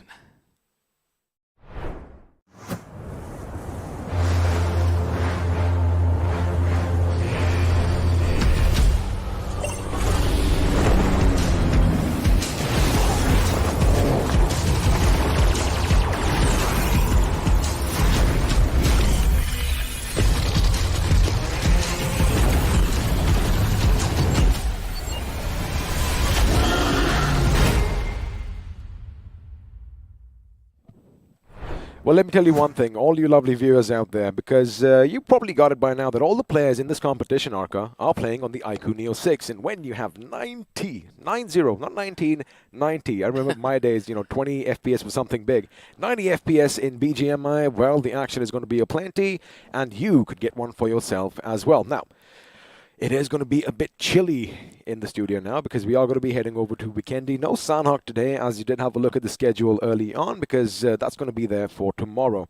You know, we thought that we'll give each and every player a little level playing field because, again, Miramar and Irango are the most important maps. And speaking of a few changes, Striker is going to come in as carry. Well, he's going to be going out for the Hyderabad Hydras. Oh, again, Striker coming in shows that they're going to go offensive yet again from the side of Hyderabad Hydras. I mean, every time there's a roster change, that is where we look at who is coming in and what role is being replaced, right? Carry being the support going out, and suddenly you have another assaulter coming in. Well, I guess we're going to have to wait and find out because, of course, you know, we all have some questions on our mind. And speaking of questions, looks like we are going to have one from Janesh. But first of all, what's up? How's it going? And thank you for putting forth this question. Now, the question is, leaving out Team Soul, EXO, GE, and Hyderabad Hydras, which team has impressed you throughout BMPS? And Arca, why don't you start this off? For me, the team which has impressed the most is going to be Team 7C as well as Team Enigma Gaming at this point of time. Because I know they are the big names, but we have been seeing the other bigger of the names getting out of the tournament, but still they survived, and right now they are still putting up a fight. And that fighting spirit is something which, you know, comes in front of my eyes right now. Well, of course, I'm going to answer that as well. But before that, we have a lovely message for all you viewers, because you can stand a chance to win some BGMI merchandise. I'm talking about those nice T-shirts and those water bottles to beat the heat. And all you have to do is follow the link, predict who's going to be on top as far as points is concerned, and, well, you could have that. But we are still not done there. We have 10 iQOO Neo 6s to give away as well. And, well, there's a message in the comments that they should probably look out for. Yeah, exactly. There's going to be a pinned comment in the comment section. Make sure you click on that link. And from there on, it's simple steps. You follow it and you'll have your hands on this beautiful device. But before we get into the game, which is the team which impressed you the most? Well, of course, coming back to Mr. Butt's question, I kind of feel like, you know, since you said fighting spirit, I'm going to have a little bit of a soft spot for the boys from Punjab. It's going to be Esports Walla WSF, who really kind of impressed me throughout. And I do believe we can hear that on the stream right now. A little bit of oh, I guess you were just trying to get my attention. I'm sorry I wasn't looking at you at this moment. But now, we do have Weekendy coming up. A little bit of a game changer sort of a map, but you know, again, it's all about practice, right? Because practice makes perfect. As before, all the death, destruction and carnage is going to visit this map. We're just going to sit back, relax and take you to church. Now, I know it's not a Sunday, but again, you know, it's always good to have your pious side, your piety tested just a little bit. But as what you see on your screens right now, looks like a few teams are going to be left in the wake of all that wreckage and carnage. And well, only one of them is going to make it to the skies, probably shooting off from the Cosmodrome. Now, this is where I want the final circle to be forming in, exactly inside this building, where people are going to be in each floor. Every team will choose their own floor, and then it's all going to be who's going to be peaking first, who's going to be dominating with the crosshairs. As ladies and gentlemen, we'll be stepping into the map of Vikendi, and the big bird is going to be hitting the air, and we can see that the island at this point of time, probably it's going to the complete eastern side of the map. It is, and of course, just a reminder, like we just said moments ago, the match is being played on the iQOO Neo 6 level playing field for all our players. Now, speaking of the playing path, we are going to be heading over the Vinery, and looks like two teams who we know love dropping down could be dropping down early and having a little bit of a skirmish. But I do believe that, you know, Hyderabad Hydras, they're going to hold on to their horses for now. They may try something different because, again, position is something that they are going to be giving a little bit more precedence. You know, keeping in mind they haven't had the best of days so far. But FS Esports, buddy, leading the charge as far as Vikendi is concerned. And if you think about it, Arka, this is the final Vikendi that is going to be played in the grand finals. And, well, the circle does what it does best. It's going to be a little bit submerged. And I do believe this time, finally, we might just walk with the dinosaurs. I just hope so. I'm going to keep my fingers crossed. But few stats which kind of shocks everyone over here is look at the number of FS names coming up in the top 5 players of Vikendi. We have FS 7S and we have Clutch both getting 6-6 finishes for themselves. And let me tell you this, FS Esports gets an average of 19 points in the map of Vikendi compared to the others. That's like one winner chicken dinner with some amount of finishes for themselves. Well, of course, they did indeed get that chicken dinner. As speaking of Dynapark, looks like the Autobotz are going to be hovering above it. In fact, coming down, plummeting. Not at terminal velocity because the parachutes have been deployed. But, ooh, interesting. Hyderabad Hydras, we did say they are going to be switching things up. One of their members, and I do believe that is Striker for the win, is going to be dangerously close to Kinetic. Of course, this is happening all the way to the top of your screens. But for now, we're going to have a look around and see what Team INS is doing. Now, Team INS, buddy, not the best of days for them. In fact, if we talk about the end of day 2, they did end things in the 13th position with a mere 67 points. They did have a good start, though. I do remember day 1, first game, these guys racked up quite a few finishes, and things just seem to have fizzled out from there on then. But speaking of fizzling out, Esports Walla Invader is going to be caught off guard, and looks like his teammate could be taken down as well, as Enigma Eggy is going to get the first blood in this game. Now, at the same time, let's not forget there's another gun on his shoulder, which is going to be the deadliest of it all. This man has turned out to be the best sniper in the tournament right now. If he can put down one more with that sniper, things can be so different. But still, a very wise decision. Shoot and scoot immediately. That's exactly, I think you read my mind, because you got to keep one thing in mind. Although Bajwa is going to make his escape, his teammates were nearby, pretty much on hand to make sure if he pops out and takes a few shots at his teammates' direction, well, looks like Tango and Karan could have given him a run for his money. But speaking of running, for now, Bajwa is going to try and make sure they head over to Krichas, if I'm not wrong, and loot to their heart's content. Now, I like the circle. Oh my goodness. Speaking of the circle, it comes on just at the nick of time, because have a look at that. A lot of teams are going to be scattered around. You did want something in the Cosmodrome. Well, we're not going to see any action over there. However, 7C Esports decided to drop down and call it their home. Now, this is where 7C is going to have a lot of farming for themselves, because that two places of Cosmodrome and its nearest place that's going to be Trevno is going to have so much of loot for these players. They're going to have their backs filled up and they're going to be making it inside the circle as quickly as possible. But let's not forget the second team which performs the best in the map of Vikendi is the side of Team Hydra. They have an average of 17 points and they badly need those complete 17 points in this specific game. Having the control of the circle and still trying to rotate around a little bit closer to the center. What are your thoughts on the side of Hydra? Well, Hydra official, they aren't looking too bad, but if you have a look at what they did in the last 2 days, a 10th position finish with 86 is not something that we expected from them. Even in maps like Erangel, they really haven't, come into the zone. Yep. Agreed. If I can actually, just say that, because they are being a little hesitant. Maybe, see, again, the hesitancy, Arca, comes from the fact that this is a massive tournament. Now, this is where everything is on the line, and I'm talking about all that moolah, 2 crore rupees prize pool. And, well, if you want to take the big chunk, you are going to have to take a few risks. You are going to have to be a bit more aggressive and, pretty much in the face of your opposition, which is something they haven't really been doing. So, yes, you might want to play for position points. Even in the last game, they had a good spot for themselves. However, they were being a bit hesitant and, well, they paid the price. No, correct me if I'm wrong, and please pardon me if I'm wrong.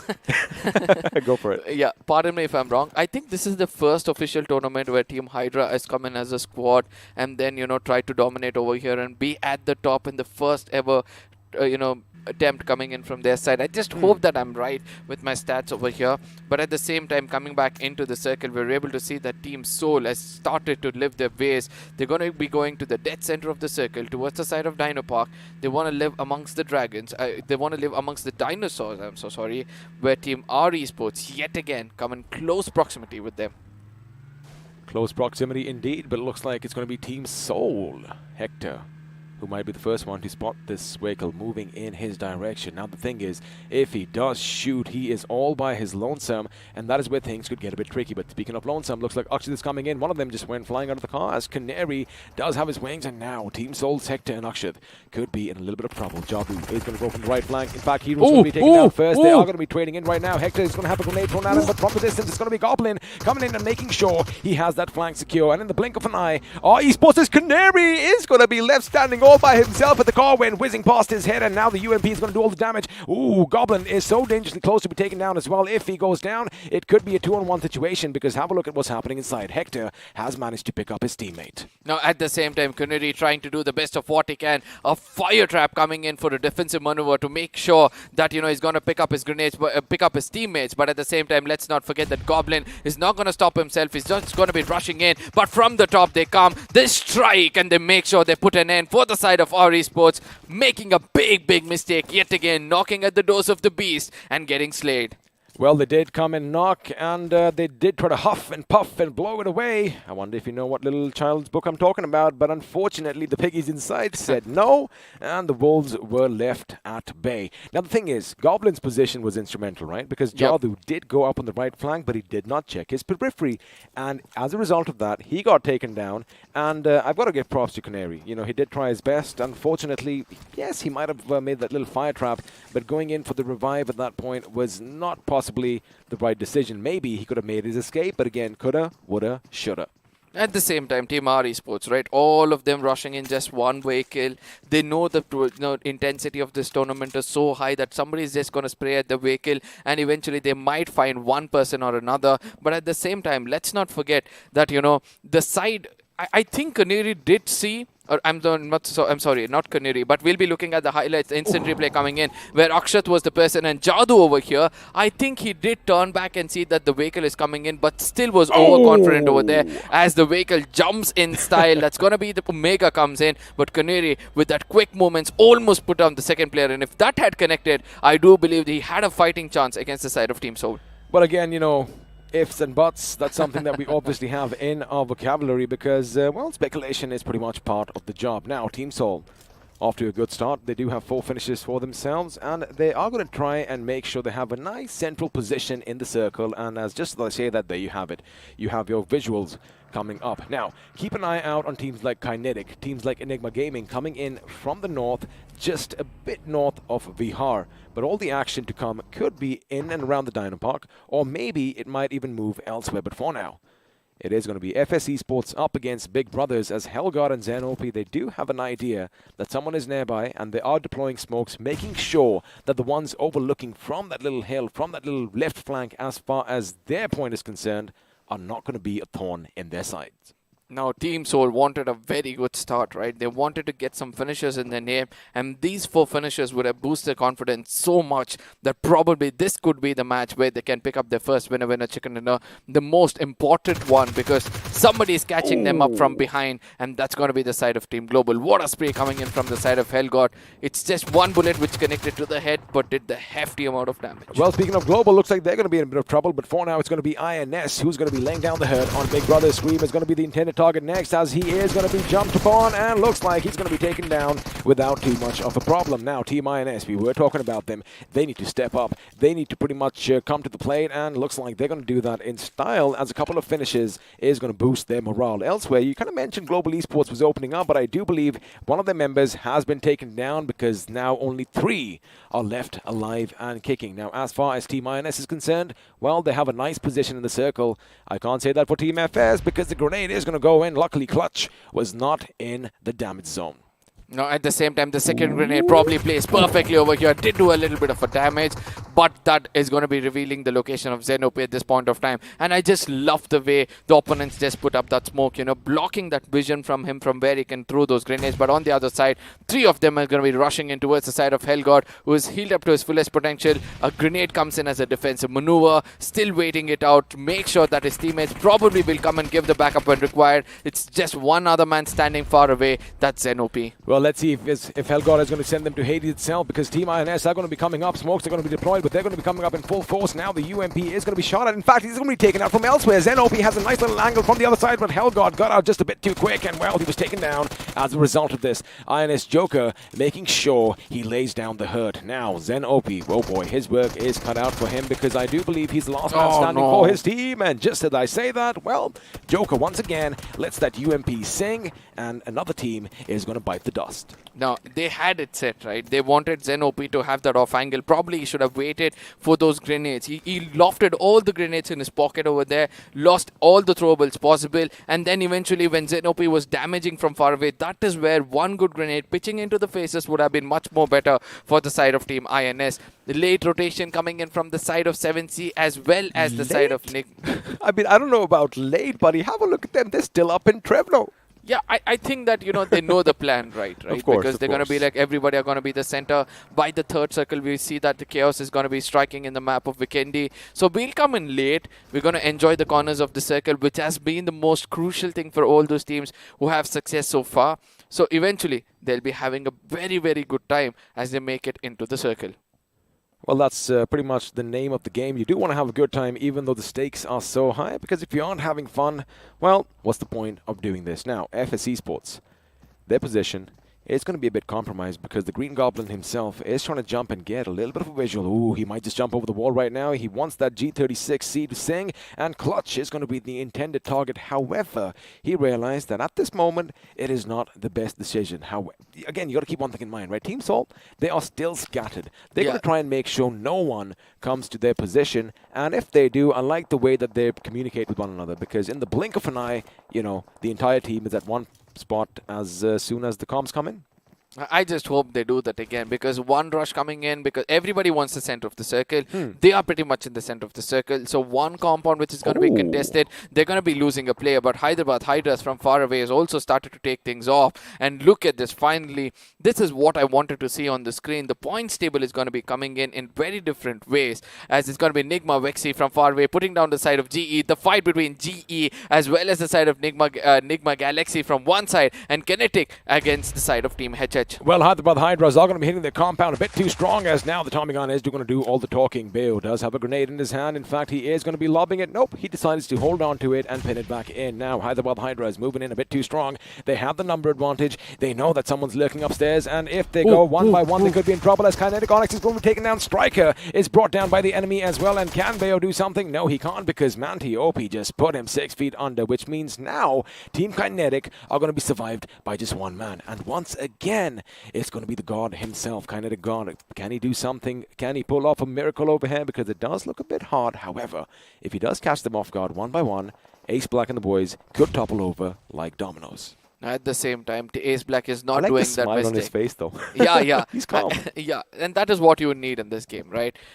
play the calm game and you're gonna have everything in your favor. But at the same time, look at him being very, very composed, not allowing the side of Team HS to know his exact location. I know eventually they're gonna be coming up in all looks and corners, finding him in a corner, but ultimately there might be some team trying to third party them and keeping them at bay. With all these angles for himself, Team HH probably is going to be heading in towards him. One good finish is what he'll be looking out for through those angles. He does take a player down. Eventually his location is going to be given away. It's going to be Ace Black again. 3x scope. Eventually, what a good angle to hold over there. I love the fact that he took cover a bit behind those steps over there, and even they were wondering, hey, wait a second, I see your door, but where are these shots coming from? Please go to the Dino Park. Well, I guess it's still going to be in play, but it might just shift towards the city or the town of Bihar. A nice little effort coming in from Kinetic God over there. He almost clipped 2 of their members, and the third took a massive chunk taken off from his HP as well. But for now, Hyderabad Hydras are still looking good. On the other hand, we do have that little stalemate still continuing between Enigma Gaming and the boys from Autobotz Esports. Now 7C, you did tell that they were way far away, right? Look at them where they've approached. They've almost come inside the circle. They made it outside the blue zone, so no damage from the zone itself. So once they make it inside the circle, probably towards the side of Bihar where nobody's going to be gatekeeping them, from there they'll start to assault as the Vikings knows exactly when to strike. Well, the Vikings, I love that you call them because they were the sailors of the 7th back in the day. In fact, if everybody thinks that, Columbus discovered America, they were there long before. But, not much of history over here for you guys as, have a look at that. They are still the northernmost team, and they are going to take their time coming in. Now, since we know that they love those high grounds, we know that they love being at the summit of things, they might just tango with OR Esports. However, if they decide to pull in a bit north of Movatra, well, that is going to be where they'll find a nice little niche for themselves. Elsewhere, on the other side, the southern side, Enigma Galaxy creeping their way in and, well, are going to be just north of Milna on those cliffs and might tango with Team XO sooner or later.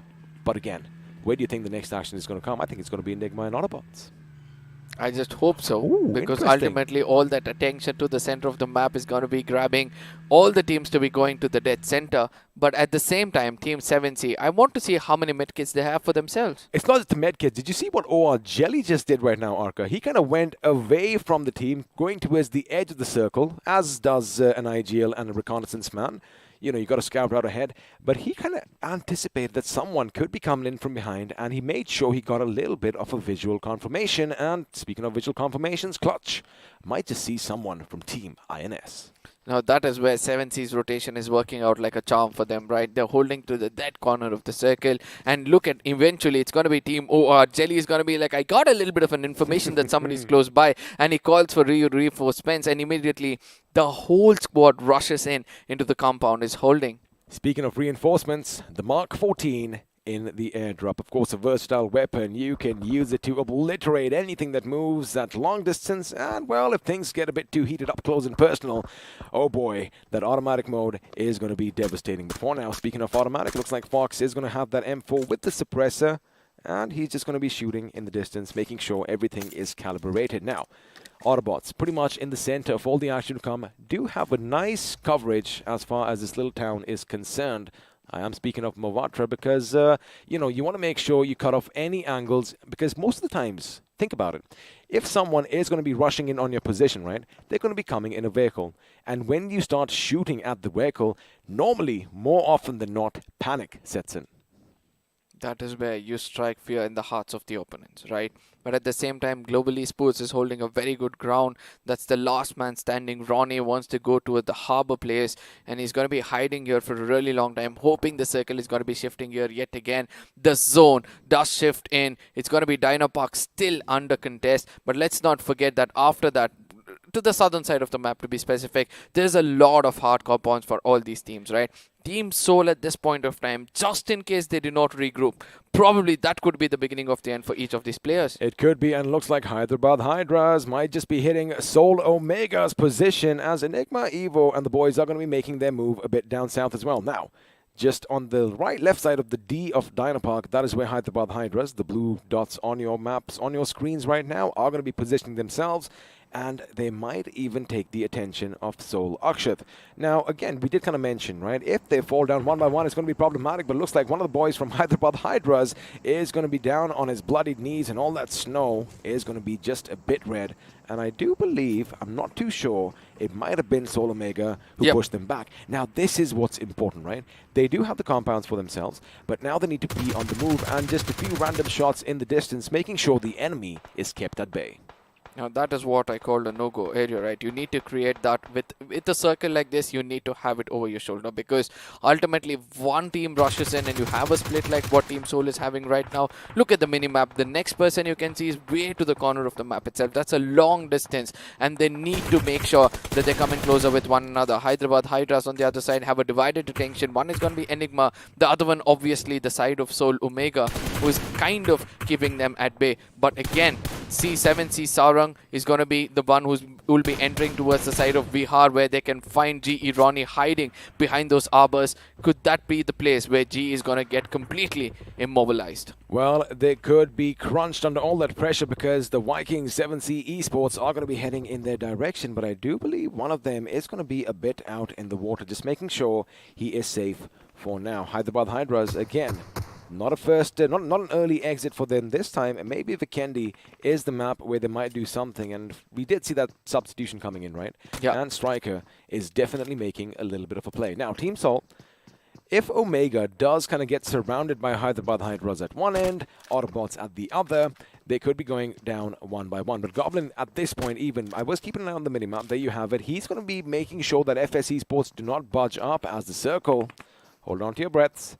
It's going to be closing in, and, well, it looks like Team Soul are going to be happy with this decision. Now, let's not forget that Team EXO as well have all 4 men standing, finally coming into the 5th circle. They're going to be looking forward to, capitalize on the manpower they have as they make it inside the circle, pretty much close to the side of Team Soul. GE over there, that's going to be Ronnie inside the waters, not going to be visible for the side of 7C, but in case he comes into the shoreline and Sarang is not going to watch his back, that is where he might get taken down. All these ifs and buts, as the circle is pretty much far away from the side of 7Cs, they need to find a compound for themselves just to make it inside the circle. Well, right now, Tango has been spotted on the roof. The Fiddler is going to be brought down. There you have it. Precision spray is coming in, but can he finish him? Well, for now, he can't. But I wonder if Karan is going to be coming to his aid. But there you have it. This is what you expect from 7C Esports. Savitar is going to go on the right flank, as is Sarang. And now the others are going to be joining in as well. They spotted the enemy right over there in front of them. The 6S scope might have been just a bit too zoomed in. But for now, 7C, they have a nice semblance of cover for themselves. Shots are going to be fired. They're going to try and make sure the UMP is now going to come out. But no, it's going to be Spraygard who gets taken down by Parv on the outside, and now Bajwa is going to be taken down. It's going to be a one-on-one situation over here with 2 lads, but Savitar is the one who comes out on top. Now, at the same time, an MK, I heard it right, it was an MK coming in over there, but Savitar at this point of time needs to heal up, and also Aladdin needs to come in as the last man standing. Tango, just in case he connects a grenade over here, might put an end for at least one player of 7C. 3 men down on their feet. Team 7C is regrouping, and this is the most vulnerable point for them. Can Tango rush in and dominate and get at least one finish for himself, as the grenade at this point of time is tossed in perfectly, but nobody is home. Again, the thing is, you need to know the layout of all these buildings down below, and now the grenade is going to kind of force them back, but since 7C Esports has all their members up and running once again, well, Tango is going to have to tango all by his lonesome, and we all know that, sometimes dancing alone can just be a bit too bad, and whoa, Sarang, you better get out of there, because he does throw the grenade. There you have it. Tango is going to get an opening. Now, he might just go down and just get that one crucial finish point, but I'd love what he's doing it. He uses the smoke the opponents used for his advantage, and now they aren't really oblivious of his position, but there you have it. The big bad gun is going to fire, but it's going to be Spraygard's AKM that does the job, and Esports, while WSF are going to be out in the 13th position, but now Team INS's position is going to be contested. Crazy Soul gets the better of Vixie, and Nigma Galaxy, they're just going to go on past. Now, at the same time, Evert is already inside the circle, right? So they might do the damage against the side of Nigma Galaxy as they all get on from the vehicle with 4 men standing. Oh no! The tables have turned at this point of time. Crazy Soul and Cheyenne, both of them got taken down. Joker and his teammate have to make a run inside the circle, not take any of these fights any more further. But just in case they do, they need to come out successful, or else this could be the end for the side of Team INS, as the circle is way far away from them. It's exactly 92 meters, as the close range battle was not hard enough, and they get taken down. Well, see, in all that commotion and all that confusion, Nigma Galaxy's Dream comes in, but he gets to realize one thing, that wait a second, Hydra official are going to be in the distance. Dynamite is going to be taken down. Oh my goodness, that is precision shooting coming in from MJ. And well, Dynamite is going to be taken out of the equation for now. Now, as far as Hydra official is concerned, they are going to go in for the revive, but keep in mind, Global Esports' Ronnie is slowly and steadily creeping in behind, and Jackson might just have his attention diverted in his position. Enigma Galaxy's Max taking the fight to FS's Hitman, and if he's not too careful, a grenade could go boom, but lucky for him, nothing is going to be raining down shrapnel around him. Now, this is where we have to look at the teams which are standing with 4 men standing. One is going to be 7C, the second one is going to be OR, the third one is going to be Soul, the fourth one is going to be Team EXO. All of those teams who need to prove themselves over here, still standing with 4 men, whereas only few of them have got 4 finishes for themselves. I do understand there are other teams over here, but comparing to all of them, these teams have something more to prove as their fans are waiting it out. Well, of course, the fans are going to be waiting for each and every single team, but for now, it's going to be EXO who gets the better of HH's ace flag. He goes down, but Striker is going to strike back with all his forces. Sensei goes down, Snacks is brought down, and now the push is coming in. Punk's position has been given away. That Molotov might just flush him out. In fact, he is going to go a bit to the left and a bit to the right. He is going to be bobbing and weaving against those rocks as Manti is going to be following suit, but from behind, Hitman comes in, and now Manti's got his work cut out because another team is going to be coming in the fray. He needs some much-needed cover, and I love what he's doing. They do get a few finishes for themselves. Hyderabad Hydras do eliminate Team EXO, so the comeback, ladies and gentlemen, does not seem to be real at this moment. But as far as Hyderabad Hydras is concerned, this is a massive game for them. Manti is going to get the better of Clutch. Explicit already making it through. Now, this is what needs to happen. Maxi is probably going to go in for that revive as far as Striker is concerned, and the information needs to be given that Explicit is already on their left flank. Now, at the same time, Manting is cooking up a grenade. 47 Nest. If he sees somebody, he's going to make sure that he strategizes perfectly to take them down. Right now, holding that compound, that's the exact spot where they might not look at, as Striker is going to be healing up to his fullest potential, and the push might be coming in from the side of Team HH, but let's not forget that off angle being held from the side of Team FS. They can take down the complete squad as Explicit is taking it against the side of Jelly, and Jelly is going to be erased immediately as he gets taken down. Well, of course, if you do take someone down, the probability is you are going to be put in the ground. Now, OR Esports, they were looking good just a few seconds ago, but now only one man is left standing, and Aru, well, his teammates are going to be blown up to smithereens because Goblin threw a perfect grenade, taking out a Thunky and a Diptya, and looks like that is all she wrote because Aru's is going to be taken out by a secondary grenade coming in from the Green Goblin himself, who does have 4 finishes for himself, a majority of the 7 for Team Soul. Now, Team Soul, they also have their work cut out because the circle has kind of shifted. It is going to be an open fight, and looks like we are going to have a bridge in play. However, there is no water down below. Elsewhere, AB's position is going to be contested. The last man standing, he gets the better of Rex, he gets the better of Enigma, and looks like 2 of them are going to be taken down, but looks like Soul Akshat was kind of helping him out as well. Unfortunately for the Fox, well, Autobotz have been disassembled as they are going to make an early exit. And I stand corrected. They still have 2 members alive and kicking because it was a little bit of a split as Mr. IGL and Orva are still coming in from behind. But for now, Team Soul, they want a few more finishes, and they're taking the fight straight to Enigma's door. Now, this is where the big bulls have locked horn, ladies and gentlemen, in the map of Vikendi. Team Soul versus the side of Enigma. If Enigma gets this, they will be inching closer towards the side of Team Soul. But let's not forget, Team Soul wants to build up that difference they have between the first and the second position. They've won these finishes for themselves. They've won this winner-winner chicken dinner, and that is why they're playing as composed as possible. As 7C on the other side are made it inside the circle. Sarang pretty much far away, probably has the right kind of medkits. Going in for a heal battle will be the next best thing for him. I like what Team Soul did. They did deploy all that smoke as Hector is going to be lying behind, but the MP4 is going to be going off, and well, Explicit is going to be saying a few explicit words right now as he was taken down. Unfortunately, it is going to be short-lived for him as FS is going to be wiped out of Vikendi by Enigma Galaxy. Now, of course, quarter combat, Jackson is going to be taking the position wide on as Max is going to throw a grenade. He takes out the UMP, makes sure he has to fight the fight on all fronts. He's going to be taken down by Jackson as Hydra official are going to be moving in a bit too strong. Global Esports, remember, Ronnie was the last man standing. Well, no longer, as he is going to be taken out as well. 7C Esports, on the other hand, they still have 3 members. They still have a good position, but I love what Soul did. And have a look at Jackson. The presence of mind behind. He is going to be shot from other ends, but now we were talking about Orba, we were talking about Mr. IGL, and a little bit of an oopsie comes in. Can Rex make it to the circle? No, he cannot, because Spray God just sprayed him full of lead. Now, on the other side, we can see that Spray God is living up to his name, taking down everybody possible, as Team Soul versus 7Cs will be the next thing to witness. And we can see that 7C have got a little bit of a hard compound for themselves. We have 4 teams standing. Hydra have the highest percentage, but eventually Spray God is going to hinder their performance, take down another player, make sure that the weakest link is going to be the next best player. And at the same time, let's not forget, Nigma Galaxy is one man standing, still waiting it out for the others to fight it. If that grenade goes boom, it is going to go boom, but it's going to be the vehicle that brings Parv down, and now the follow-up grenades are going to be pretty much precise because, well, the confirmation has come in that they are right there behind that little rock. Now, Spray God is not going to be spraying lead, but he is going to be laying down some shrapnel in their direction, as it is imperative that they wipe out this team before they go in and fight the next, because otherwise they're going to be in a bit of a sandwich situation. Have a look at that. Soul, on the other hand, he does realize, oh my goodness, did the grenade just come? Yes, it did. Hydra Dynamite did fling some dynamite in his direction, and now on a sliver of HP, he doesn't have any first aids, but he definitely is going to patch himself up with those bandages. Now, at the same time, Savitar has a lot of job to do. Hydra have been recovering yet again, and they've recovered to the fullest. Have 3 men standing. They'll be pushing in, as Savitar at this point of time is going to be cooking up a grenade, making sure he gets a knock, puts the fear in the opponent's heart, so that it's going to be easy for him to go for a revival, as Team Soul decides to just wait it out, as the grenade is going to be lofted towards the side of Nigma Galaxy MJ. The circle is going to start eating them up, as Sarang has got 25 medkits for himself. He might heal it out until the final position. Oh, as expected, he's going to be staying in the back lines, as everybody else from 7C is going to be brought down. Savitar is going to be the last man standing, goes up against Zoro. The vehicle is going to blow up, and unfortunately it's going to be Zoro's UMP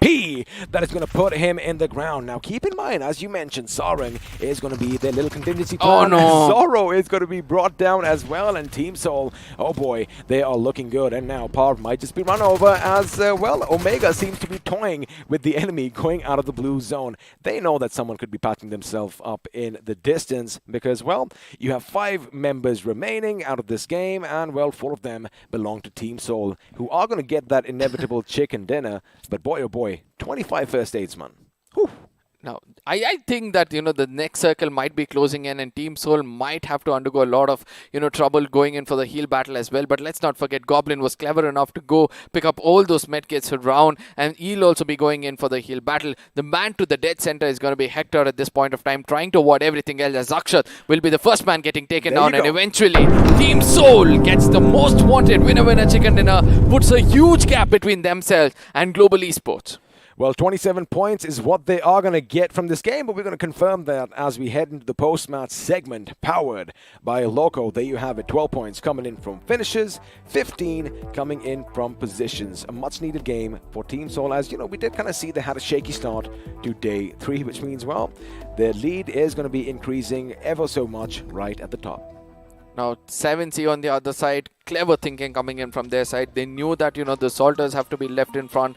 One person is going to be holding back, going in for the heal battle. Probably if he had clicked the button properly, he could have healed a little more better, because we saw one player of Team Soul also getting taken down, right? It was possible for the rest of them to go down because of the blue zone as well. But Hydra officials, they have fought their way so far. They've got 7 finishes for themselves. They could have got cleared out in the hands of 7Cs, but still retaliated well to get 10 position points for themselves. A total of 17 for them. Total of 17, and Enigma Galaxy having a decent game, 13 points for them. Enigma Gaming just 1 point short with 12. But the question is, who is going to be crowned the iQOO MVP? I do believe it could be someone who's green, someone who's a bit of a mischief, and I do believe it could be a member from Team Soul. What do you think? Let's just have a prediction. I'm going to be with you. I'm going to be with you on this. Alrighty, there you have it. It is going to be Soul Goblin, because boy, oh boy, was he dishing out damage left, right, and center. 6 finishes, 4 assists, and 1118 points of damage. Now, survival time of 30 minutes in the map of Vikendi. That shows that he was the last man standing out there. But again, with him is going to be Savitar, right? With 3 finishes, 700 damage.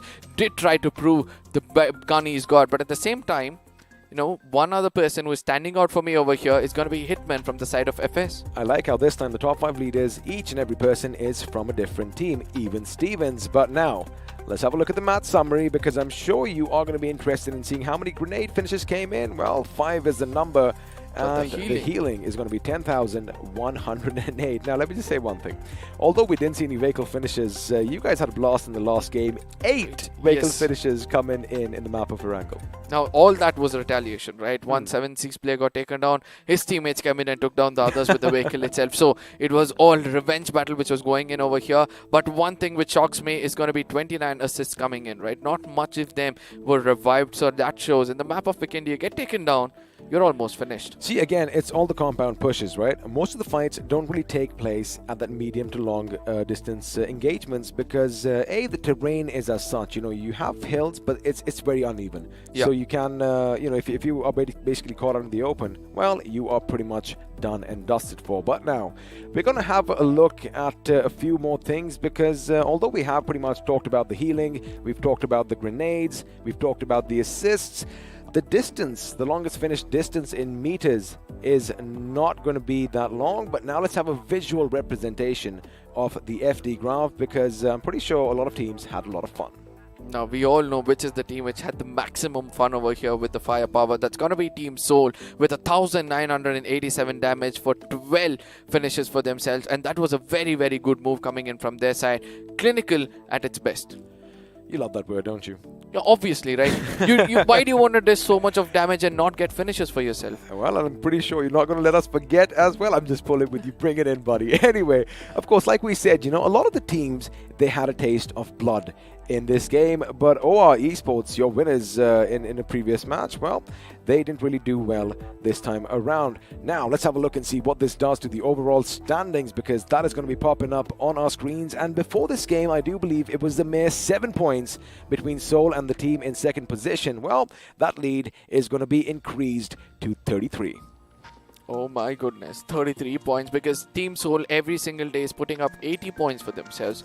And yesterday 80 points, today's 80, day before yesterday's 80 points was 160 points where they got for themselves. This was the only match where they performed. If they're not restricted at this point of time, and again, they get another 50 points with the left of the matches left, I have to say this, the Team Soul might be making themselves on the top of the table for the final day itself. But Global Esports on the other side trying to catch up, doing the best of what they can. The only team right now performing to the fullest will be the side of 7C. Again picking it up, come to the 6th position for 129 points, 70 finishes. Almost, I would say that they're concentrating just on those finished points. Well, of course, finishes is something that they have kind of been synonymous with. However, the position points, buddy, at this stage are going to be important as we have a look at page 2. And, well, Team EXO seems like they're going to slip through the cracks, as are the boys from Big Brother Esports.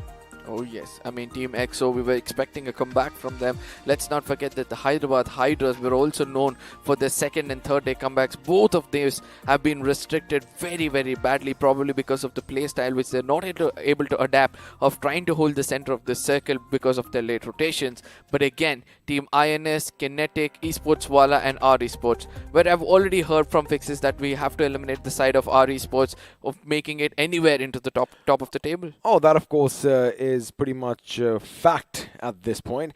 Even Esports, Wala WSF and Team Kinetic, you can't say, yes, oh my goodness, if you have a few good games. But again, that's not really possible at this stage. What they still can do, however, is still take the fight because they shouldn't lose hope because now each and every team is going to be walking away with a chunk of your 2 crore prize pool. But the question is, are you going to be content with 1 lakh or would you rather take 10? Because that is the beauty of this tournament. As we did mention, the biggest tournament in Indian history at this point. 2 crore, man, that's a lot. But of course, none of this would have been possible without BGMI Crofton and our lovely sponsors iQOO and Loco, which means once again, let's have a look at that video, which we all have come to love.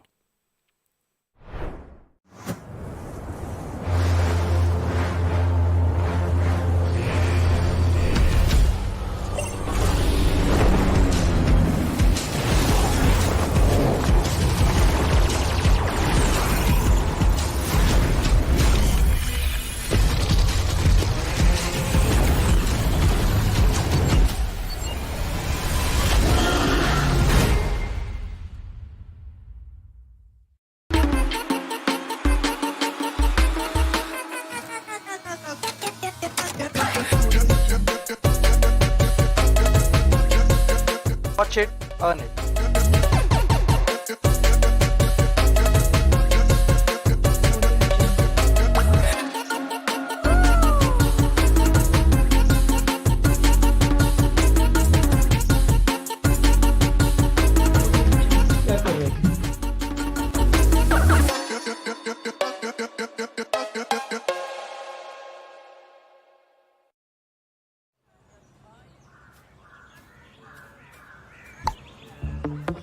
चलो boys, एक match और हो जाए। बस 2 circle बाकी है यार, इसको निपटा के खेलते हैं ना।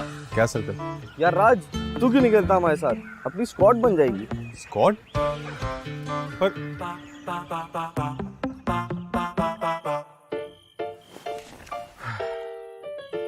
पता नहीं यार, इसमें स्कोप है भी क्या? हाँ हाँ देखना भाई, 2x लगा हुआ है। 2x? तुझे चाहिए तो 6x मुझसे ले ले, मेरे पास एक्स्ट्रा है।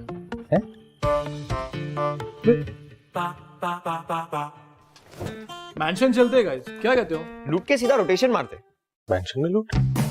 तो हेलो, ये चल क्या रहा है यार? BGMI है? सब यही खेल रहे ब्रो, तुझे कैसे नहीं पता? हर चीज है इसमें, जैसे full on solid planning, strong team work, trust और सबसे जरूरी 4 अच्छे दोस्त, ताकि अपनी स्क्वाड और चिकन डिनर के बीच कोई ना आ सके। अब तो सब अपनी स्क्वाड बना रहे हैं, तू कैसे रह गया?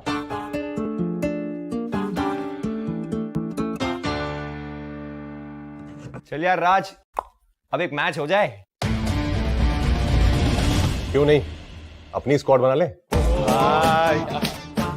हमारी BGMI स्क्वाड तो रेडी है, आप अपनी कब बना रहे हो?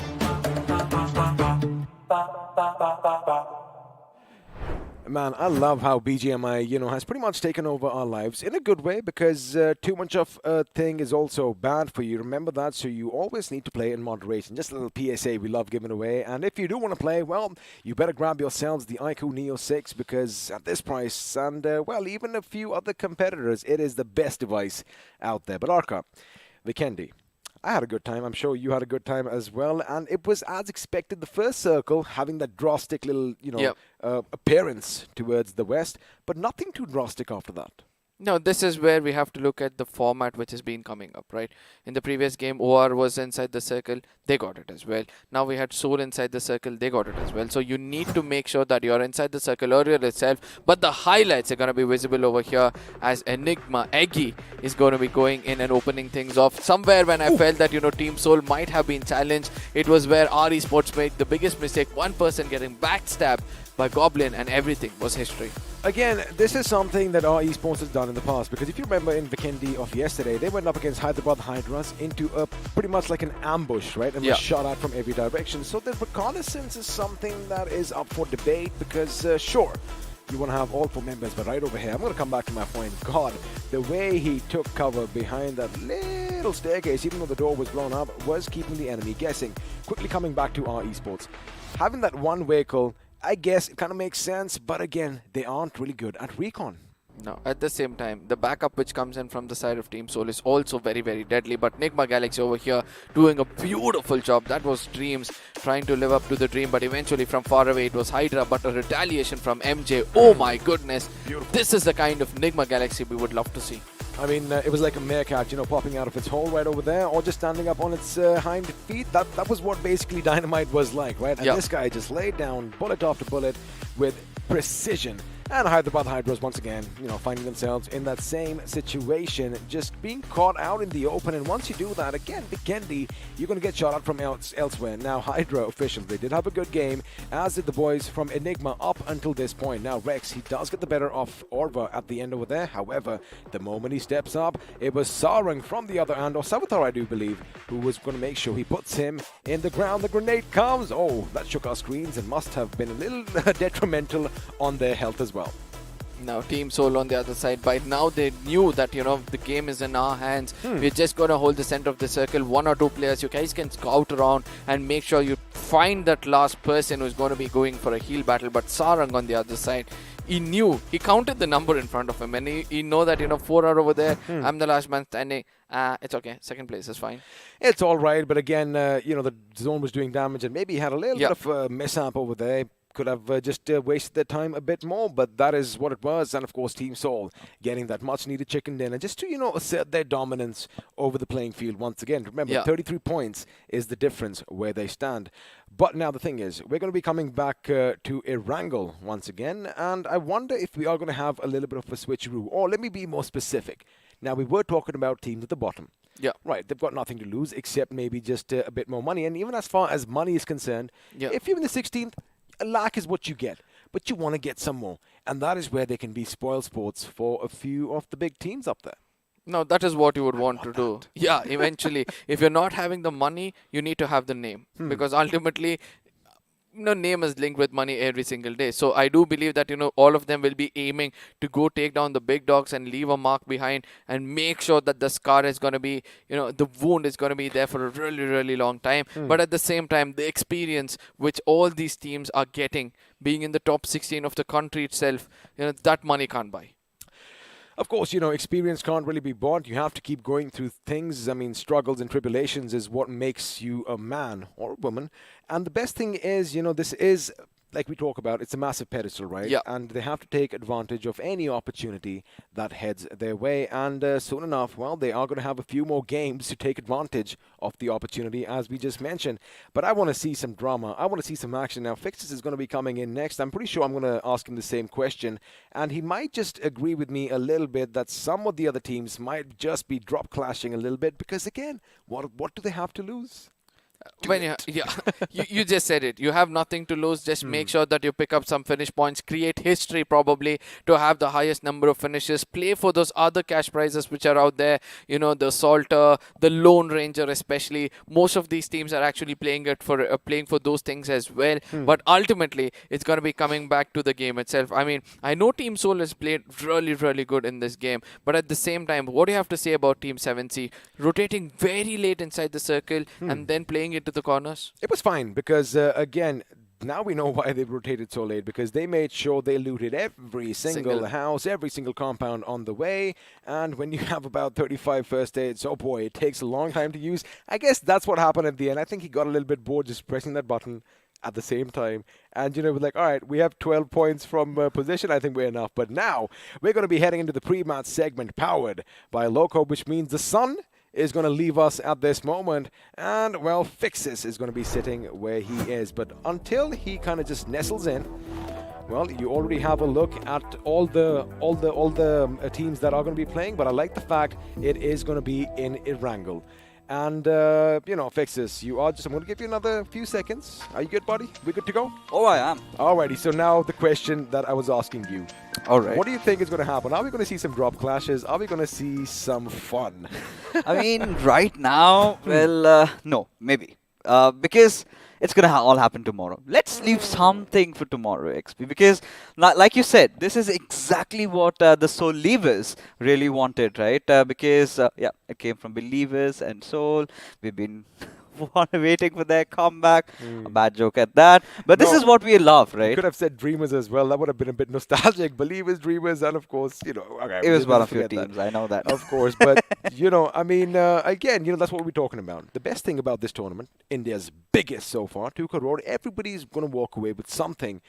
But just come on, guys, go in for a little bit more. But right now, we have to thank, of course, our lovely sponsors, iQOO and Loco, for making all of this happen. Let's have a look at that one video, well, once again.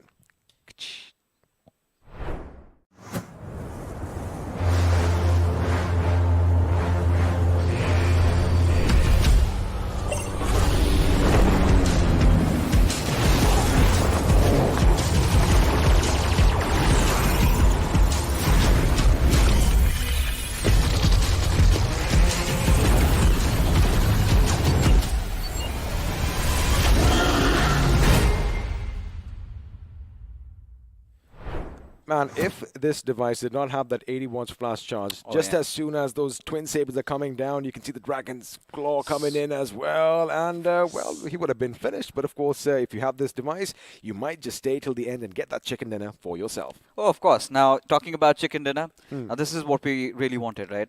Global Esports were off to a really good start. Team Soul, they were falling down. And suddenly, they come out of nowhere, get a chicken dinner in an off map, which is not one of their best maps. They finally done it.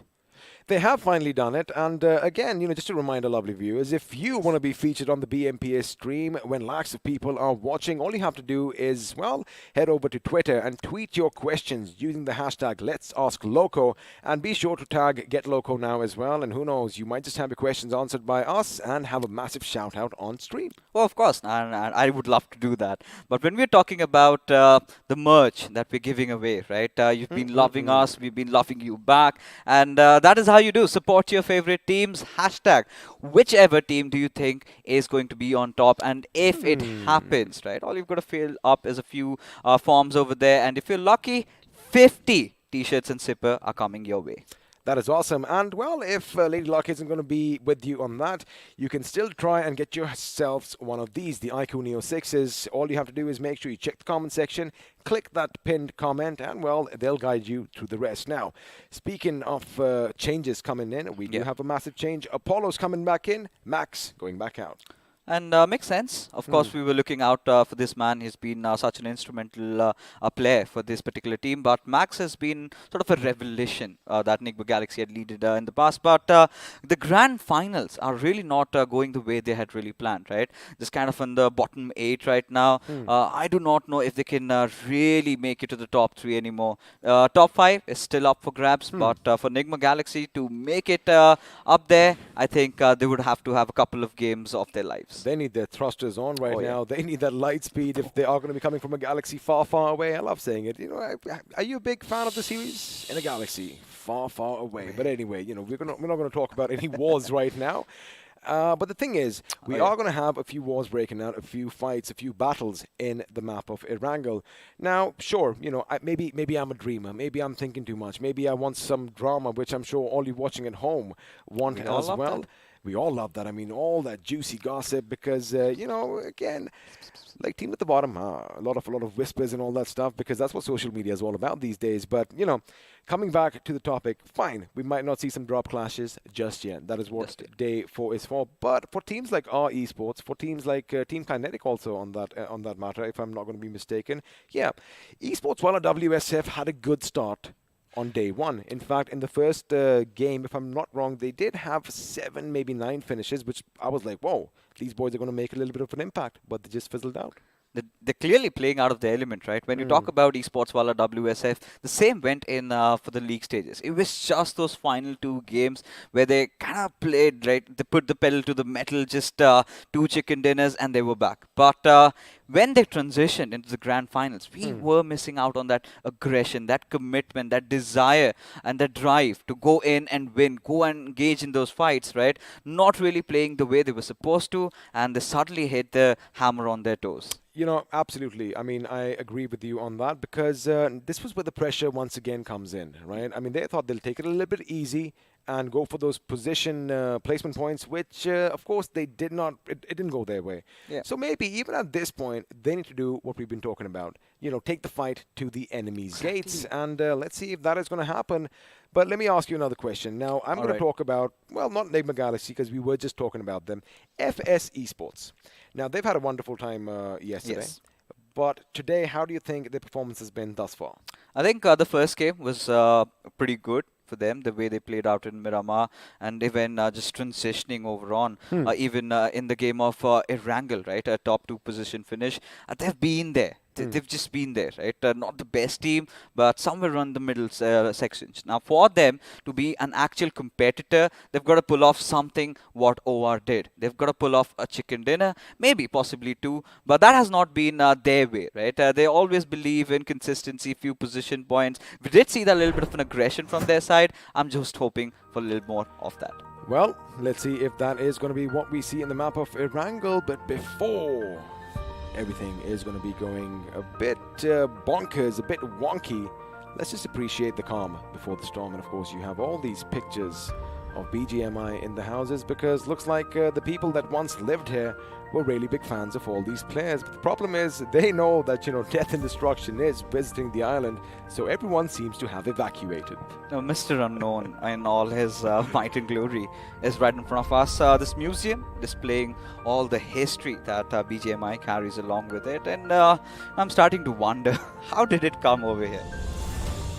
Again, you know, I mean, looks like it's all about engineering, and maybe they built the museum around it, and or they could have, you know, slid it in from the side up top. I don't know, buddy. I think they made sure.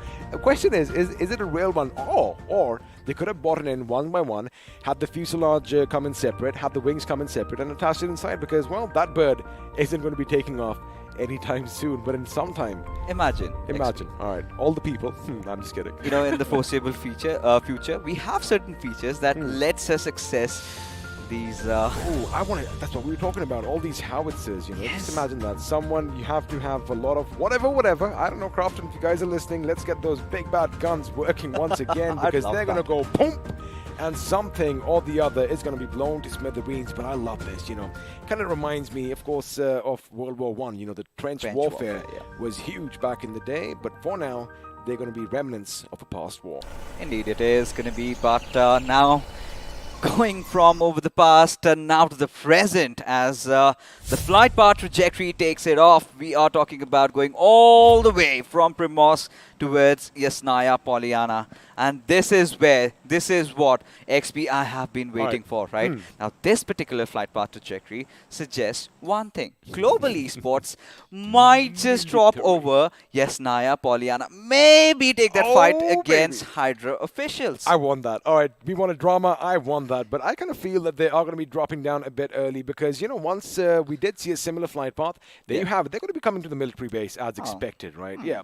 They're going to be heading over there. And what's going to be surprising is our esports are going to be heading over to Novo as usual. So, you know, I know you want to see that drama, buddy. I know you wanted to see that little Hydra official clash over there. But unfortunately, it isn't going to be the case just yet. Now, my eyes are going to be on the teams at the bottom. Our esports wala, they can still go and have a little tango in one of those cities. Oh, they certainly can do.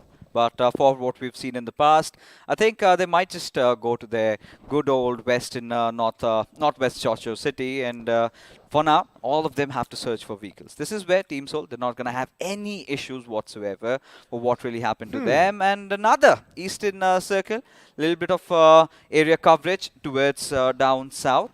But for now, I mean, taking a look at Big Brother and Team EXO, both of them seem to have settled in. They do have settled in because, again, this is something that these guys are comfortable with. Now, normally, buddy, you see 7C Esports where Big Brothers are right now, but this time around, looks like Pochinki is going to be their city. Of course, you know, since a particular team who were pretty much covering their blind spots all the time is not in the tournament, that is where 7C have been heading. Now, I know you wanted that drama. I know you wanted Global Esports to be up there in Yasnaya, but at this moment, they're going to be calling military base, well, the main buildings, in fact, their home. And you know what? This is my favorite spot dropping down as well because the amount of loot that you can get as an entire squad is just phenomenal. What's going to be really important for Global Esports is that they rotate pretty early, right? Get inside the circle, but what are their access paths? If Team INS decides to hold them off, this is where they can find themselves in a little bit of trouble because I'm going to possibly eliminate the chances of them taking that Novo bridge, right? You've got a plethora of teams. You know, it's Big Brothers, EXO, R Esports, everybody stationed over there. Speaking of Team INS, just to add to your point, I want them to do something different because now the circle isn't really, yes, it is just by the edge of the Western Bridge leading from the island. And oh my goodness, production, that was beautiful timing. I want them to be somewhere where OR Jelly is right now, somewhere around Potato Hill. Again, be in the thick and thin of all the action. Speaking of action, you know, OR Esports, they are, again, in their favorite position. They're going to have the school. They're going to have the apartments all for themselves. I want to see something happening with FS. And have a look at what Hyderabad Hydras have done, Fixes.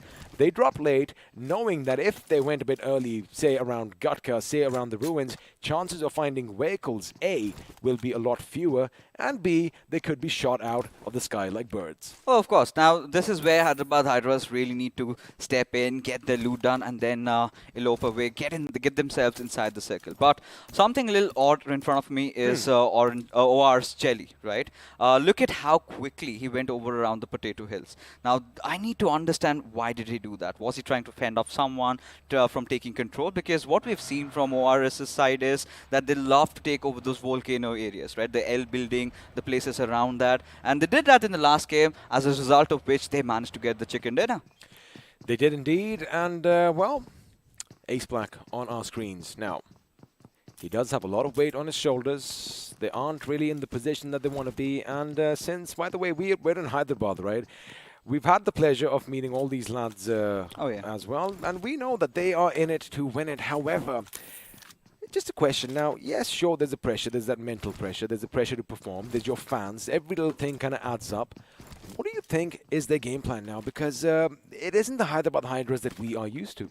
Oh yeah, I mean, for Hyderabad, Hydras more than the fandom. I think it is themselves, like a little bit of a reality check, sort of starting to hit in. The prime players kind of losing out of form at the right moment. Now, we did see a few changes being made, right? Sometimes Striker comes in, sometimes Mante comes in, Maxi comes in. We are yet to find that solid playing four. And the same problem has been going on even with Team EXO. Now, this is where Team Hyderabad Hydras have really messed it up. They're in fights, the way they've been micromanaging their resources, the way they've been pushed over and still not being able to defend that, I think they've learned the lesson a really hard way. They have, but just speaking about, just adding to one of your points, the way they are pretty much eliminated at the end, right?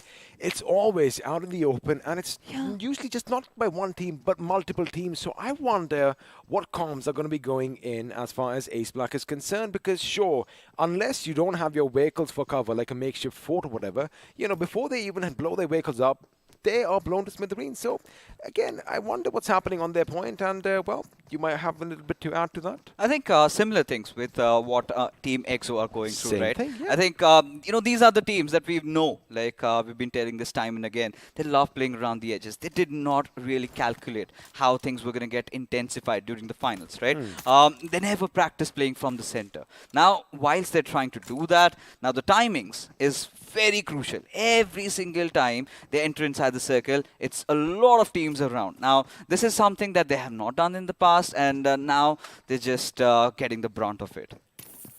Well, of course, trial and error is what we like calling it, and that is something that Team EXO is undergoing at this moment. However, something that isn't happening in this game is no one's taking any shots at one another, because in the grand finals, we've seen a few mishaps happening early on, whether it be a little bit of those vehicular manslaughter, or, unfortunately, people just getting caught out in the open, pretty much with their pants down as they don't have any weapons, and the other one picks one up for themselves. This time we're at the 6-minute 45-second mark, and not a single shot has been let loose. Now, this is where I need to pose a question to you, XP, because now we've been talking about teams targeting each other, right? Now, Team Seoul, Global Esports, they're at the top. They're one of the contenders to get it all. Now, we know that Hydra can play the spoil spot for Team Global Esports. But do you think there's going to be anyone in the lobby that could try and ruin Seoul's gameplay? Well, I don't know about that, because speaking of Team Seoul, they're making their transition into Gutka, and looks like they are in the fighting mood. They have that little spirit, and they might just catch OR Esports off guard. Of course, this is all speculation at this point, but I'm sure a few shots are going to be let loose, because they're going to try and take Potato Hill towards the side of the school and the apartments. There you have it. This is exactly what I was talking about. Perfect timing once again. I'm telling you, buddy, the feed that we are getting this time around is just sublime. But now, Seoul Esports, it does kind of seem like, their position might have been given away because, they might have seen a vehicle, but they are going in for those fights. They want to make sure they have that central position as expected.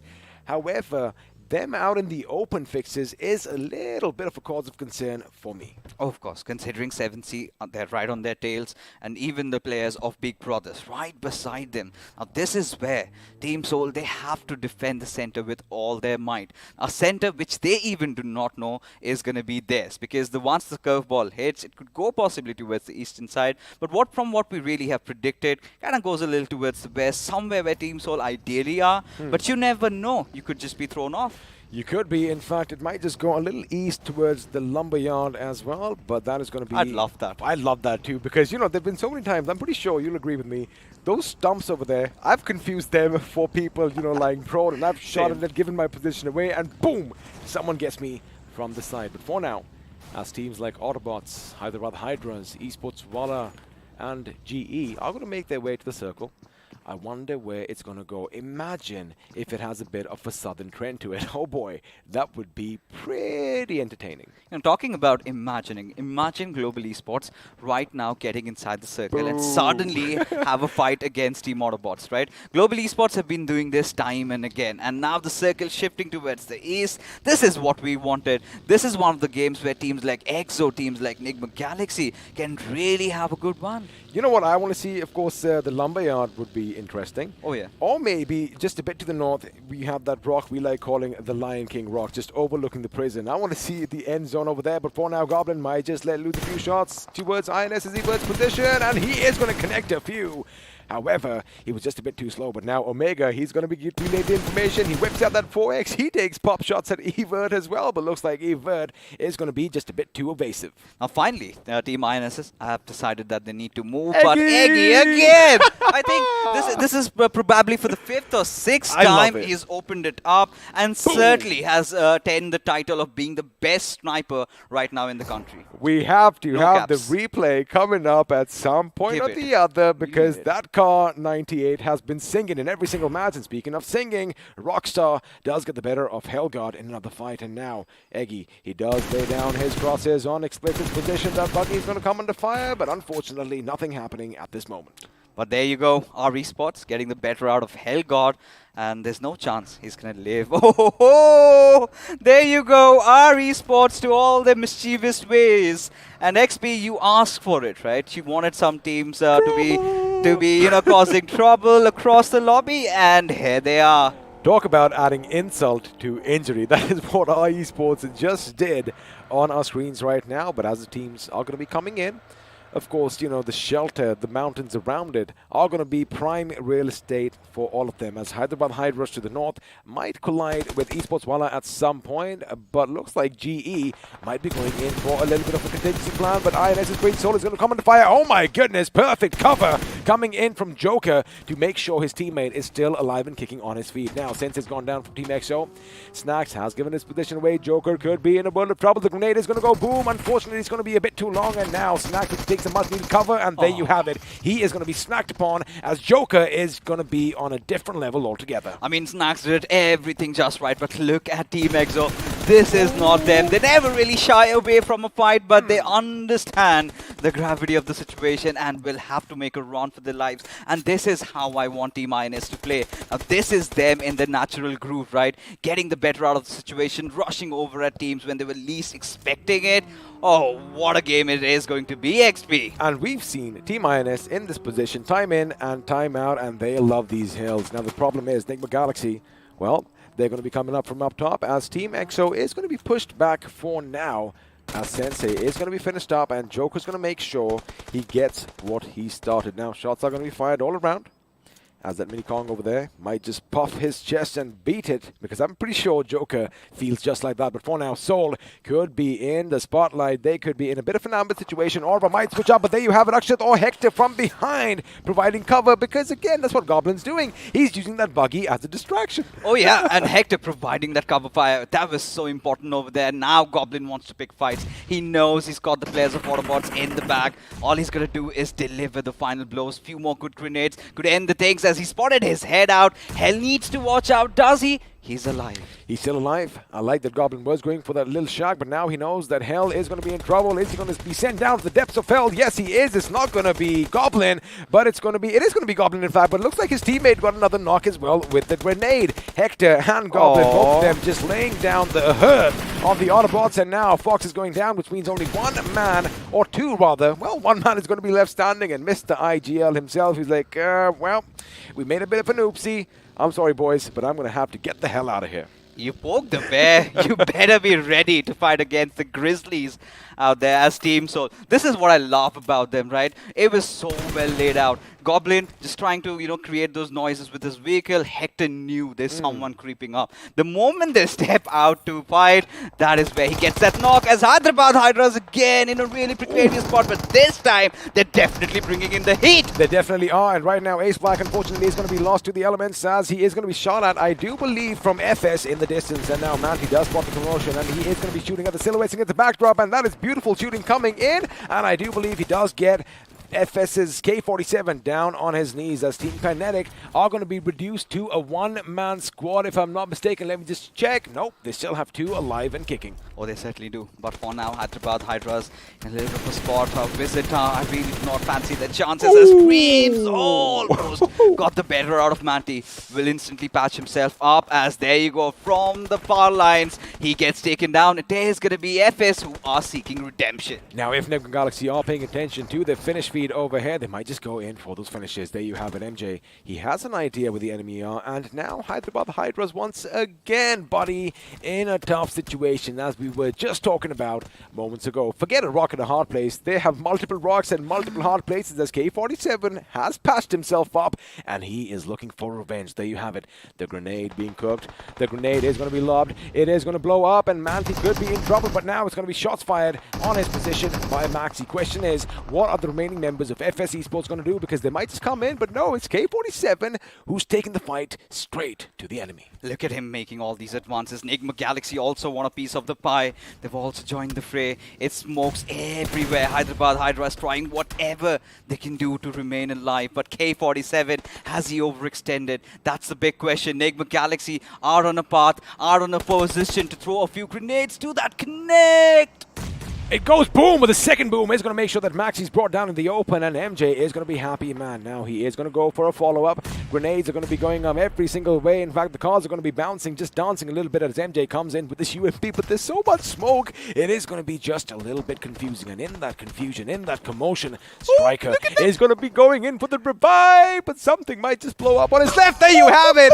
Another knock coming in for Maxi, and Striker is going to be lucky, but now MJ's going to come in. MJ's going to shoot. MJ's going to connect, and that is all she wrote once again for the boys from Hyderabad Hydras. It's still not done and dusted. Enigma Galaxy, their happiness could be short-lived if FS decide to charge, but I think they're not going to do that, considering how the circle has shifted towards that eastern side. Esports, while WSF have such a prime position, but take a look at Team Soul finally trying to enter in from the peripheries of the circle, but this is where they really need to watch out. The northern area is completely jam-packed with teams anytime soon. Enigma, they're going to get that northern side. Hyderabad Hydras, or rather Hydra officials, are on the northwestern. How do they go in? Or maybe they take a fight against Team OR. Oh, they are going to have to take a fight because OR is coming up hot and heavy on their tails. In fact, they might just go down, and speaking of Team OR, there you have it. A few of them are going to be in a little bit of position, but looks like Team XO, the last two members, are going to be going out in a massive explosion as their vehicle went kaboom, and with that, well, they were sent packing. Now, OR Esports, amidst all this commotion, buddy, they've made it through between the teams, not just, FS Esports, who now are going to have to face the brunt of your winners of the last game, Team Soul, as they are going to be inching closer and closer, vying to get inside the circle. They have to fight their way in, and they know they've got them battered and bruised as Hitman fights it along, takes down Goblin as Hector. It might follow suit. There he goes. Hitman gets the second one, but can he get in more? Goes in for the finish, but now Akshat really comes in handy. Again, the instrumental player for his team is going to make sure that Hitman is just going to have two finishes, two knocks for himself, as there you have it. It's going to be Enigma Galaxy's Apollo, the god himself, who comes in and steals that finish. Now, Akshat knows that he has to make some plans, right? His teammate Hector is going to be going, Omega is going to go in for the revive as far as Goblin is concerned, and I love this. The IGL does everything on its own. He's going to make sure that he's the man for the moment, as now he's going to take the fight to the remaining two members of FS Esports, who have to be careful, because if they budge from their position from behind Enigma Galaxy, well, they could be smacking them with some lead of their own.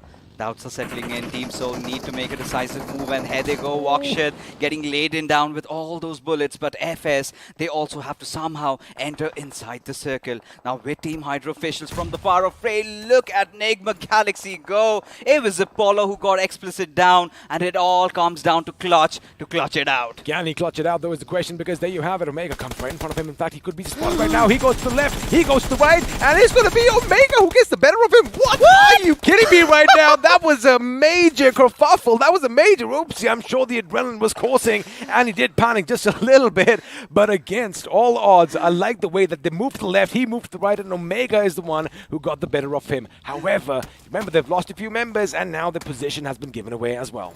Oh yeah, I did not know how on earth he whipped that. Look at Clutch just going left and right. All he had to do was connect one shot. But regardless, had he even done that, Akshat had joined in. But look at Team Soul, 7C right behind them. They have been reading all those finish feeds, could strike in at the right moment, because this is where the iron is hot. Fixes, my head is hurting just a little bit, and I'm not even kidding right now. Had the camera been on over here, I'm literally massaging my temple, but right now, Team Soul, they are going to have their work cut out, and they're going to be changing things around, because if they go to the south, well, they've got 7C Esports. If they go to the north, they've got Hydra Official. If they go to the east, they've got Nigma Galaxy, but for now, it's going to be 7C Sarang from the distance, who is going to be shredding them piece by piece. Oh yeah, and now 7C, they are gonna go in for the final blow. They are indeed inching in a little closer. Spray God already cooking up that grenade. Omega, he's gonna pull off a play out of his life. There you go, Akshat getting finished off, and so will Goblin.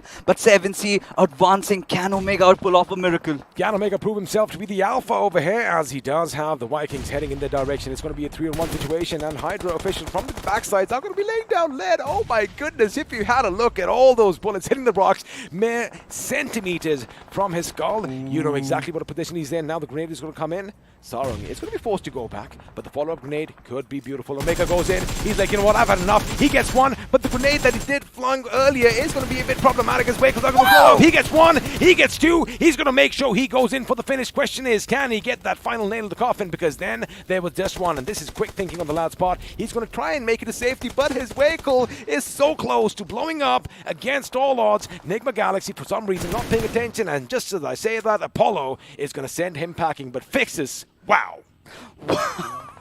Words fall short. Finally, Team Soul is eliminated, but boy oh boy did they pack a punch. As Apollo, he is going to be raining all that damage from above. Enigma Galaxy, the prime contenders. Dreams has been taken down. Team Hydra have already one of their players taken down as well, as the circle takes a little bit of a southern shift. Now this is a perfect time for the players of BB to come into action, as Esports, Wala, WSF are in a pretty bad spot. Oh, they are in a bad spot. However, looks like Global Esports and BB might just be raining down death and destruction in the enemy's position. But Enigma Gaming, wait a second, is that all she wrote for them? Yes, it is, because it was a blink and you miss situation, as OR Esports, your winners in the last wrangle, well, they're going to make sure and they snuff their lives out. Now, speaking of Esports, Wala WSF, we do know they have a little bit of a tricky situation, but looks like Hero's going to burn them out. Elsewhere, MJ's taking the fight straight to OR Esports, as another one is going to bite the dust, and have a look at that, buddy. 10 finishes to their names already. OR did try to scout in and just entered the wrong area. Did have to pay a hefty price, as our Esports are against WSF right now. Look at all the players of Enigma Galaxy coaching in closer. Zoro has been spotted out. There he goes. Dreams gets the better out of him. But this is where OR Esports could get a few finishes stolen for themselves. They can indeed, but Enigma Galaxy's Dreams is going to be in a little bit of a dreamland. He is going to deploy smoke, trying to make sure he gets his vehicles out in time. But Joker, on the other hand, is going to clip the wings of the Canary. In fact, the Canary is going to be blown to smithereens as he's brought down to his bloody knees. Question is, can they pick themselves up? Well, as far as Hydra official is concerned, their journey in this map is over. Indeed it is.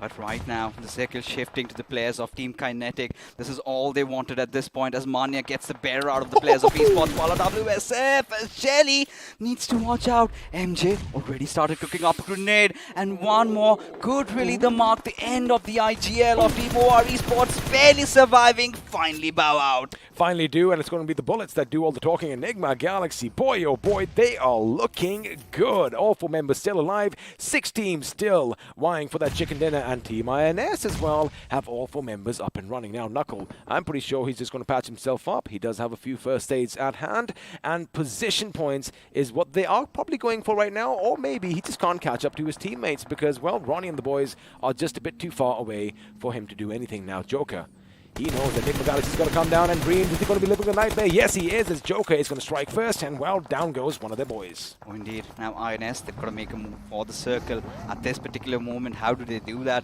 They're waiting for all these teams to fight it out. There you go, Ronnie getting picked off, Rockstar getting the finish, as INS march inside the zone. Team Kinetic and Big Brothers right in front of them, but they also need to watch out for the backlines, as you've got the players of Enigma Galaxy still breathing. Enigma Galaxy have a few options though, right? They can still go a bit to the north and come in above each and every single team. In fact, they might just have to take the fight straight to Team Kinetic. In fact, that is exactly what's happening. And have a look at this beautiful position they've etched out for themselves. I think Bale's position is going to be spotted out. Apollo, with the daring move on there, does go in, and there you have it. His teammate MJ is going to make sure he makes that M4 sing, as down goes another member from Team Kinetic. Now this is where those grenades are going to be called in. This is where the artillery strike is going to be coming in, but looks like Dreams wants to go straight to the enemy, and well, that is not going going to be a bad move because Team Kinetic just got reduced to a one-man squad.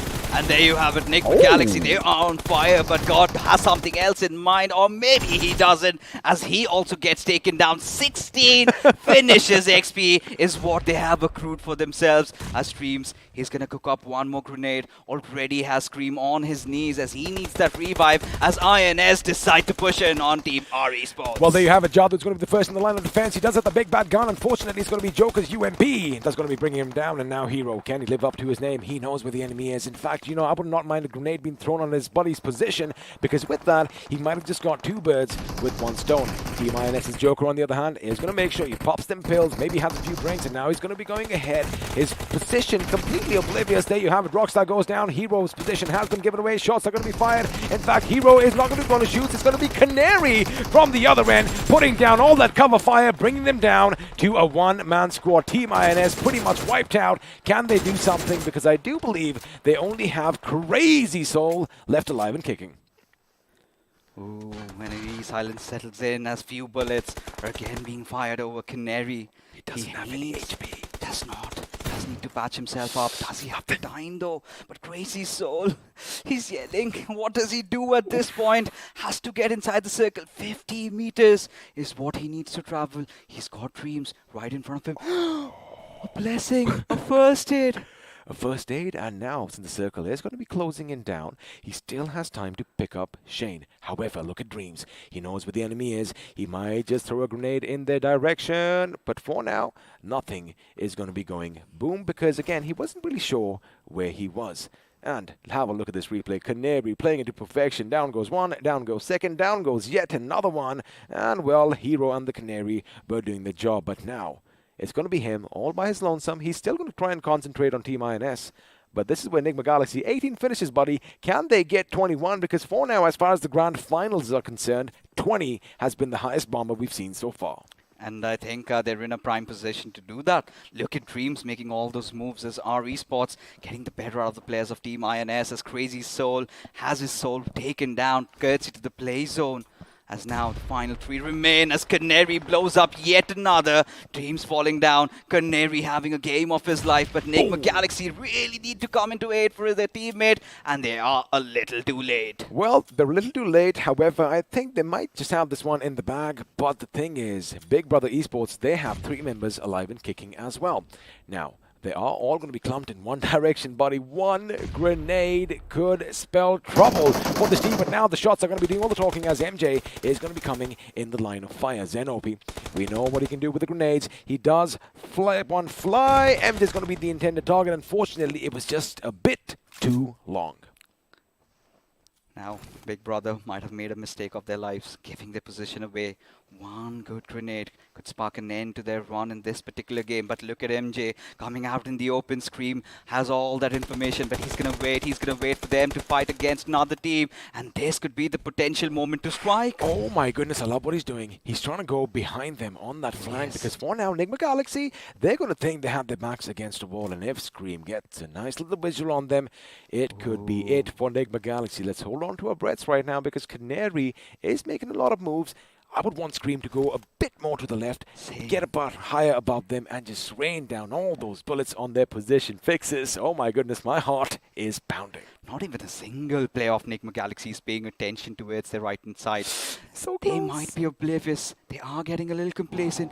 Get a sniff, maybe have an idea that someone is nearby. This time, MJ has his ADS over there, still waiting for him to open up. This is going to be really close XP. Oh, I love this. I love this. I think the only thing working in Scream's favor is that he is downwind from the opposition, so they can't really get a smell of him just yet. But now, Zenopi, everyone's going to be lying in the grass. I mean, you haven't seen this many snakes in Erangel in a long, long time. But MJ does have an idea, but looks like it's really fixed. He's going to coming under fire. There you have it. He's going to be taken down. But MJ acts just a little bit quicker. And now, one by one, Big Brothers aren't looking too good, as Beast's position is going to be taken out. And there you have it. MJ is going to make sure he puts that final nail in the coffin. And Enigma Galaxy, against all odds, we kind of thought that it's going to be something different. They are still on top. And 21 finishes. We already have a new record as far as, well, pretty much the BMPS is concerned. It is a tie right now, but it does look like it is going to be the highest finishes in this game in the grand final so far. 22 to precise. What a game. What a massive comeback from Nigma Galaxy as they get the winner chicken dinner. Just when we needed this, they strike back as, ladies and gentlemen, we head into the post-match segment powered by Loco, and the point standings, here they are, 37 points out of one single game, and this is going to be enough to propel them to the top 8. Oh, it's going to be more than enough, and they are going to be happy. And, well, another team that's going to be happy, like we said, take a few chances, do something fun, get some more money for yourselves, are the boys from our esports. Languishing at the bottom, well, they're going to be moving up a few places with their 22 points. Not a bad outing for Team INS as well. However, again, they always seem to find themselves surrounded by the enemy. Oh yeah, and a little bit of an oopsie there coming in, right? I really felt Scream and Xenop to deliver when the time was right, because had Scream made that little bit of maneuver a little bit earlier, could have 3 players for himself, could have taken down the entire squad of Enigma Galaxy. Now, of course, we have to crown the iQOO MVP, and looks like it's going to be somebody with double digits. It is going to be MJ. Have a look at that. 10 finishes for himself, 1,195 points of damage. These guys, they played their hearts out. Oh, indeed they did. And this was the perfect circle, catered specifically from Enigma Galaxy. We did have this conversation, right? How the zone shifted towards the eastern side, they tend to really capitalize, and now they got in all that aggression. Now, you did touch upon it. You did tell that, all these teams at the bottom 8, they really need to start picking up pace. What do they have to lose? And here are the results. Well, the results speak for themselves as 3 boys from Enigma Galaxy find themselves in the top 5 lead. It's going to be MJ with 10, Apollo with 7, and Dreams finally out of that little nightmare with 4 finishes for himself. And speaking of the bottom teams, our esports in the mix with Canary and Rockstar on this page. Canary, I mean, towards that end, those 3 finishes on the players of Team INS, that was something out of the world, just staying hidden. As we take a look at a few more facts and figures in the match summary itself, and this is where we might find something odd, something out of ordinary. The 8 grenade finishes really strike my attention. They do indeed, and a decent amount of assists coming in Erangel as well. Unfortunately, no vehicular manslaughter because, well, we didn't really have enough space. They did try, yes, we did see that they did definitely try. However, the terrain did not really permit vehicles towards the end and, after the 5th circle, in fact. But, that's, of course, for all of you guys to quickly have a look at. Now let's have a look at a visual depiction of all the damage and finishes. And there you have it, Enigma Galaxy. Of course, when you have so many finishes, the damage is going to be monstrous. Of course, and the graph's not going to be enough, right? 3,000 plus points of damage, 22 finishes to their names. Oof. I think it's high time that now we do add, instead of 2,800 plus damage, let's at least get it to 3,500 because that's where the averages are now. Oh, we would love to do that. If production can get it done for the final day, I'm pretty sure we're going to see those numbers going as high at that, considering how teams are playing, like they've got no holds barred. But this is where I've got to get the attention back to our top echelon teams, right? Team Seoul and Team Global Esports. Team Seoul, they were having a pretty perfect game up until those mid areas where Omega pulled off a play out of his lives, but that was just not enough. Well, it wasn't enough, but I did like what he did. He did manage to get 2 of the boys down, and, he could have gone for the 3rd, but then again, he thought maybe he might make it to the next zone, and again, could have, would have, should have, but a valiant effort coming. But now let's have a look at what it does to the overall standings. There you have it. The lead is still going to be intact as Team Seoul are going to be crossing the 200 point, and as far as finishes go, just 4 shy of the big 100. No doubt they're starting to creep in Global Esports' hearts right now, considering the fact every single game from after the first game, you've seen them playing so defensively. Even in this game, they kind of rotated so late inside the circle. They're barely taking any fights, and prioritizing those position points is clearly not helping them out. It isn't, but what does help a team on this page is Enigma Galaxy's chicken dinner with those massive finishes. They're going to be catapulting to the 6th position. 7C Esports, well, they're going to be content with the 7th position once again.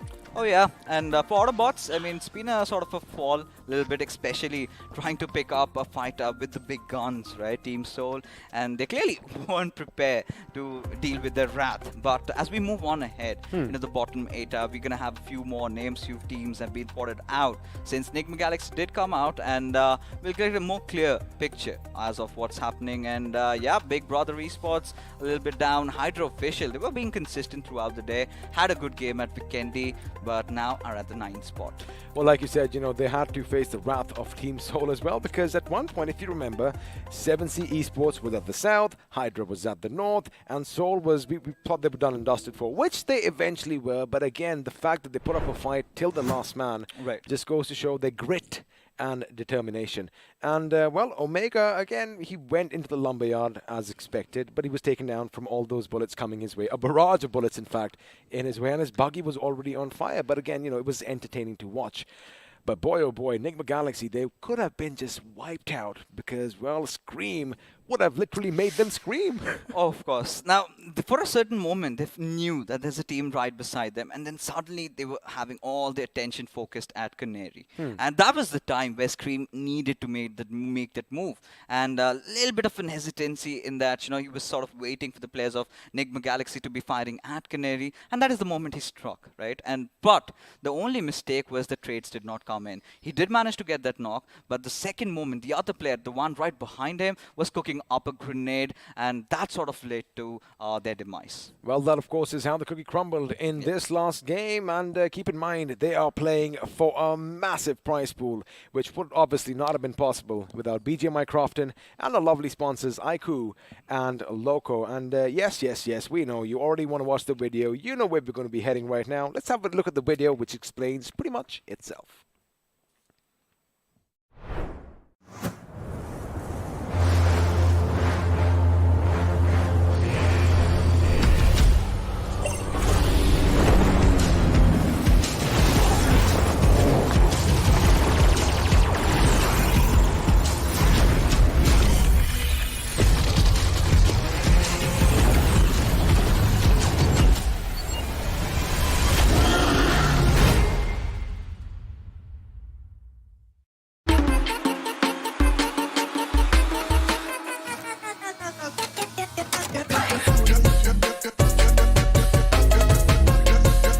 Watch it, earn it.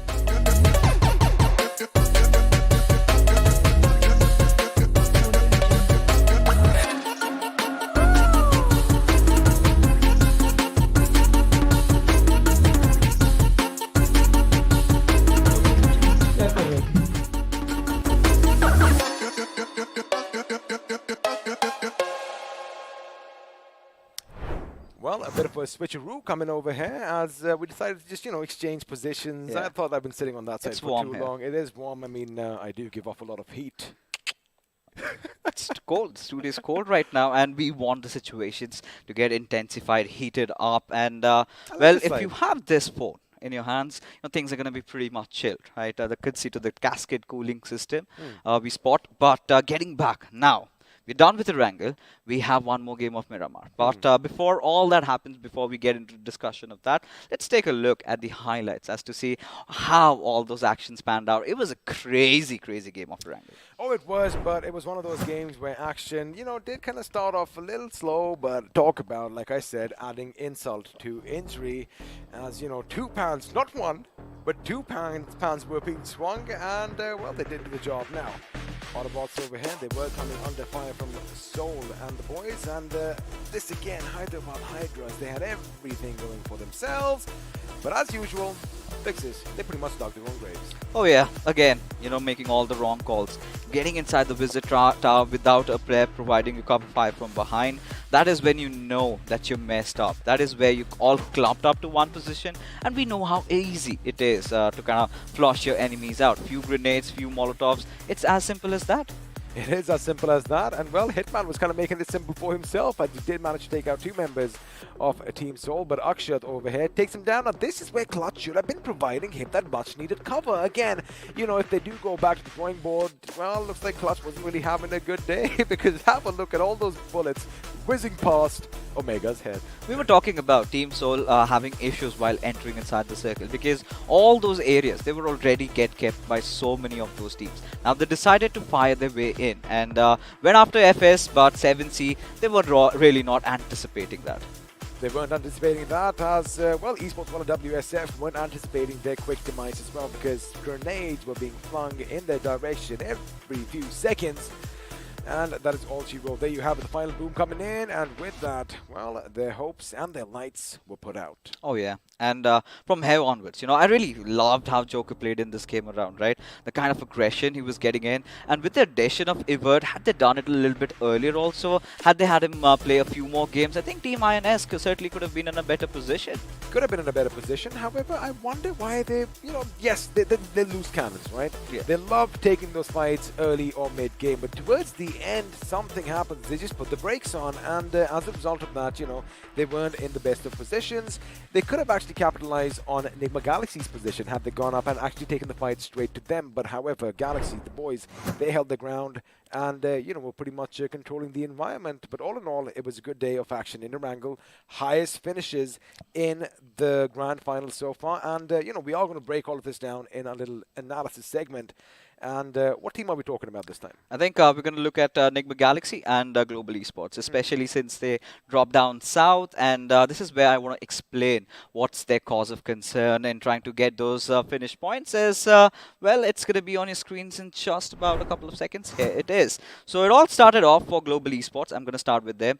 Look at that huge split around the military base. Now, ideally, we've seen them going towards that Western Georgia. This time, the flight path trajectory, they kind of made a very late rotation inside the circle, just going from the peripheries. This shows they do not really want to partake in any of those fights. And then they decided to step in at this particular compound. I just need to circulate down in just a while. There you go. You know, they were somewhere around these areas, right? This is where these areas were where majority of the fights were happening, and this is where they were all stationed. And suddenly, few of the players, if you can take a look, they kind of decided on other ways, right? They kind of decided other paths, and they were really not comfortable, and they were trying to look out for survival, and that clearly didn't work out for them. But this is where we again have to come back to how good Nigma Galaxy were, right? Just drop off at Milta Power, did not have to move much, just waiting for the circle to pan around their area, took over those lumberjack hills, and that is how they managed to get the chicken dinner. Again, you know, I mean, they were lucky that all the action was pretty much taking place at their doorsteps in the neighborhood. And if you do drop down in a position time in and time out, chances are you're going to be well versed with the terrain. But they did use that to their advantage, making sure they racked up all those finishes. And, well, we have new records in the grand finals. Now, of course, that was what we saw. We did pit Team Global Esports up against Nigma Galaxy, and for Global Esports as well, you know, Manya getting those 2 finishes on Esports Powered WSF was something that stood out to me. But, you know, forget reluctancy, forget hesitancy. They are, like you said, holding themselves back. They need to just open up a bit more, get a bit loosey-goosey, and just, you know, go in for what they do best. Or maybe they might just have that in store for their fall. They never have had been in this situation where it was pressure building up, because it was all about the aggression, the fights that Global Esports love to engage in. Now, this is where we also have to bring 2 other elephants in the room, right? We're going to talk about OR Esports and also Team Soul, but after a little while, because now it's time for XP to step it out a little bit as the Sun Incarnate himself, Arca, steps in. And this is where we get back to the desert of Miramar. And yes, Arca, as he kind of settles in down, we got to give the narrative. Now, Team Soul has built up quite a good lead over Global Esports. Global Esports, they have really not been opening up. They've been focusing a lot on position points. But this is where, Arca, I really need your take on this. OR Esports and Team Soul in the game of Erangel deciding to rotate a little late, and they caught off guard really bad. What do you have to say? Now, it's just that the other teams were performing way much better is what I would like to say, because there are situations where they've rotated late and dominated from each and every corner. For example of Team Soul, which we will come back later on to discuss more about it. But ladies and gentlemen, time for us to thank our sponsors, especially iQOO Mobiles, for coming up with a beautiful mobile just for gaming. And I know this promo is going to give you all that information. So let's go ahead and watch it.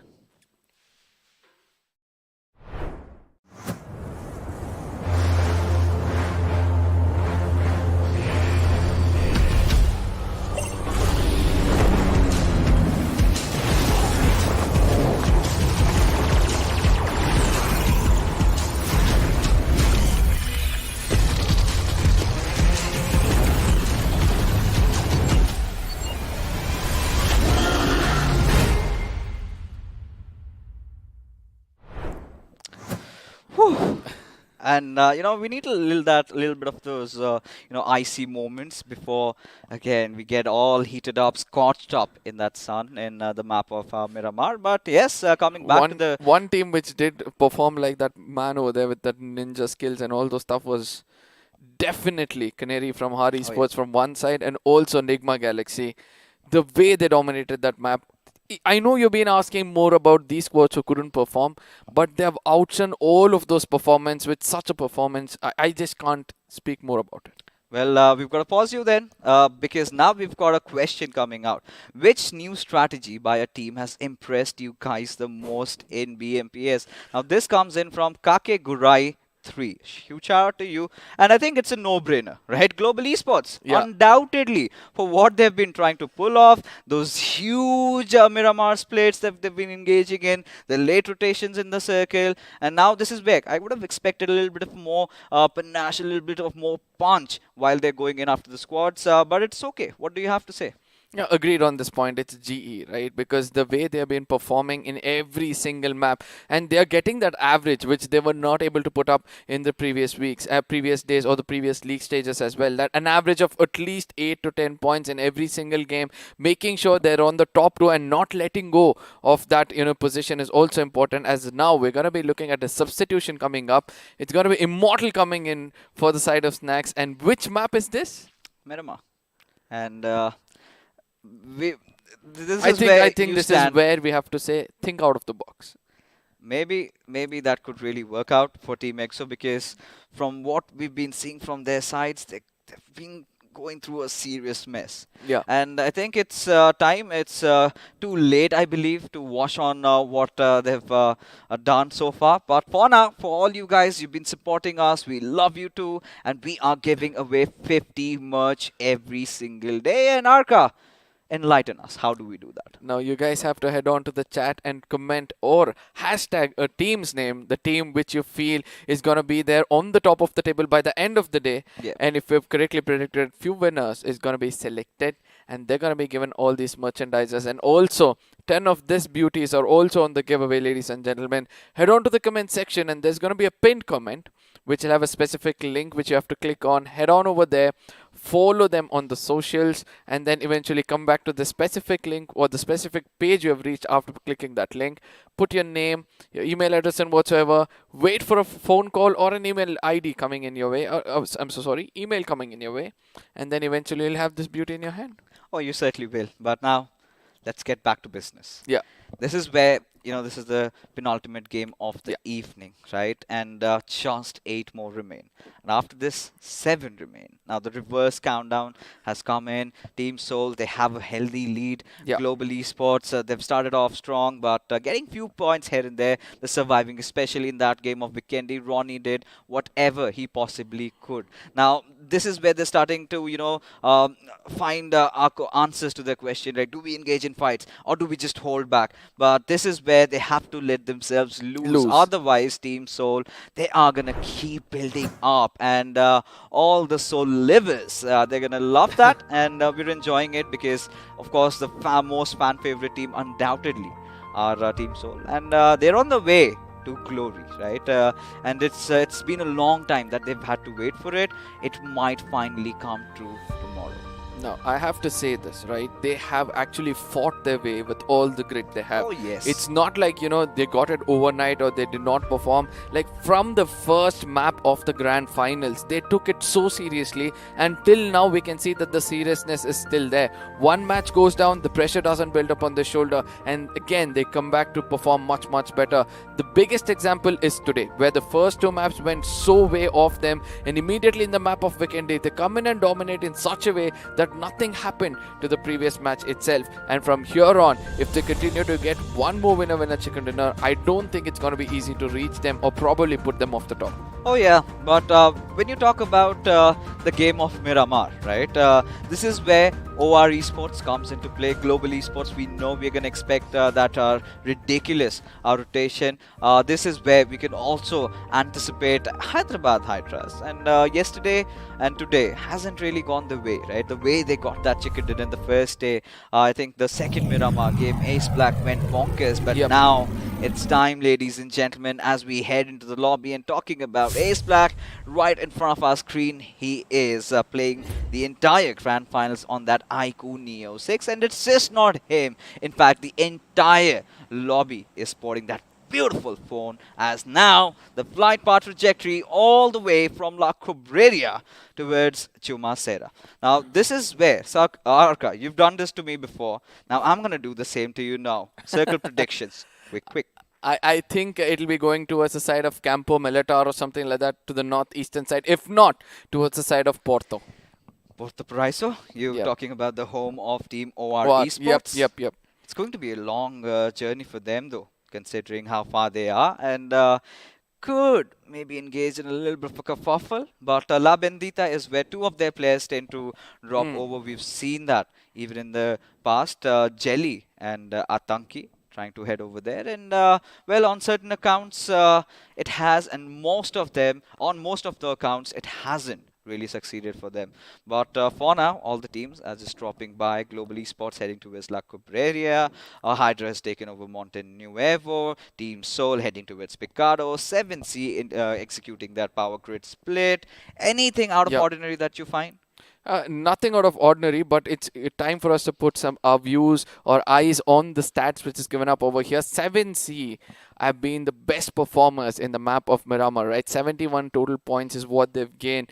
That means on an average they've been doing the best over here, and 3 of their players are standing out. Sarang with 9 finishes, Spray God with 13 finishes, and Savita with 10 finishes. Shows that they could be the team to watch out for. And with the circle coming right to the dead center, obviously we'll have to look out for whether the circle is going to be forming up towards the side of Picado. 7C versus Team Soul is something for the early skirmish I'll be expecting. Oh, we might. Now, this is where timings into the circle becomes really important. Now, we had an exact kind of a circle yesterday. We're going to talk a little bit more about that. But we now have a fight right in front of us. Orva, he's been one of the best players so far for Autobotz. The way he performed yesterday, annihilating the entirety of Team OR there in that little warehouse. But I think now they're out of harm's way, gives us enough time. Now, this was the exact same circle in which Global Esports pulled off a chicken yesterday, which was that ridiculous spread coming in, the 1-3 from Manya's side. And boy, oh boy, that worked out. And I just hope that this match, again, Global Esports will be able to perform much, much better, because they need a winner chicken dinner just in case they want to challenge the side of Team Soul on the final day. And we have to see who is going to be restricting either of these players or trying to be that spoil sport, because both of them have raked up enough number of enemies for themselves throughout the tournament. Let's not forget to point out exactly the side of GE, where, they had some challenges with the side of Hydras. I do understand the sportsmanship will be coming into question when we speak about this, but ultimately, when you have taunted the wrong, piece of the heart, it always comes back in a very different way. Oh yeah, Angry Birds, Maxi. A little bit of a paragliding there though, and they've gone into with Valademar, and well, Hyderabad Hydras did get enough of those beatings in last game, if you remember, the way they tried to enter in and just were obliterated. But for now, this is again Team Soul. this is a game that they might be looking out for, right? Now, considering how the circle pans out, ideally it would go a little bit towards that eastern side, and they're going to take over the hills. But mind you, this time they've got Esports, they've got the players of Autobotz, there are players of OR as well. Yeah, that's where I want to keep my attention to. But at the same time, let's not forget GE back to their old style.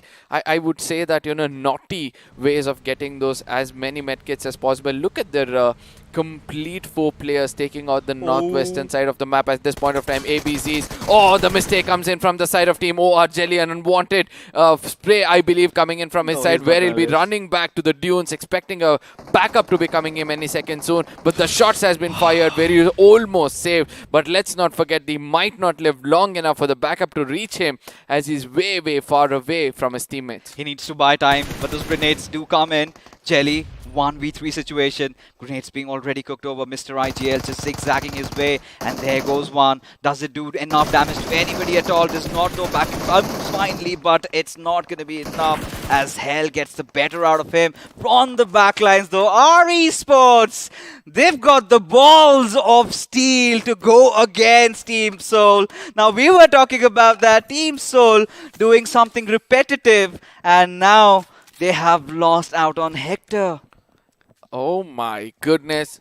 What did I say? The bottom of the table. This is this format which starts to come up, right? Yeah, the bottom of the table always tends to come in and take down the team on the top, try to challenge them out, become that spoil sport. We were speaking about spoil sport. Least did I expect the side of Esports to be coming in over here. It was Hero waiting it out in the shadows, but eventually, no matter how much Hector had to jiggle, all he had to do was hit the ground hard. As retaliation comes in against him, he's going to be pushing far, far away. But those shots does connect to his vehicle. Team Soul, they are furious. They're raging at this particular moment for what really happened to them, as Autobotz going after the remainder of the players of RE. 3 out in the open. They get spotted out. Jadu way in the open. Gets picked off. Fox gets the better out of him. And now he goes in as another player finally falls. The final one remains Rockstar from the backlines. Look at Orva also applying pressure on that hilltop.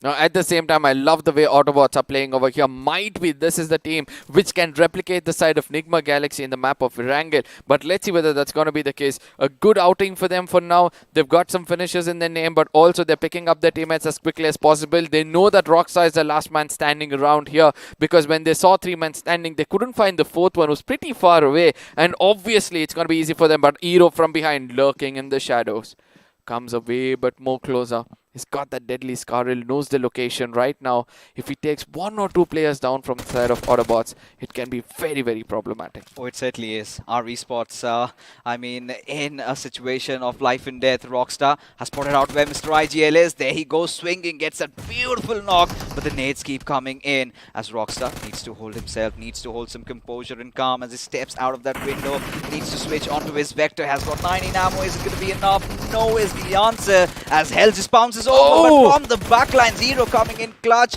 gets that knock, but Hell, is it going to be enough?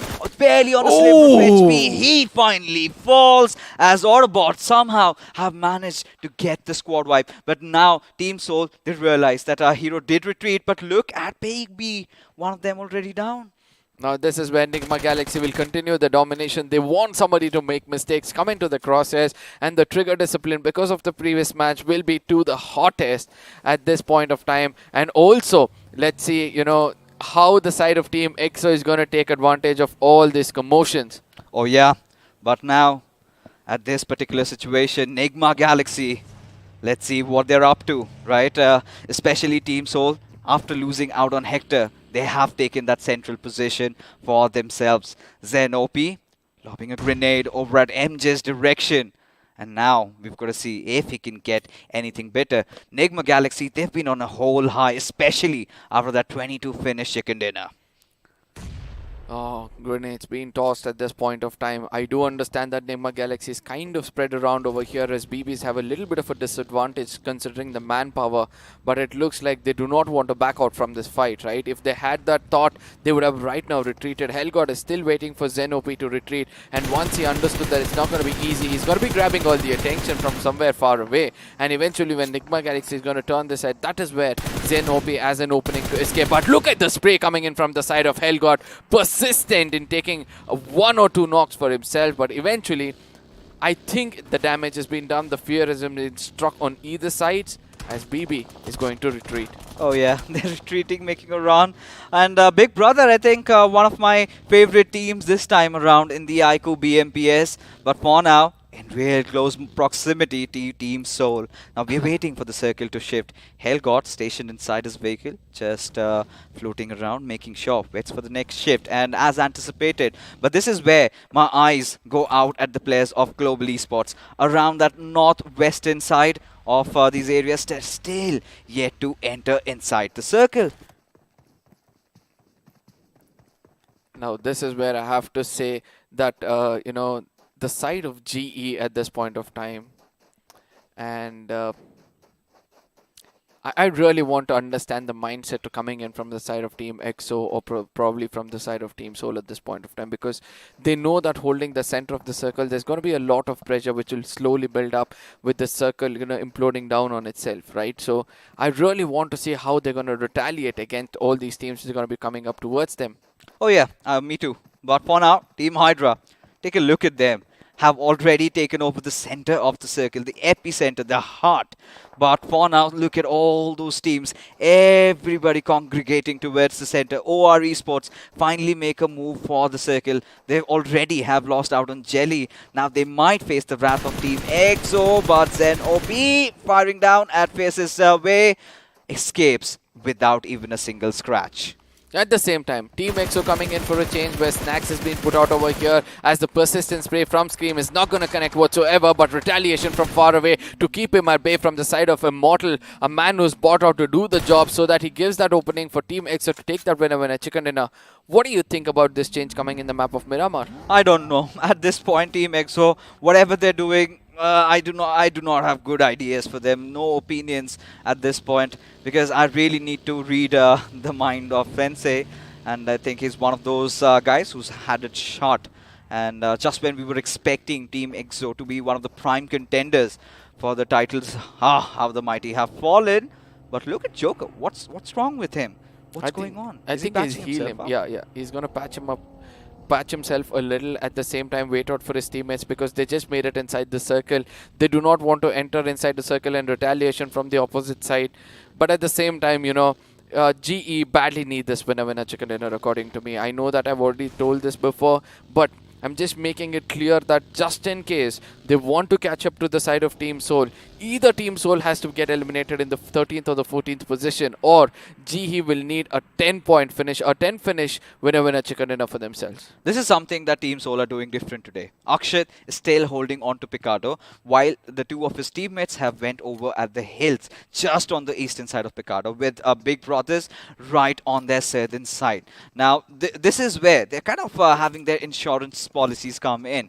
If the circle tends to go down to the city, you've got Akshat stationed at. If it goes out to the hills, you've got Goblin and Omega well positioned. But of course, the lack of Hector, that's going to be hurting them a little bit. But now the moment of truth has come. We're still waiting for that circle, this third shift. Where is it going to implode? Is it going to go a little towards the east, or is it going to be towards the center? I wanted to go towards the side of Chumacera. You know, that is where everybody will come into panic. All those players from the side of Los Leones might be heading towards that place. Let's see where it's going to implode. At this point of time, GE in the vehicles waiting it out. No, it's going to go down to the southern side of Picardo, favoring the side of Team Soul, Hydra, HH, as well as the side of Team EXO. But amongst all these things, where is 7C on the mountains of Picardo? Where will their next rotation be? Because they need this game in their favor. Now this is where Hyderabad Hydras realize they've got shots being fired, and I do not know what they're really trying to do. But Team INS, they're closing in. Nigma Galaxy at a very prime position, but might get contested from 2 or maybe 3 possible different locations. As Akshat, he's got to move out of Picardo as Team FS passing by, and Goblin coming to his aid. Does need a pickup though as the Uber arrives. And there you go, Team Soul has to rotate in, but Omega still has a really good position for himself. Now, on the other side, Team INS against the side of Team Hydras, they've started to take them out. Probably a confirmation also comes in as one finish coming in from the side of Team INS. We have seen the Team INS kind of goes a little bonker when it comes to the map of Miramar before, right? So I'm expecting them to do the same, as at this point of time, Team FS is going to just watch out for the side of Hydra and Team Soul to take their fight amongst one another, probably strike when it's required from their side. Oh, they certainly will. At this point, FS Esports, they've had a decent start to the day, and after that, we did see them getting down pretty early on. And this is where they could reclaim the little bit of a consistent run they've been having. But Global Esports are yet to enter inside the circle, as now the big wolves, Team Soul, they've spotted them out, and now they have to play, and they need to ensure that Global Esports get out early, because they are their nearest competitors. And if Team Soul goes out and Global Esports has a chicken, then it's all going to be even Stevens. No, as you said that, you know, I just went blank. I was just thinking about that momentum which might come in, and as soon as what you just said now becomes true. But at the same time, it's time for us to head right into the map, because we are able to see that Enigma's late rotation might find somebody gatekeeping them inside the circle, and also from the side of 7 Seas, where they have a little bit of a ridge to work around with. But at the same time, Goblin, look at him. He has found the next set of praise for themselves, as the sprays connect perfectly against the side of FS. But if FS retaliate against them with 4 men standing, Team Soul is going to have a very, very hard time. Oh, they certainly are. But I'm really more concerned about 7C and Global Esports at this moment, because Hyderabad Hydras have them figured out. You know, it's not going to work for the third or the fourth time, right? Someone is going to decode your strategy, as Shane opens up on the god himself. Apollo gets his head cracked out. He's awaiting a revive, as Nigma Galaxy still having a little bit of a center to themselves. But this is where Hyderabad Hydras, they're just out everywhere, shooting at every possible team. And now is the moment of truth, and the circle shifts a little towards the southeastern side. This is the game that the teams like Team EXO and OR were waiting for.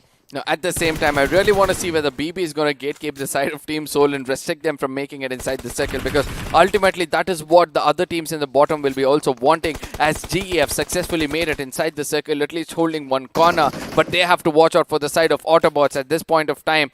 Kinetic is taking on the side of WSF. That is happening way far away, but I do understand this is going to be a crucial match for either of them. Global Esports decides to strike from the southern side against Autobotz. That could be the fight that they were looking out for, or maybe could just triple them over, as Manya gets that knock on towards Orva. This is what I was talking about. But elsewhere, 7C, they're after the players of Hyderabad Hydras. Now Manti getting picked off, and well, Sarang is trying to get that finish confirmed, wants to explode him and blow him into smithereens, as now 7C, we know how aggressive they tend to get in Miramar. Nothing less expected from this time around. Now my Mad Vikings are going to be let loose from one side, but on the other, we're going to have the side of Kinetic versus the side of WSF, which is going to be crucial for both of them, as 4 men standing have just rushed in from the side of Kinetic. I do understand. Oh my god, retaliation. Look at the way they've taken down the 2 players, and this is where Kinetic would want to come in and capitalize. But let's not forget, Invader has been finished off as quickly as possible. It's going to be Molly tossed in from the side of Bajwa. If this connects, then BEO could be in huge troubles. Oh, he certainly could be, but he's not burning.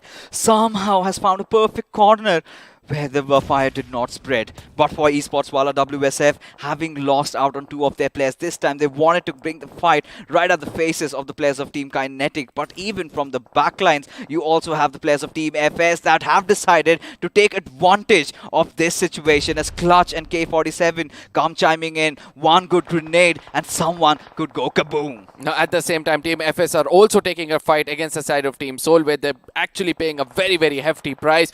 2 men have rushed into this hard compound, but they have to realize this, that just in case they get a knock on the opponent. And look at that grenade, which is connected perfectly in front of Clutch. I don't know whether he saw that or not, but eventually it was just fallen right in front of his knees. And now a push might be inevitable, because the footsteps were just 2 of these players, and WSF have started to come in closer. FS 47 does the best of what he can, but eventually an UMP from the opposite side is going to put an end. and that's gonna be the side of Bajwa. They did not see it coming, but for now, Kinetic want to capitalize on this situation. Bio already pushing in. Karan right on his knees, wants to ensure he gets that finish as his teammate takes it to the top. All by his lonesome is going to be Bio, but he's taking damage from elsewhere. From the backlines, is it Team EXO? Yes, it's Team EXO from one side and Team Soul from the other, and that has become a big problem from the side of Kinetic. Look at that now, they've reduced to just one man standing, and this is, I really want to know how he's going to move around from here on, because placement points will be something which they'll be playing out for. Spray God at this point of time kind of confused between whom to go around with. Eventually tries to go against Mr. IGL, has to pay a little bit of a price as he was in the open. Team 7C are looking a bit vulnerable as Sarang is trying to push in, and Grenade is going to be tossed to perfection. Puts him down at this point of time. Can Mr. IGL dominate? No! A little bit of a sweaty fingers. That is going to be affecting him a little bit. Little bit, but 7C, they need to know where to pull that leash, but Mr. IGL still is going to continue his onslaught. One more grenade comes in as Aladdin and Savita, they want to join their teammates, they want to get that res back up as Mr. IGL opening it out, but it is going to be Nigma Galaxy from the far off fray, firing a few shots at his direction as Aladdin trying to cook up that grenade. Can he survive before it though? Does take a fall. It is going to be someone from the backlines. Yes, it is MJ. Oh my goodness, look at the amount of third parties which are happening over here, and 7C who are looking so strong suddenly have to let go of all their fallen comrades and make it inside the circle as GE on the other side have started to take the fight. But let's not forget to see where the circle has shifted, a drastic one away from the side of Team Soul, where it's going to be Team EXO and OR who are inside the circle, wants to capitalize on this one situation, this one game which they have in hand. But let's not forget that at this point of time, the demise of Team 7C is something which is kind of disappointing. I mean, they went all guns blazing, and that is how they wanted to go out of the lobby as Ronnie, against all odds, wants to make a run for the circle. I think he is the lonesome survivor from Global Esports, and they are all in tatters as there you go, falling to his demise, goes out of the lobby, and this is Hellwrath Fury for GE. This is where OR would want to welcome the side of Enigma with a pour of lead at this point of time. I do understand the grenade also has connected. Probably it's the shots from somewhere far away. Look at that molly connecting to perfection. It's going to be burning both of them down. And this is not the first time we are seeing the side of Enigma rushing in towards a team and eventually getting eliminated or toasted out with a molly thrown towards them. Aditya getting those beautiful grenade knocks over here. Has to get the better out of Avi. OR Esports already 5 finishes strong. Do they get the final player? I believe they have. As Enigma, they bow out. Now Team INS, they've got the center of the circle. Team EXO in a very prime position. Sensei looking elsewhere, will get punished by Aditya, and now he's learned his lesson the hard way. This is not the first time he's been learning this lesson the hard way, but still it looks like he's not capitalizing or learning from his mistakes. But at the same time, Punk is going to be falling back eventually. They want Immortal to rotate around and pick up the high GL, because that's going to be very, very crucial for them, as Fierce and the rest of the team will try to keep Team Soul at bay so that the crosshairs doesn't come in, because we all know once they put their crosshair or somebody, it's just bodies everywhere. You know, just after Hector's demise, Team Soul have done a really good job in keeping them alive. But look at that circle shift. Even the gods want Nigma Galaxy to get a back-to-back. Aspius, he's been taken down. Punk is going to deploy all that smoke that is required to get him back up. But this is where the big question comes in. When does Team Soul make a move inside the circle? Do they want to pick up a fight when they need to get inside the zone? Because Nigma Galaxy is waiting for them with their arms stretched wide. 5 finishes strong are what Team Soul is looking at this point of time. I do believe they've decided to get some finishes before they make it inside the circle. Goblin has the view of the 2 other teams right in front of them. There's a huge roadways which they can actually pick up right now and go away. And I do believe that Team EXO is thinking the same. Since I'm still alive in the 6th circle is something Team EXO would also want. It looks like the new equation of Immortal coming in is kind of turning out to be successful for the side of Team EXO.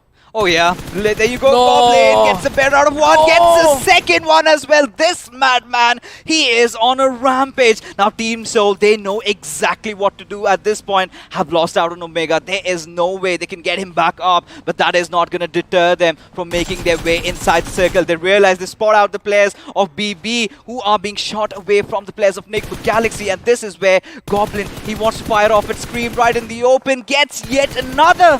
I mean, this is Team Soul at their best with two of the strongest assaulters still alive in this game. Look at them going for a rampage. They want to pick up as many finishes as possible. But I love Goblin, right? As soon as he gets shot from somebody, he knows exactly how to retreat and get himself a cover. And Akshat is still going to be alive, acting as a support and also a secondary assaulter for the team. Let's see how long they can stay alive in this game. An amazing molly, an amazing grenade coming in from the side of Immortal is going to put down Athanki as Aditya, the last man standing, is going to be rushed in from, but on the other side, retaliation from INS is going to put an end for the side of Team EXO. At least two players know the complete end of Team EXO. Owa still clawing and scratching their way, trying to stay alive, but Nigma Galaxy have other plans in mind. Aditya trying to patch himself up. He is playing with fire. Dreams charging at his direction. So is MJ from another one. He steps out, takes a few shots, gets into cover as Dream steps out, and there you have it. Aditya getting that first knock secured, but the nade comes in. Somehow this man is still alive as I speak. MJ gets the final finish, and OR, they're also out of the lobby. Now look at the number of finishes Nigma Galaxy have got for themselves over here. 14 yet again. 4 more right in front of their eyes. Just in case they get 4 more. This is the second time a team is showing mere domination in the map of Miramar. Let's see whether that's going to be the case. But for now, INS have started to push in. They certainly have. 7 finishes to their names already, and how, I do not know. They're still alive. They have to deal with the wrath of Team Soul. Goblin is on fire, but Apollo gets the better out of him. This is where it all comes down to the big brain player. Akshat, what does he do? Has already got his team to 3rd position, but Goblin just giving his finish away as Shane gets shot from the backlines. It's going to be MJ, and Dreams doing all the damage, but he fights back. Does not want to give up yet, as Akshat gets the better out of Evert as they get sandwiched between the two teams as Team Soul make it to the top 2.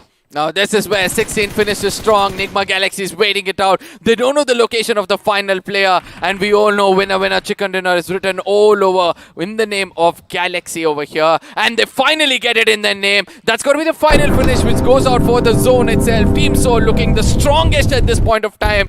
I want to see the difference they've built up between themselves and Global at this time. And also, let's not forget the side of Nigma. I mean, look at the emotions which is coming in from their side, from the boot camp.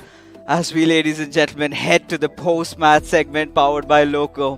Nigma Galaxy pulling out the comeback of their lives, a back-to-back chicken. This is all we wanted. Taking a look at the point standings, 31 points they've secured, but this is where Team Soul might just have claimed their chance at the throne. 21 points. And where is the second team? Global Esports with just 2 points from the game. Oh, it might be over. 19 plus 30 is almost 50 points difference from themselves and Global Esports at this point of time. Let me remind you this. We are just left out with 7 maps left out in the grand finals itself. But again, we'll be looking at the iQOO MVP, which will be coming on our screens. Ladies and gentlemen, we all know from which team this man can be again and again and again. This man is going to be there at the iQOO MVP. Soul Goblin, 7 finishes, 1,201 damage, 2 headshots, 4 assists, and 23 minutes of survival.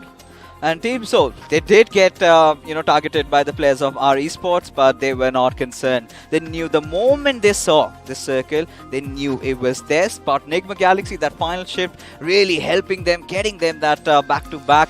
But now taking a look at the top 5 leaders, Dreams, MJ, they've been phenomenal. And so has been Hell, the way he started after the players of OR Esports. Yep, he did do the damage, shattered the dreams of OR Esports to an extent, and from there on, it was a little hard for them. Aditya was the only fighting man out there who did the best of what he can. 596 damage for 4 finishes for themselves. As we head on to the match summary, trying to understand what all happened in this game, we'll be able to see very, very less Oh no, 9 grenade finishes. When did that happen? It was happening all around the map, right? So much of action.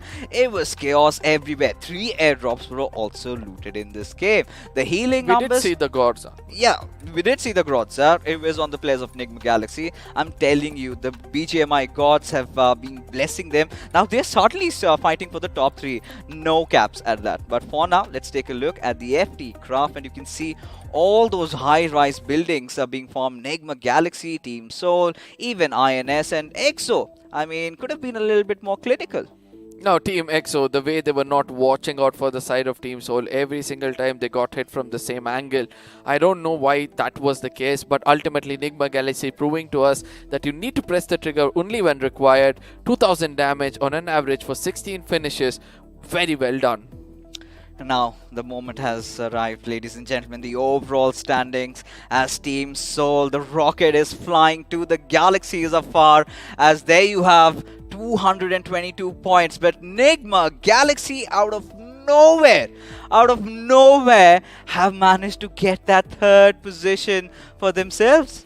Now this is where Team OR, Enigma and S7C including FS have to realize that from now on, if we just tend to perform just like how Nigma Galaxy have performed, we might have a chance to, take the top spot. But let's not forget, 52 points difference between Team Soul and Global Esports at this point of time.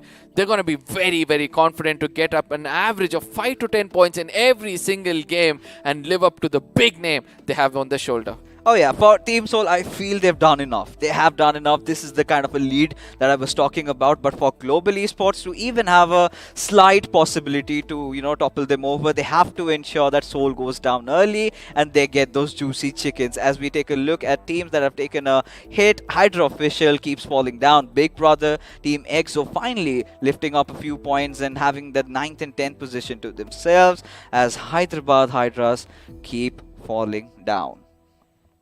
I mean, every time we see HH on the screen, either they're down on their knees or probably, they would have been erased to just 2-man standing. And I really want to understand exactly what's happening with the side of Hyderabad Hydras.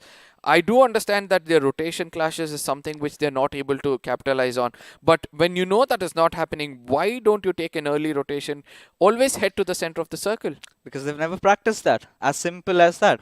Because Hyderabad Hydras, they had times in the 3rd week, they could have certainly done that in the league stages of the iQOO BMPS. And having failed to have done so, are bearing the fruits of their labor. Yep, ladies and gentlemen, amongst all this enjoyment which we're having over here, all this entertainment, we have to thank our sponsors. I know iQOO Smartphone have come up with a beautiful device over here. This promo will exactly explain you how this is built.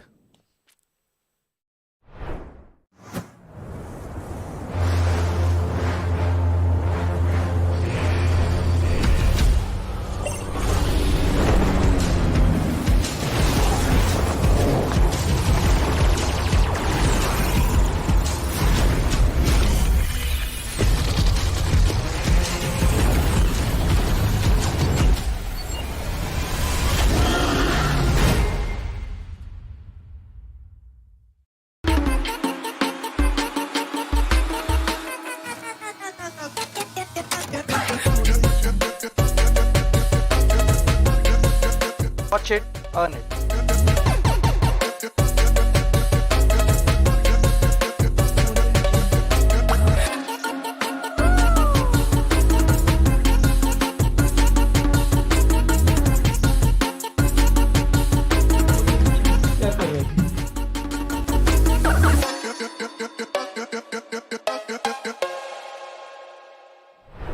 Oh God.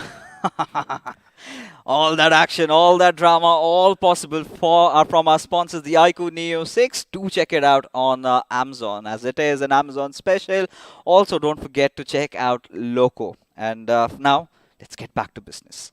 Because the way the game started off, we were really anticipating it would be a circle like we had yesterday, but it was not the case, right? It kind of shifted a little down southwest. Hector went off for a little bit of a scouting and got the better out of, and he was taken down by Hero. But mind you, Autobotz came as a blessing in disguise for Team Soul, because the next moment, they annihilate the entire squad of our esports. Now, not only that, there was also Jelly out there who made the biggest mistake. mistake, getting taken down. All of this we can witness yet again as the highlights is going to be coming on our screens. Do not keep your eyes off the screen, ladies and gentlemen, because every single finish over here will show us the correct standings and what chance they have for the upcoming matches. Oh yeah, and this is where our esports wanted to mess around with the big boys, and then they suddenly realized the others are being taken down in a far-off fray, and it was all they could take. Autobotz, I think, they've also been picking up quite a lot of pace. Even yesterday, I think they were the second best team, and slowly but surely, they are creeping their way up the standings. And this is where we were telling about Team Hyderabad Hydras. Every single time we take a look at them, they're making some mistakes. Yeah, at the same time, Team 7C, an unwanted rush coming in towards the side of Autobotz, paid a lot, and Parv, oh my god, that grenade, putting an end for the whole squad. Amazing one. But OR on the other side, after losing on the top player, they were also looking a little bit shabby with just 2 men standing. But let's not forget the Team EXO's demise over here. Every single time they were getting shot from the side of Team Soul, but still they dare to stand up, not put a smoke on the other side, due to which they had to pay a very hefty price, losing most of their player, and nobody was standing to make it inside the circle. Oh yeah, I mean towards the end it was all they could do. But Aditya, I think, still a valiant effort from what he did. Yeah. And Team EXO wanted to go in for that push, but little did they know Team INS, they were just waiting. But from here onwards, Nigma Galaxy knew that this could be the second chicken dinner they were waiting for. Goblin was being a thorn for INS, wipes him down as well. And I think there was that mad spray coming in where he took down 3 players in quick succession. But eventually, just to get taken down by Apollo. But overall, I mean, Nigma Galaxy, the way they've been playing, out of their minds. But Team Soul, nonetheless, I think this was the exact game that was needed. And for all the Solivers out there, this could be it. This is what makes them the champions of BMPS. Or am I, talking too quickly? I don't think so, but I would like to say this, that, there are chances for the others still. It's like a miracle which has to come out. And with Nigma Galaxy playing like this, miracles are possible. And just in case they perform the next map the same way and also start off tomorrow with the same note, I do believe they can challenge the top contenders over here, as we'll be stepping into the next phase where we're going to have an analysis of exact rotations about these teams. It's going to be fixes showing us exactly what happened in this game. Oh, of course. Now, we start off with Soul's Hector, right? How he got picked off. Now, we've always seen, even yesterday, Team Soul loves these area to themselves, right? They love taking over these hills. And Hector did want to scout that area where Hero was waiting for him. As he gets picked off, this is where the panic settles in Team Soul. They kind of get on a little bit of a defensive back foot, but that is where, Autobotz spoiled the party for our esports. Now, this is how I'm going to come down to the players of Nigma Galaxy. Now, the ones who've got that purple marker, they drop over at Chumasera around this particular region, as you can see over here. And just a second, technology is something that I need to get adjusted to. But yeah, there you can see they were holding off. They dropped off at Chumasera. They went over these particular hills, and that is how the circle shifted. The moment the shift comes over here, they realize this game is theirs to win, and they never let it go. Now, all the other players of Team Soul, we would want to see their rotation as well, right? Because after losing one of the key players, how did they rotate around the map? Oh, this is where. How? Look at Akshat, and I think Goblin and Akshat are the 2 players that we have to talk about, right? This is how Goblin drops off just beside Picardo. That is where UP50 used to drop in, get that loot, take over those hills around that eastern side. Now, these are the areas that Goblin went, and he did majority of the traveling. And then they realized that we have to, sort of get inside the circle. Look at their pathing, right? The way they've been moving, they've been making sure that they've got adequate cover every single time. Look at the directions, respecting those ridges, respecting moving around it, trying to stay alive as much as possible, and towards the end did manage to get the top 2 finish for themselves as well. This couldn't get better, right? This one perspective of the map, looking at the rotations of the teams, actually show us that how they have been traversing around, how they're respecting the high grounds, how they're respecting the ridges for themselves, and finally in the key for their success. But again, 2 teams. This is not the first time we're able to see this, right? The teams which get favored by the zone is being the team which is getting that winner chicken dinner. So I would like to say this, that from now on, you guys start to pray for the gods of BGMI and pray that, the zone falls into your favor, because ultimately in the grand finals, this has been the new meta. When luck doesn't favor you, maybe prayer shall, right? And you've got to give your offerings, and we have our ways, right? We offer few chickens, few delicious items. Considering we are in Hyderabad, we certainly have a plenty of them. But for now, it's time to get serious again. Yeah. Erangel, the final game. Team Soul, they've built up a huge cushion, but Nigma Galaxy have spotted a comeback of their lives. Made it to the top 3, but for global esports, I mean, the ships is starting to sink. I think Global Esports wants their Assaulter to start performing, because Nigma Galaxy's key to success is somebody stepping up from their side and assaulting, like ruthlessly assaulting. And G also have a capability like that, you know. Let's not forget Joker alone. You know, if he starts to pick up 3 to 4 finishes here and there, every time he moves, gives a little bit of an opening for the side of GE. I do believe that the average of 10 finishes by the end of the map itself is more than enough for them to actually, you know, retain that second spot for the day and probably fight out and do miracles in the final day. You know, this is where the conversation sets in. Global Esports, they did something out of ordinary. They did something out of the box, but now everybody knows what they're doing, right? Those ridiculous splits, everyone sort of is anticipating, and suddenly all those planning and plotting is not working. Yeah. Now, this is where they've got to go back to the drawing board. They have to come up with something new, something crafty, or maybe go back to their old self. You know, this is where you've got to pull off something that you have never done before, or maybe something that you've always been doing and succeeding at it. And this is where I would love to have the players of Global Esports go a little bit more aggressive. Like you said, get that extra little punch, go for those fights, because I have always loved them in those 4v4 situations. I mean, I do understand what you're saying at this point of time, right? But eventually turning out to plan B as soon as one game doesn't work out, not many teams It's not just can. one game anymore, Arka. I do understand, right? But for example, they think that, you know, yesterday things didn't work out. Yesterday the mad rotations did work out for them. So Yeah. they thought that, you know, the first or the second match might happen the same way, and eventually it doesn't. They didn't want to change it immediately. But probably this is the time where they can do it, as we'll be stepping into the matchup and going into the pre-match segment powered by Loco, the final map of the day in the map of Erangel, where the big voice or the bass voice is going to be hitting the mic, ladies and gentlemen. Increase the volume, as these final 16 teams will have a lot of job to do in this game. I know, XP, that you're going to be nodding, you're going to be doing whatever you want, but Nigma Galaxy's performance, what are your takes on that? Oh, it's just absolutely amazing. Let me just take a second to adjust my mic. There you have it. I can hear myself, and the bass is going to be there. But anyway, you know, I mean, these guys have been phenomenal, right? I mean, we did expect great things coming in from them in the past, and finally they are showcasing what they are made of. Like 2 straight matches where you're actually assaulting and getting more than 15 to 16 finishes for your team. I mean, you can expect the side of assault, the mindset of the assaulters over there, right?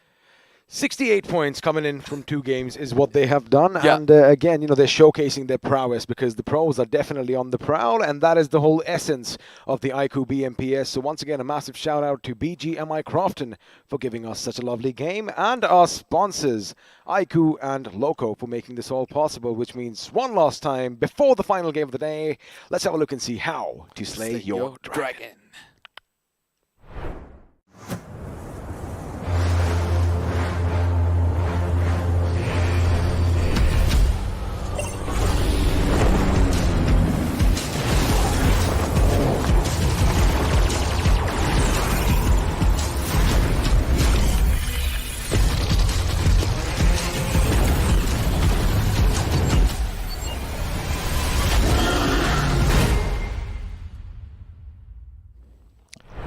The iQOO Neo 6 and 90 FPS is something that's going to be a bit of a game changer, so if you grab one for yourselves, we might just be seeing you in the next big tournament. And speaking of next big tournaments, oh boy, there's going to be plenty of action coming there. But once again, you know, I mean, it was a lovely game for Enigma Galaxy, back-to-back chicken dinners. Oh, I like what I can hear right now. But anyway, you know, just coming back to that point, can they do a third? Because we haven't seen a treble, we haven't seen a hat-trick thus far. Maybe the momentum that they have, they are like a, you know, like a truck, like I love saying this, a runaway truck with the brake lines clipped. They might just run away over everyone and everything in their path. Now, once you have that momentum, you need to hold on to that momentum. But at the Hmm. same time, the way they've been placing themselves inside the circle and getting that assaulting position, that has been amazing for them. What also is amazing is that all our lovely viewers stand a chance to get some BGMI merch heading their way. Of course, I'm talking about those nice little t-shirts and those water bottles to beat the heat. And you already know the steps, so I'm going to let you figure it out for yourself. Also, we're going to be giving away 10 iQOO Neo 6s, so you still have a day and a half to basically make sure you check that pinned comment in your comment section and follow the steps, and well, you just might have this bad boy in your hand. But I do believe, Arka, we have a few substitutions coming in. Oh, it's going to be Knuckles stepping back and AJ coming in. I mean, as we were speaking about assaults, yet again, we have another changeover coming in. The previous match also, we had a change, like an assaulter came in, but I did not see much of a difference from their side. Well, let's see if we do see something this time around, because in about 5 seconds, we're going to say bye-bye from the studio. And before the carnage and destruction is going to visit the map of Erangel, I wonder if you're going to start off with the UAZ and the water. But no, it's going to be the bike with the sidecar. Now, this does bring a lot of memories, especially for the kids of the 90s, because our parents were so obsessed with one movie, and that movie's song always going in over there, the legendary movie Sholay. But what's the song though? Sholay. Oh, right, Jay and Viru, that's what you're talking about right now. Just testing you, but of course I wanted you to sing it out just a little bit on our stream. Now, buddy, this is going to be the final game of the day. Oh my goodness, I mean, if my heart is palpitating the way it is, I'm sure all the players are going to feel the heat as well. As we have a look at the prison. It's a place that we really haven't seen much action. In fact, I wouldn't mind something happening down over here in this game. Something similar to what we saw in the last Erangel. However, as far as, you know, the end game action is concerned, please, I want to see some action down at the military base, because like I said, that's my favorite place to drop down.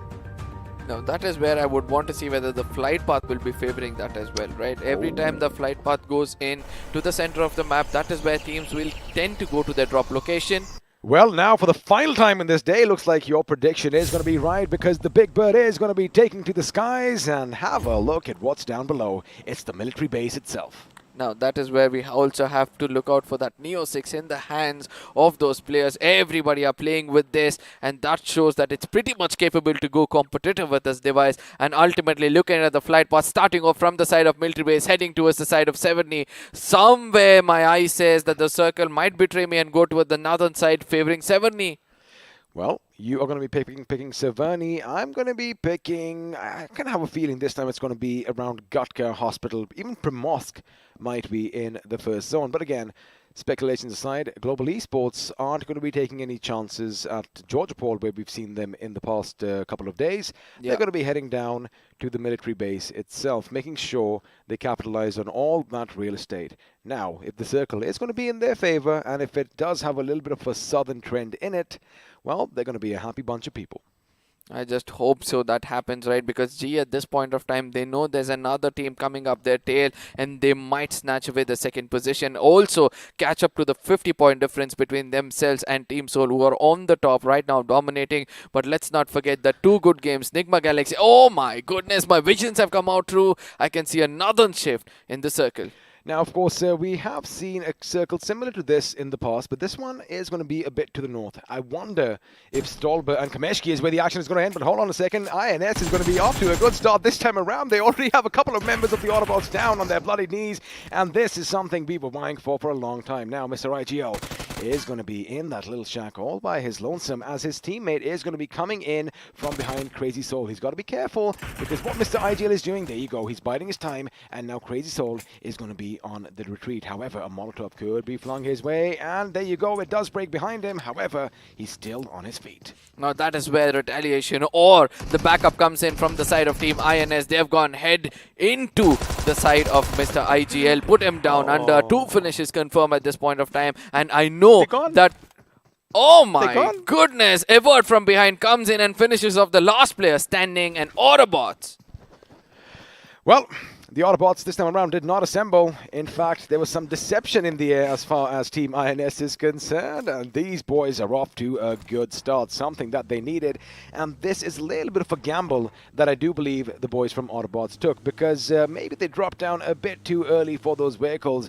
And, well, Team INS made them pay a heavy, heavy price. Now, this is where I really want to look at Nigma Galaxy, because they are at the side of probably Prison at this point of time, between Prison and Milta Power, trying to get themselves a proper kind of loot. But at the same time, Team EXO, again, going back to the usual drop location, Enigma towards the side of Mansion. But Team Soul, going in for a split where nobody's going to disturb them. Can they again dominate in the map of Erangel? Well, up until this point, Team Soul's drop spot has never been contested. However, all of that could definitely change tomorrow, because I do believe a couple of the teams might just come for them. You know, we were joking about this earlier during the league stage, that, you know, everybody wants their Insta clips and their Insta reels, and maybe that is something you want to do, because if you want the glory, well, you have to go for the kings themselves. Now, the circle up on our screens, Team Kinetic moving a bit further inland as far as the Water City drop is located, because that means they're going to be taking those compounds just northeast of Pochinki, and that could be problematic, because OR Esports, if they spot some commotion in the distance, chances are they might charge them pretty much head on. Now, we all know that they all have circle under their control. And I really want to see which of these teams will actually restrict the side of Team Soul to make it inside the circle. Because right now, OR also needs to watch out for this rotation coming in from their side. 7C holding the right corner, placing themselves in Pochinki and also restrict them. Ultimately, we have to realize this, that you have to bring down the king to make sure that you have a fighting chance over the throne. Of course, it's the throne that's all about, and there you have it. In fact, the Autobotz... Oh boy, a little bit of a mistake coming in from their part, because they did realize one of the members was caught off guard, but that vehicle came in so quick, and they weren't anticipating that Crazy Soul would have had a weapon in his hands already, because I do believe it was the gas station where he did touch ground in the first place. And you got to keep another thing in mind. Normally, they love heading to Primorsk. However, if you kept an eye on the direction, they were heading in the opposite side. So again, a little miscommunication coming in, or they didn't anticipate that anyone was going to be so close by. The circle at this point of time, you know, this I do understand it might be favoring the side of Team Hydra, but in case the circle shift way towards the side of Stolba, which we have been asking from the beginning of the finale itself, right to the dead center of Stolba, where everybody will have to go in for a Huppel battle, you know, trying to take out one another when they're climbing up the hills. That is something which we have not witnessed so far. Well, we haven't seen that so far, but I do believe one of the members from Team EXO, in fact, a couple of them, Punk and Immortal, are getting dangerously close to MJ from Nigma Galaxy. Now, Nigma Galaxy's MJ is going to be in the backdrop. We might, in fact, just have a little POV of his. There you have it. Dreams is going to be close by. MJ is going to be close by, as Immortal and Punk came dangerously close. However, I do believe they sensed something was wrong in the air, and they had a quick U-turn and are going to get out of harm's way. Now, Team EXO, buddy, we've been talking about that comeback. Even in the last couple of games, you know, they were in a good position, but I don't think, you know, taking fights head-on against teams individually is the call of the day. Now, we have not seen Team EXO being surrounded by 3 to 4 different directions and shots being fired from all 4 directions before, right? Because nobody was playing for the center of the circle, just like how teams are playing lately. So I do understand that, you know, it's a little bit hard for them, but at the same time, not watching out, not sticking to your basics and watching out in all 4 different directions for somebody to fire at you, that is something which we not expect from the side of Team EXO. Well, we haven't expected this so far, but let's see if things do change, because they definitely need a couple of big games to, you know, not maybe vie for the throne, because, you know, with 6 games left after this, it is going to be difficult as long as Team Soul, they keep holding on to that lead and, well, slowly and steadily keep adding points and, you know, make it insurmountable. But for now, 7C Esports, they had a good day yesterday. They were going out, you know, getting a lot of finishes. However, they seem to have kind of slowed down in their tracks at this moment. And, of course, another team that has kind of fizzled, not fizzled out, not hesitant, not reluctant. I don't know what the game plan is. Of course, I'm talking about Global Esports. And, well, What are your thoughts on this team so far? Because Fix and I were having an animated argument or discussion earlier, but what do you think is happening with them? I am sorry that I did not, listen to the argument between you and Fixes at that point of time. Blasphemy. I'm just kidding. I mean, I had to use the washroom, right? So I was better. Nature calls, buddy. Nature calls. Yeah, but eventually I do feel that they become a little hesitant to take those frontal battles because they're wanting to have that old four-man standing, and they've relied on this heal battle every single time. And as we speak about it, look at the count of medkits which Joker is carrying at this point of time. 8 for himself. Being an assaulter, his concentration will always want to be taking down enemies or in front of him. But right now, the IGL is making him run around, pick up as many medkits as possible, try to play for an average of 10 to 12 in this game. But the hidden strategy which I can read from the side of GE is that today, let's not be that offensive because somebody can read our strategy. Somebody can become, oblivious of our strategy, and tomorrow they might retaliate.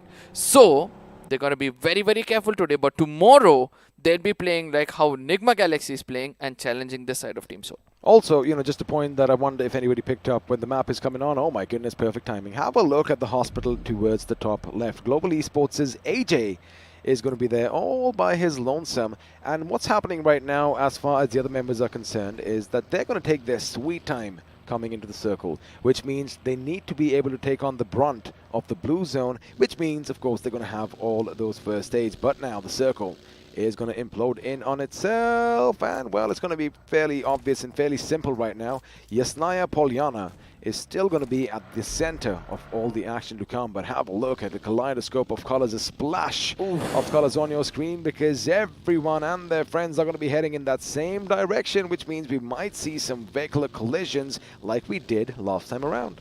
Now, Team OR's home ground is specifically this spot. They proved to us in BMOC. They proved to us in the previous games as well that they can be performing at their best if the circle forms in exactly where it is right now. But at the same time, I really want to see where is Jelly at this point of time, because 3 players are visible on our mini map over here, Aditya and his teammates. But Jelly, way far away towards the side of Rozok, is gone in to get probably information and also some farming for himself. But just in case he gets taken down over there, that is where the problem will occur. Well, looks like Enigma Gaming and Big Brothers did not want to play bumper cars this time around, as they're going to take a quick left, as BB are going to be going forth towards their position. And suddenly it looks like Eggy's like, hey, wait a second, they didn't stop over here. Might as well take that compound for ourselves. Now, Big Brothers scream in the distance there. He is going to try and read them. He's going to try and keep an eye out as to where these boys are moving, because, yes, these particular houses right over here, they do have advantages, but they have a lot of disadvantages as well, because you are open from every single direction. And have a look at how many windows this one little house itself has. Now, Global Esports AJ still in Georgia Paul. He's going to take his sweet time. I wonder what all he has on his kit, as Joker and the others are going to take their time coming in, making sure they pass themselves up every few kilometers. The northern side of the map, that's going to be Stallburst, 70, shooting range, all of it completely abandoned. And least of these teams are actually placing their bets that the circle might shift in over there. But just in case it does, that is when the southern side of the map, which is conquered by the side of Team EXO, Nigma Galaxy, 70s, all of these teams are going to have a very, very hard time rotating around, because ultimately the teams in the center, that's just going to be a linear formation of many teams, restricting them to go to the other side. Of course, everyone's going to be in close proximity to one another, as GE Joker, still with 8 first aid, which means he probably did find a couple along the way, is going to make their way to the circle, driving right past Pochinki over there, as Ronnie again, as expected. They want to make sure that they have the first aid till the end. So when you have all that boost helping you out, well, bandages definitely will do the trick. Now, this is the calm before the storm, ladies and gentlemen, because a lot of teams, again, like I said, are in the vicinity of one another. And speaking of teams or esport, they do have their mound over here, and INS Evert could be in a bit of trouble, because Aditya might just line up his crosshair, let loose a few shots from his M4, but realizes the distance and the tree in between is going to be a bit of a hindrance, and, well, it's going to go for that reload. Now Team O are again sticking to the same basis of creating a no-man zone, so that no-go zone, so that they have control over the terrain pretty much close to them, as Team INS right now locking arms with the side of Team EXO, as Immortal and Fierce are relying on going back or probably getting a hard cover for themselves. Team EXO again challenging someone out at the corners of the circle. I just hope this time they might come out successful, or else this could be ending bad when it comes to the overall points table. Well, we're going to have to wait and find out because the circle is going to shift. And for now, Team XO are going to be a happy bunch of people. And we've seen this time in and time out. Yasnaya Polyana is still in the circle in its entirety. And those dreaded fields to the south, the finish zone, as I like calling it, is also going to be in contention. And I think you spotted something. What do you see? The rotation coming in from the side of Team Soul to the northern side of the map, you know, where they're going to be rotating around, coming in from the side of Yasnaya, probably heading towards the side of Mansion and taking control, where they knew that there's going to be a hefty lot of teams right to the map, right to the corner of the circle. And I do believe this rotation coming in from the side of Team Soul can be very, very beneficial for them. Well, looks like you got to stop reading my mind, buddy, because I was just going to get to that. But right now it's going to be GE Manya from Global Esports who's going to be making sure that Spray God is going to be brought down to the ground. And, well, just as I say that, Ronnie is going to finish what his teammates started. Now, Beast OP from Big Brothers, he does see some movement in the distance. Ooh, he's got to be a bit careful because Enigma is going to be to the right of his position at this point. And if he gets up and shoots FS, well, it's going to be problematic. We're talking about shooting Soul Goblin all by his lonesome. Well, he does have his teammates backing him up. Have a look at Omega's flank. That is going to be pretty instrumental as Striker is trying to strike from the distance. But for now, Ace Black is going to be lost and, well, he's going to be put 6 feet under. Now this is where we have to see how many of the other teams are actually looking out to third party this fight, because Team Soul is one of those teams you do not want to take on. Team Soul is one of those teams you do want to eradicate or eliminate from the lobby itself. So both of these, you know, perspectives, when we look at the side of Team Soul, the daring team will be the only team to put them down. Well, of course, you know, like they say, the higher the risk, the higher the reward. And, well, Team Soul, they have the highest reward to give. But again, it's going to be just a little bit too risky. Now, Team Soul, they're going to be moving up the mountains and probably coming down somewhere north of Yasnaya, anticipating that the circle is going to shift possibly towards the south. And, well, it is not going to be a bad idea after all, because pretty much the northern part of the city, as you can have a look from that little overlook over there, is going to be theirs for the taking. Team Kinetic, however, are going to be a little bit of a problem because they are going to be in their wake. Looks like they might just spot something down in the distance, but for now, the boys from Team Soul are going to make it to the safety of that concrete jungle first. And, well, Team Kinetic could now be in a bit of a pickle. Team Kinetic trying to play to the corners of the circle, as OR at this point of time are finding or facing the wrath of 7 Seas. The Vikings over here as Aru retaliating against the side of Aladdin as they make their rotation. Wants to again think out of the box. 7C wants to get inside the circle somehow, but they're holding the wrong corner according to me, because ultimately in front of them are hooligans themselves. We have Global, we have the side of BB as well as OR, and the circle is going to take a drastic shift away from the side of Yasnaya, favoring the side of GE as well as Enigma. Can GE capitalize on this and get the maximum number of finishes, as they already have enough medkits to go for a heal battle? Well, they probably can, because they do have the little mountain and that little dip in the terrain to work with, but Enigma Gaming's position is going to be coming under fire from every single direction, as we had anticipated early on. However, they do have a little bit of a high ground, which could be something that they might use in their favor. And speaking of favor, there you have it from the distance. Rex knows someone is lurking in the Wizard Tower. A few shots are going to be laid down, and they were pristine, they were precise. Had he let loose a few more, maybe one of them could have been brought down. But now, Evo, he knows that he's going to make sure he keeps the northern part of the map under control, as Big Brothers are going to be the ones in their crosshair. Keep in mind, we did see OR Esports. There you have it. You see them in the background. They're going to be coming down, as well as finally we're going to have some action. Someone is going to let slip the dogs of war. It's going to be chaotic, as I do believe Yasnaya is going to be littered with just too many bodies. As you correctly pointed out, it's going to be calm before the storm. It's going to be hitting us anytime soon. But at the same time, now is where we have to look out for the rotation coming in from the side of Team Soul. It's going to be hard for you to fire amongst all these, buildings over here. But somewhere far away, we did see that 7C has already started to face the wrath of 2 teams over here. One is going to be OR, and the other one is going to be the side of GE, as most of the players have been gone down. And retaliation from the side of 7Cs has also kind of hindered the performance of GE as well as OR. Well, for now, it's going to be Saring, the last man standing for 7C Esports. And, well, they're going to go in for position points. And speaking of Team XO, Immortal's mortality is being tested as he is going to be backing off slowly and steadily. That looks like a good molly. Unfortunately, it's not going to be enough, but from the distance, well, that's another fight that's going to take place as Team INS, remember, they're the team that had the first squad wipe in this game, are going to try and get the better of Team XO. Expect them to switch to their weapons. Unfortunately, it's going to be a bit too late, but knowing Team INS, they're going to go in for those finishes. They are going to make sure they start what they finished, and now FaZe once again could be spotted out. Immortal is going to be right next to him. Keep in mind, have a look at the right side of your screen. The remaining two members of EXO could be problematic. Oh, but no! This is an inevitable mistake coming in from their part.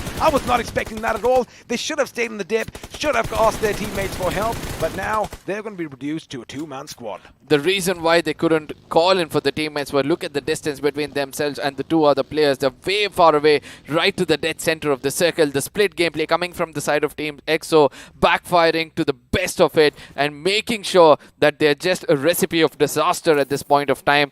But, you know, the eastern side of the map, where it's the side of Yasnaya, where we can see that the side of Team Soul and WSF has started to take off. You know, of course, they are going to be fighting it over here, but what I meant by call-in, just to clarify my point, is, well, I'm going to hold on to that right now because Soul could be in a bit of trouble. A projectile was lobbed in their direction. However, it hasn't done anything. Now, they had that little dip to work with, right? Yeah. Because INS could not have overgone and, you know, come over the little mound, they could have been shot at from the distance. That is what was going on through my mind. But anyway, coming back to the fight at hand, Team Soul going up against WSF, and keep in mind Hydra official are going to be nearby, and if Soul let loose their positions, because have a look at Punk, he was in the Wizard Tower, so he could have seen what was happening, but the circle is going to shift, and Big Brothers are going to be pretty much in the thick and thin of all the action.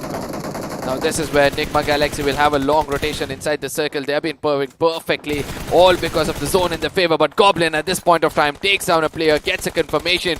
3 finished strong. Team Soul is looking really hard, really hot at this point of time. And I do believe that their rotation has to pick up immediately, and they have to make it inside the circle. And a grenade. Beautiful grenade comes in through that little slit in the wall, and well, down goes the Goblin himself. But the problem is, none of the teams are going to be moving in on their position just yet, because Hydra official, they're like, you know what, we're just going to move out as Esports, while WSF, they have nothing much to lose, and if they get the big boys out, again, with an amazing grenade, Bajwa's precision with his projectiles is on point. He definitely paid a lot of attention in his physics classes back in the day, but now they're going to be coming in under fire from Sensei as far as Team EXO is concerned. But for now, Bajwa, he knows he's going to make a move. However, they're not going to go for Team Soul just yet. They might, in fact, try and blockade them later on, but now they see them out in the open. They're going to come out. They're going to shoot. Question is, are they going to connect? No, they're not, because one of them goes down, and Bajwa is nice as well. Team Soul firing on all cylinders. Now this is how you play it, right? The person who's got the low HP is going to hit the ground, whereas the other one is going to be not only acting as a shield, but also the assaulter. And that is how you play a game when you're on the weaker side. But at the same time, Team OR from the other corner, a lot of retaliation towards them. It's going to be Global Esports who wants to make it inside the circle, but they are also taking damage as Manya, almost getting eliminated from the lobby, needs to be picked up. Is the revival coming successful? Well, speaking of eliminations, Team EXO on the verge of elimination. There's only one man standing, but now Joker, he knows where the enemy is. He wants to get in as close as he can, and, well, he is going to deploy some smoke to obscure the vision. Now he hears the vehicles moving past him, expect him to get through the smoke and, well, put the enemies at a little bit of a issue. A grenade is going to be flung, but it's going to be on the other side as Sensei walks right into that one. And, well, that is all she wrote for Team EXO. Oh, this is where Atanki has got taken down. GE are looking pretty strong with this fight. 2 finishes strong, and they're pushing in towards the side of Team OR. The third one also comes in. The final man standing for the side of Team OR will have a lot of job to do. I'm sorry if I made a mistake over there, but I do believe that, no, 3 men standing from the side of Team OR, because the 2 other finishes that come in early from the side of GES. Crazy Soul is starting to open up over here. Take down the side of Enigma. Could this be the beginning of the end for the side of Enigma? Well, right now, Enigma, they're going to be depleted to a one-man squad. It's going to be a one-man army. Question is, can Navi do something? Because he's going to get shot at from the left side, and now he suddenly realizes where the enemy is coming from. Team INS go around this house, and, well, 2 guns are going to be better than 1. As Enigma Gaming, they're going to bid us adieu, and Team INS are looking good with 10 finishes. Coming back to the fight between GE and OR. Aditya might just spot Ronnie. He does have an idea where he is. However, all that smoke is going to keep the enemy confused as Global Esports are going to be taking shots at Kinetic as well. But there you have it. Aurus brought down. Aditya's running around. The trees aren't going to be enough for him as Joker hits the deck. And, well, OR Esports out in the blink of an eye. Now this is where we have to say that Gia is looking the strongest from one corner as the circle shift way far away. And look at the position of Team Soul controlling the circle at this point of time to another corner where we thought that they might get eliminated from the side of WSF. They're still looking strong. Somebody had 23 medkits in his name if I'm not wrong. Well, you aren't wrong there, but Soul and INS, they have exactly the same number of finishes, 11 to be precise, and all 4 members still alive and kicking. As Kinetic, we did kind of anticipate there might just be a little bit of a blockade as far as Global Esports is concerned. However, they still have to make it to the circle themselves. Nigma Galaxy on the other side after having 2 amazing games. It looks like they're kind of crawling into the circle. They exactly don't know how to make it inside. But on the other side, it's going to be 2 teams facing off. And INS are going to be again coming out colorful with that, with more finishes for themselves. But the problem is this. They have others looking out for them. That's big brothers who are having the hard compound and looking out for them as Team Soul is slowly the slithering snakes making to the center of the circle. Well, they are going to try and make sure they deploy enough smoke, make a smoke screen, and pretty much blind the enemy. But that was a massive grenade coming in from Goblin as Joker goes down, Shane goes down, and now Crazy Soul, he has his work cut out. Another follow-up grenade is going to be it. Nope, this time it's going to be just a bit too long as Soul Goblin's teammate Omega is taking the fight with Kinetic on the other end. Now, Crazy Soul, he's going to try and wait to deploy some smoke because Team INS, well, they better watch out for flying cars because if they get hit, that could be problematic as Omega is brought down courtesy of BB's Scream. Now this is where Team Soul is going to get a divided attention. They're going to be going in 2 different teams. One is going to be BB. The other one is going to be the side of Team INS. And how well can these 2 retaliate against the big dogs themselves as INS somehow have 2 men standing. They've got 15 finishes for themselves. They're looking the strongest. And on the other side, Team Soul is also following up. And this grenade can be very, very fatal for Evert as the follow-up grenade from them can be really, really crucial. Well, they're trying to flush Crazy Soul now. That Molotov might just do the trick because he is going to be on fire right now, but Evert is going to be taking a few shots. No. Oh my goodness, Goblin hits the ground, he goes prone, and well, it was Hector who put the final name in the coffin for Team INS. Not a bad game, 15 finishes, and well, the 6th position exit for them at this moment. Now, Team Soul, they can capitalize on this. In fact, they're going to go straight up to the enemy, and Goblin is a man who has no fear because even though the enemies are going to be slinking on their bellies, well, he knows he has to make the most of the situation. Time is going to be of the essence, and this is it for Global Esports. They only might just be survived by a couple of members, Ronnie at one side and AJ still out in the blue. Now this is where they'll be going in for the heal battle, but who is going to stop the side of Team Soul at this point of time? It's going to be BB, Beast, OP as we speak about them. They're going to be forming up, making sure they take them down. 19 finishes strong. Team Soul is looking. It looks like they want to create history over here. They want to cross over the 21-pointer as AJ Faraway is left out with just 9 medkits for themselves. Well, I do believe 37 was what Enigma Galaxy had, so 22 is the mark they need to beat. And buddy, looking at the amount of bodies in the ground right now, that is definitely going to be a possibility. Wait a second, Beast with the crossbow. That is going to be interesting to see if he can get a few sneaky finishes at this moment. But for now, Big Brother's their position is going to be contested by Team Kinetic as they're going to move him in. Zen OP over here trying to just outflank the enemy, but it's going to be Onyx who's brought down courtesy of Scream's grenade. And there you have it. Zen OP finishing what his teammate started. It is going to be a 3-on-2 situation if I'm not wrong because, well, their numbers are going to be slowly and steadily dwindling now. Global Esports, 2 men strong, however only 1 man can do anything because from the other end, Kinetic, they are going to be taken apart piece by piece as Bayo does want to try and revive his teammate, however, too much of open space between them. Now Scream knows the exact location of Team Soul, but still he doesn't want to turn towards them. He's like, I'm just going to wait it out, make sure I clear off 1 team in front of me because Team Soul is having control of the circle. So just in case they move in towards them, there's going to be a batch start coming in as well. The final medkit is going to be hit from the side of Global Esports where they'll be playing to get some finishes for themselves, which is going to be next to impossible, and AJ is going to be hitting the ground. Well, that is going to be it for Global Esports as Ronnie was taken down inside and the blue zone basically took out AJ for itself. Now it's going to be Team Soul going up against a 3-man squad of Big Brother Esports. Both of these teams have the advantage of the terrain. In the point of Team Soul, they do have that bridge to work with. And, well, FS does throw a grenade in this direction. It was a molly instead, and for now, he still wants to take a fire, but there you have it. Scream thought he was going to be in cover.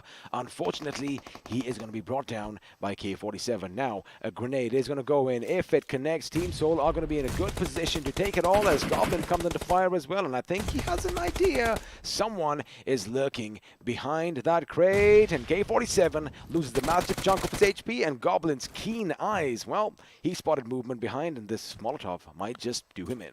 Now look at the number of finishes Goblin has got over here. 12 finishes for himself in the total of 19 out there. He is creating history yet again for the side of Team Soul. This is why he's one of the man to watch out for in the game of BGMI right now, looking at all the other teams. But at the same time, let's not forget Hector far away is playing the crucial role as they have the center of the circle with Goblin right to the dead center. 2 other scavengers from the side of BB is also waiting out for everybody to come to the dead center. No, it's the 3 again. Eventually, they did not get cleared off. That was Scream still standing out. But it's going to be a different story as Hector strikes from one corner. How much can they bear?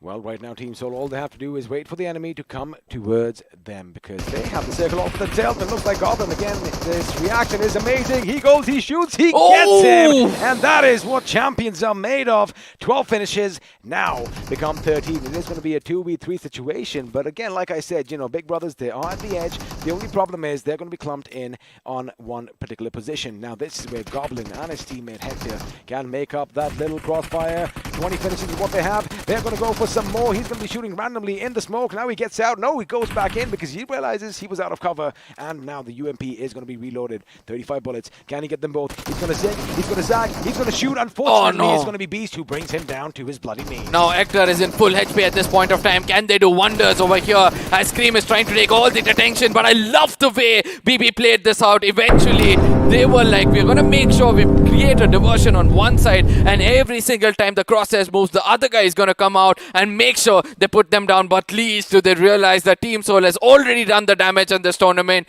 has got 20 plus finishes for themselves, and they might be on the top with the maximum number of distance. Well, of course, that was going to be it. It was inevitable as we head into the post-match segment powered by Loco, and Team Soul with their 20 finishes are going to be looking good. But of course, it is going to be Goblin who's going to be the talk of the town.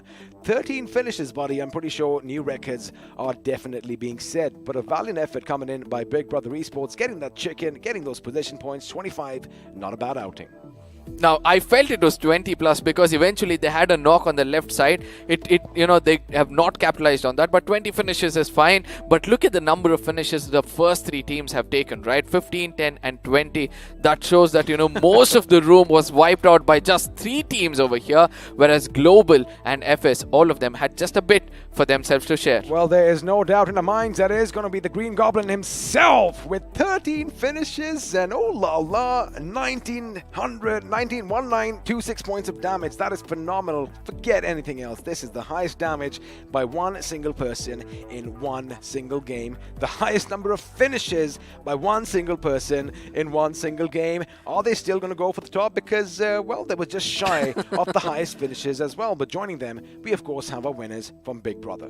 Now, Big Brother still did hold on to their nerve, right? They did play it really, really well in the final moments of the game. They've got 7 finishes in total, but we have to give it to Scream 1,083 damage to be specific for just 3 finishes for himself, and also 753 damage for 4 finishes, whereas IG, Joker and Crazy Soul coming in from the side of Team INS have done a little bit over there. The healings on the other side. Well, of course, 10,185 is going to be high considering the fact that, you know, Global Esports, as you mentioned, they did have a tremendous amount of first aids in their kitty. But of course, you can have a look at the match summary, all the facts and figures on your screen. But now the FD graph is going to be popping up, and Team Soul, well, they are going to be head and shoulders above everybody else. 3,190 points of damage, but I like what BB did, and Team INS, oh la la, right from the beginning, they were pretty much wiping out teams left, right and center, unfortunately finding themselves in that usual spot, pretty much the thick and thin of all the action. Now I have to tell you this, right? Goblin's damage alone was 1,900, which is way better than all the teams over here. Just 2 teams are having better damage than Goblin himself. So I would say that, you know, the lone man coming in from their side, look at the difference between the first and second position. You have been the best when it comes to the match. Would you please put out the number? Well, of course, Team Seoul, 253 points for them. They are going to have a 71-point lead, and that is just cray-cray if you actually think about it. And, well, looks like they might just have run away with the entire show. However, this is where things are going to get interesting on the last day of action in the iQOO BMPS Grand Finals, because they might have to come up with something new.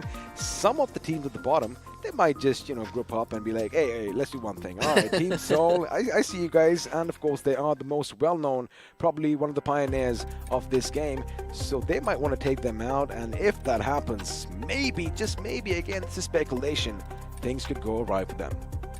Now, I don't know whether that is going to happen, because the kind of domination showed by Team Seoul over here, even if two spots come in towards them to, ruin the party, they might pick up shooting 5. Practice. They might be shooting practice, pick up all those 8 finishes and be 8 more points stronger when it comes to the overall points table. But the bottoms is where the teams are already shattered, especially for the 14th to the 16th position. Well, I mean, the dreams could be shattered as far as winning the tournament is concerned. However, they can still get a few more points and climb up and get a little bit more of that chunk of that amazing 2 crore rupees prize pool. And at the end of the day, of course, it's not always about the money. It is about so many other things. But let me tell you one thing, buddy. Money definitely helps too. Like how Fixer says, right? You need to put the bread on the table over here. So that is how things are going to be. And I don't know whether it is quick for us to say this, but Team Seoul almost on the verge of lifting that trophy. They just have one finger on it. They need to put 4 more fingers, which might be happening every single map they play. They need an average of 5, and that is what they need. An average of 5 in every single game. But in case Global wants to challenge them out, they need to perform all 4 maps, which they have amongst the 6. 4 maps, just like how Nigma Galaxy have performed today with 2 maps. Well, I guess what they have to do is pretty much push the pedal to that metal and just, basically take all those fights and basically bring it as far as the opponents are concerned. But again, like I love saying, that is the beauty of this tournament. It will still come down to the last game. Who knows? But we are going to be thanking BGMI Crofton for giving us this wonderful game, and our sponsors iQOO and Loco, which means one last time, let's have a look at the video which says it all.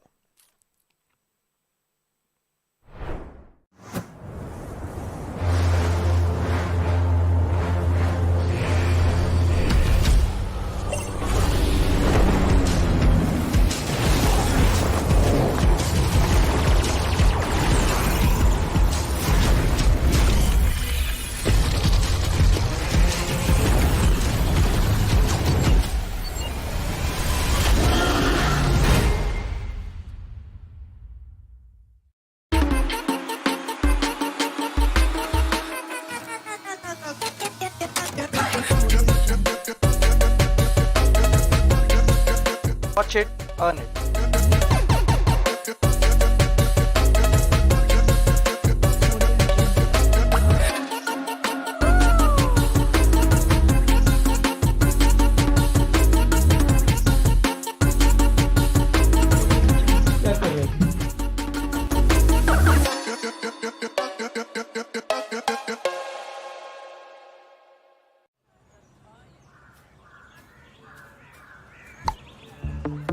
चलो boys, एक match और हो जाए। बस 2 circle बाकी है यार, इसको निपटा के खेलते हैं ना।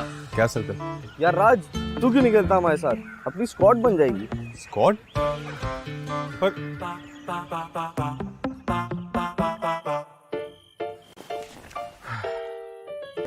पता नहीं यार, इसमें स्कोप है भी क्या? हाँ देखना भाई, 2x लगा हुआ है। 2x? तुझे चाहिए तो 6x मुझसे ले ले, मेरे पास एक्स्ट्रा है।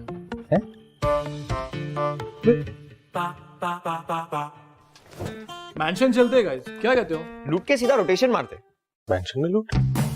तो हेलो, ये चल क्या रहा है यार? BGMI है? सब यही खेल रहे ब्रो, तुझे कैसे नहीं पता? हर चीज है इसमें, जैसे full on solid planning, strong team work, trust और सबसे जरूरी 4 अच्छे दोस्त, ताकि अपनी स्क्वाड और चिकन डिनर के बीच कोई ना आ सके। अब तो सब अपनी स्क्वाड बना रहे हैं, तू कैसे रह गया?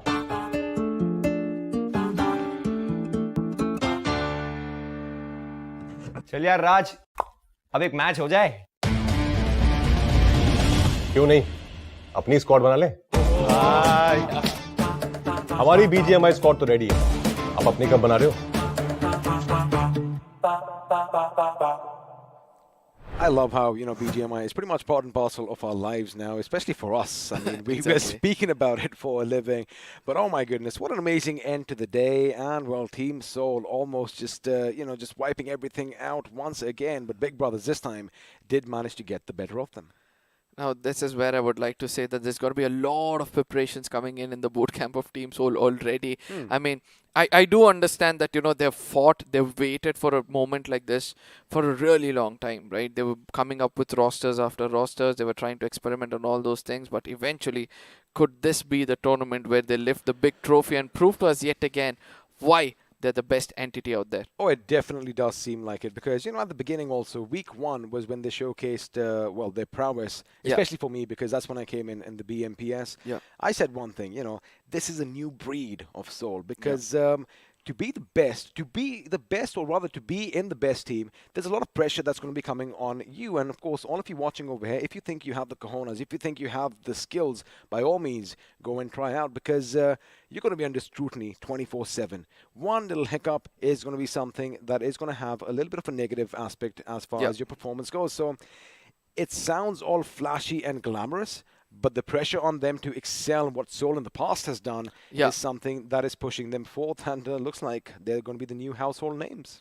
Now, this is what happens when you have hard work, when you're doing the right homework as well, when each of your players in your team is actually dedicated with the same thought. No matter what happens by the end of the day, we need to lift that trophy. Let it be the last map where we have to fight it out. We're going to take it until then. Like, who expected Team Soul to perform like this in the final map when the first 2 maps went so bad?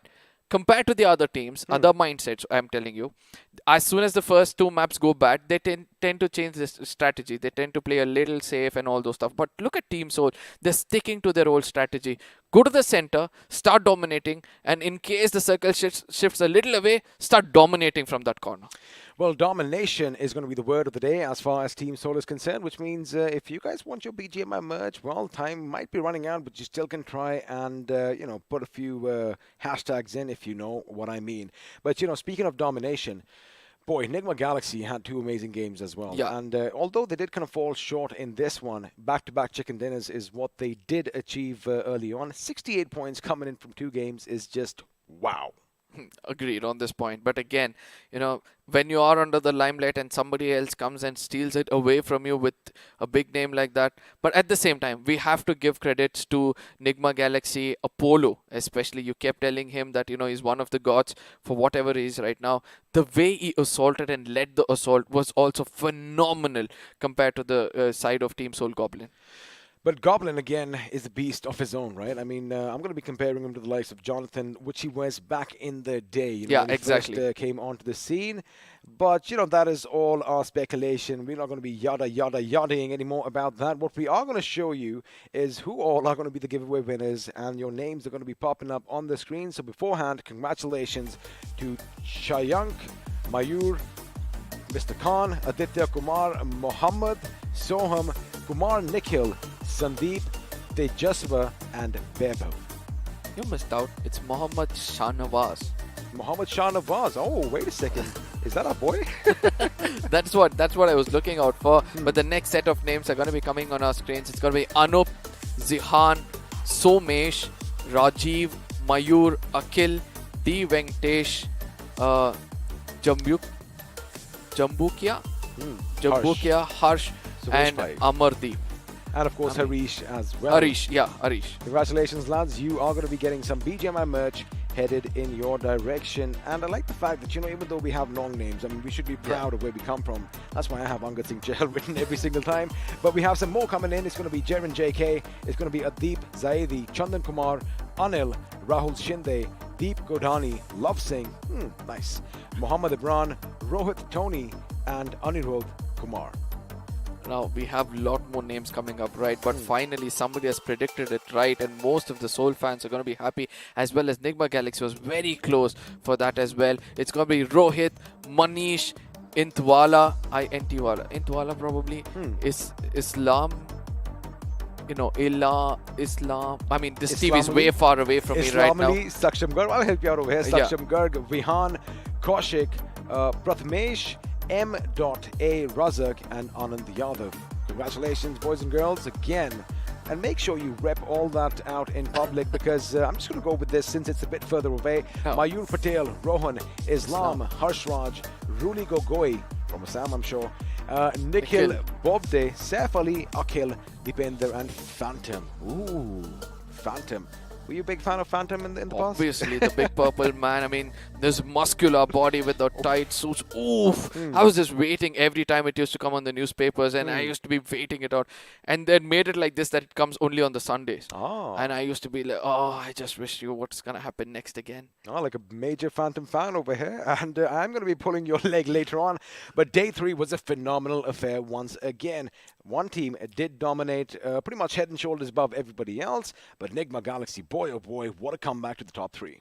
Now, this is where Nigma Galaxy will start to contest with the second spot itself, whereas Global Esports will be looking on to take the top spot. But at the same time, the middle bracket will start to wake up because everybody's strategy is an open book now. The final day is all about re-strategizing. It is going to be amazing. There's going to be a lot of chaos tomorrow, and I'm pretty sure, you know, like me, you all are going to be pretty much predicting a few drop clashes and teams just going after the big dogs. But it was a wonderful affair. Make sure you do tune in tomorrow. But for the last time tonight, from BGMI Crofton, all our sponsors, iQOO Loco, Arca, Fixes, and we're going to be wishing you a good night. But be sure to be here tomorrow. We'll see you then. Good night. Bye-bye.